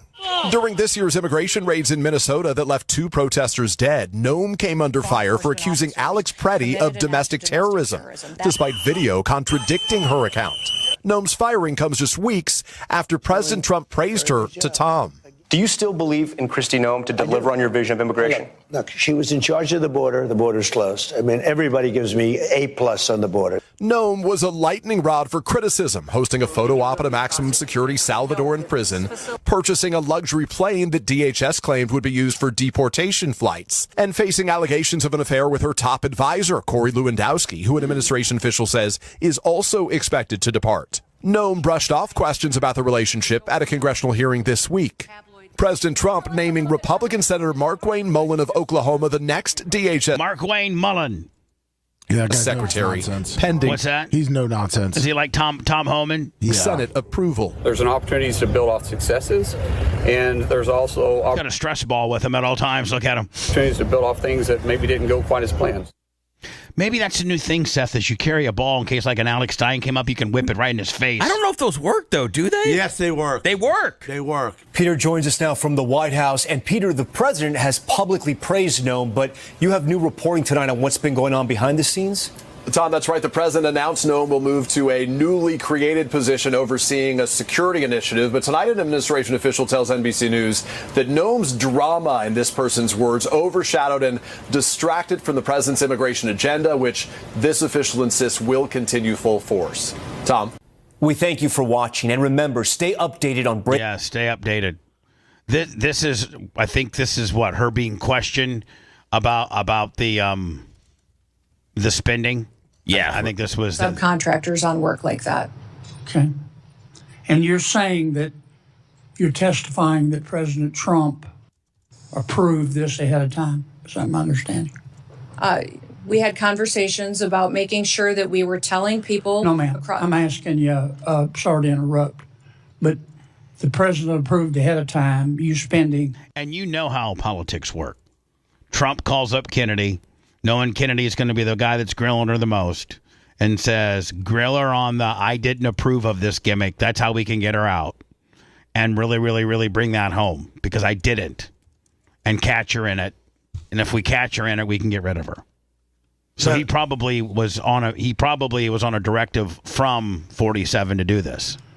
$220 million running TV ads across the country in which you are featured prominently. Yes, sir. We went through the legal processes, did it correctly. Did the president know worked with you were going to do OMB. this? Yes. He did? Mm-hmm. Yes. Okay. And one thing, Senator, I think would be helpful to know is how effective that communications has been. That they were overwhelmingly effective in your name recognition. I mean, I personally just, I mean, to me, it puts the president in a terribly awkward spot.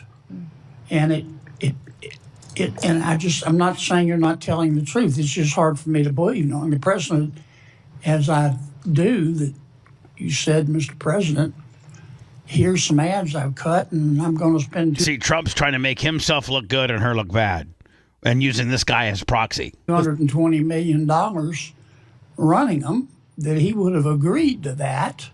I don't think Russ Vogt at OMB would have agreed to that. And wasn't one of Trump's explanations as to why he got rid of her was he did not approve of that? Yes. It's something. That's why Kennedy's driving it home on a congressional gimmick. We have to because she's under oath. And I'm on the Appropriations Committee. Because of your name, not because you're smart. There, he's not related to the Kennedys. Yeah, well, he's running off his name. But he's not a Kennedy. I know, He's but a he Kennedy, thinks he is. He's a Kennedy in his Kennedy family, but he's not part of like the great Joe Kennedy's family. No, he's from Louisiana. He's a good old boy. He's some hillbilly. He's probably a distant cousin, though, Gene. I think there's some tie in there. 23andMe. Joe. I hope the girl throws him in his own weeds in Louisiana and gets eaten by the gators. Oh, yeah. My research shows that you did not bid them out. We're getting fired. You pick. In fact, one of the here's the people that she gave the contract to. This is where she really starts getting in trouble. People you picked, the strategy group. Safe America Media was a company formed 11 days before you picked them, and the strategy group got most of the money, and the head of that is married to your former spokesperson. I'm just wondering. Look, we all have friends who are qualified. I'm not quibbling with that. It troubles me.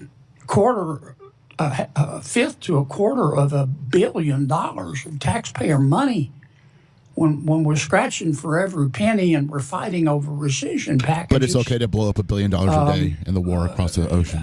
That's okay. Tell him, Macho Man. Madam Secretary, you still run. Once you get on the blacklist, Macho Man, as you know, I do. They'll get you every which way they can. Yep.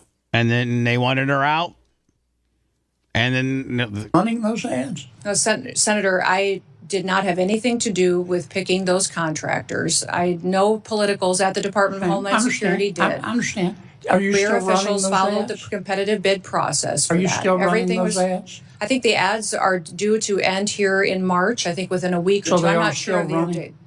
The one that is running is focusing because we can't fire you till those ads are done because we're gonna look stupid. on angel families. Have you seen that? It is the one that's talking about this is our why. This is why we work every day. Okay. Is for the angel I've gotta families move and their on. victims that need to. After So her new position now. And once like somebody starts getting a little traction on one of these congressmen, it's always like they never let you expand. I got to move on. So her new position in the administration is she is the special envoy for the Shield of the Americas. There you go. That sounds What the legit. hell is that? Special. Exactly. It means nothing, Gene. It's just a bunch of words thrown together. A special envoy for the Shield of America. It means she's still getting paid. It doesn't have to do OnlyFans just yet. Quite yet. Hello, you're on the air. Last call of the day. Hey, Bubba, this is Steve again. I want to apologize to Seth for butchering his line because it was good. My old man memory had me misremembering. He didn't say I worked on stagecoaches. He said I worked on covered wagons. So I want to apologize for butchering his line and go Bears. Have a good day. Thank you. He's doubling down on his nonsense. Lummy said that Babyface said it. I don't have covered wagon. But here's the deal. Who cares? Me and him care because I didn't say it. Call me on the phone. What was that, Gene? Quit calling me on the phone.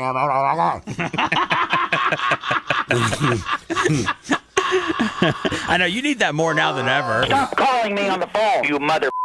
Right. Stop calling me on the phone, you mother. I like how Gene do it. Go ahead, Gene. Go ahead. Quit calling me on the phone, you Stop calling me on the phone, you mother. Tony Gonzalez, Lummy, what is he? State representative from Texas? These Texas people, man. Texas guy. Chinese. And no, that's not him. He this guy looks more Filipino, but I understand.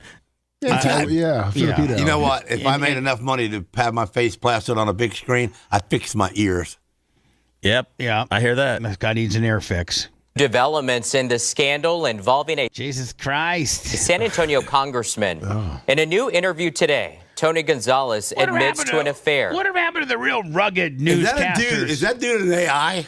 What happened to the real rugged newscasters? He's got a like funny face, like Walter Cronkite, and the old real time guys that had a good voice. We've also learned he's facing an ethics investigation. This committee will review allegations. Hey, man, if I was going to cheat with a staffer, that'd be the one I'd pick. Oh, my God. Straight fire. Gonzalez may have kind of got a little Maria Guatemala look about her, doesn't she, Lummy? Oh, yeah. Had an improper relationship with a member of his congressional staff. Now, Seth, didn't he wait to lose before he resigned? Like, he had gotten beaten in the primary, hadn't he? I think so, yeah. And I think people had been calling for him to resign for quite a while. And so he should have probably done this a while back, but he waited to lose in order to do it. Just grasping onto that power for however long he could. Regina Santos Aviles, she died after setting herself on fire last September. Her? Kens 5 obtained lewd text messages. Yeah, this poor woman listen. So she cheated with her boss, which was this U.S. congressman from Texas. Then she found out that her husband had been cheating on her. No, I got that wrong. I'm sorry. Her husband found out that she had cheated. Yeah, her husband found the text messages. So then she got even more in trouble back at home when her husband had found out that indeed she cheated with this rep. And whether to deal with it, go to counseling, get a divorce, whatever that could have taken. She set herself on fire and killed. And did she die? She died, yeah. Well, she died, but she survived for a couple of days in the hospital. It's even worse. So she was able to talk to investigators, whatever, after it, and she said why she did it, and then she passed. The congressman reportedly sent to where did she do it? Did she backyard? Her backyard. In her own backyard? Yeah, took some of the gas can out. And in the weeks leading up to last, there's no footage of it or nothing, right? Too bad. What do you mean? No, I'm just saying. Tonight's primary election, Gonzalez was repeatedly asked about these allegations. And then today, the congressman spoke with conservative radio host Joe Pags. Here is a bit of their conversation. Very direct, Pags. I made a mistake, and I had a lapse in judgment, and there was a lack of faith. And I take full responsibility for those actions. And I lost. I have to take the L, too. Since then, I've reconciled with my wife, Angel. I've asked God to forgive me, which he has. And my faith. How do you know God forgives you? You don't. You don't. I think that's a little stretch. Is as strong as ever. You're hoping God forgives you, but they don't. The Bible says he does. Well, I look forward to the ethics committee starting an investigation. I appreciate the opportunity to be able to provide all the facts and all the details that lead to exactly what occurred in the entire situation. Oh, well, I'll tell you what occurred. You cheated with this hot staffer. You lost. They've been calling for your resignation for a while. She got all flipped out about it because her husband found out, and she killed herself by lighting herself on fire. He should go to jail, too. Now, as we mentioned, the House Ethics Committee has opened an investigation. The panel is expected to look into whether Gonzalez engaged in sexual misconduct with an employee and whether any related favors or privileges were granted. And as you heard him, Gonzalez says he looks forward to the investigation. And last night, the congressman didn't win the Republican nomination in the primary, so he will be in a runoff in May and will face Brandon Herrera once again. And the winner of that matchup will face Democratic nominee Katie Padilla-Stown in November. They're saying he didn't win, but he gets to run again? Yeah, Why? It's up to him. If he's gonna. I thought he's not running though, right? Is he thought? Now he's thinking about running because God forgave him. What, as an independent?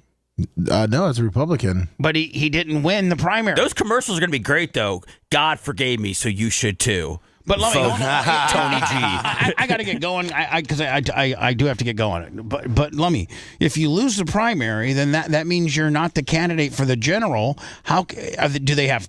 I don't understand how he can rerun. Well, it says it's forced into a primary runoff. Oh, you know what? I think if you don't get 51%, you have to do another runoff. You got to get the majority or something. Yes, that's the way the Tampa mayor thing goes as well. So they have like a pre-primary, and if you get 51%, then Seth, or 50.1%, then you're the candidate. But if there's like 5 or 6 candidates, and the winner gets like 39.5. Dude, I don't know. There's a bunch of Texas freakos, man. We've covered Crenshaw. We've covered this guy Gonzalez. We covered Yasmin Crockett. Like every representative is wildly famous that comes out of Texas. Matt Hoxie, $50. Oh, thank you, Matt Hoxie. And did I mention Johnny Costica Lummy earlier for the 100? Yeah, thank you. I love you, Sarah. I love you too, Sarah, for putting up with this nonsense. My God, you're the most wonderful woman in the world. John Costica, another 100. Woo! 200 for the day, just like my buddy LM Close, 200 for the day. And thank you for the super chats. It really means a lot. All right, shut up and get off. Today's wrap-up show will be live on, of course, YouTube, if you're a paid subscriber. Of course, locals. Just listen all day and watch reruns. Of course, Bubba Army HQ, but Lummy, special edition, every Friday. It'll be also for free as it's happening on X, on our X channel. Your weekly wrap-up will be live in just a few minutes on our X channel. See you next Monday. Thanks for letting me finish. You've been listening to the Bubba the Love Sponge Show, starring me, Bubba the Love Sponge, co-host and show historian Lummy. It's Seth, co-host and president of podcasting. It's Brian Matroni, king of counter-programming. Gene Lasker, voice of the people. Glad you get to hear me. Gary Cantrell, video editor. Yeah, back here wiring up. It's Mini Macho. The BRN agent, Thomas Buttoned Up B. Co-host, Dr. Dan Diaco, Esquire, of Council. Co-host, J. Diaco, Esquire, the Spitting Cobra of Council. Now, time for the legal disclaimer. Exactly. The Bubba the Love Sponge Show is intended solely for the enjoyment of our listening audience. Any rebroadcast, retransmission, or other use of this show without express written consent of the Bubba Radio Network is prohibited. We must dissuade him of this delusion. Until next time, always remember. I'll repeat hello.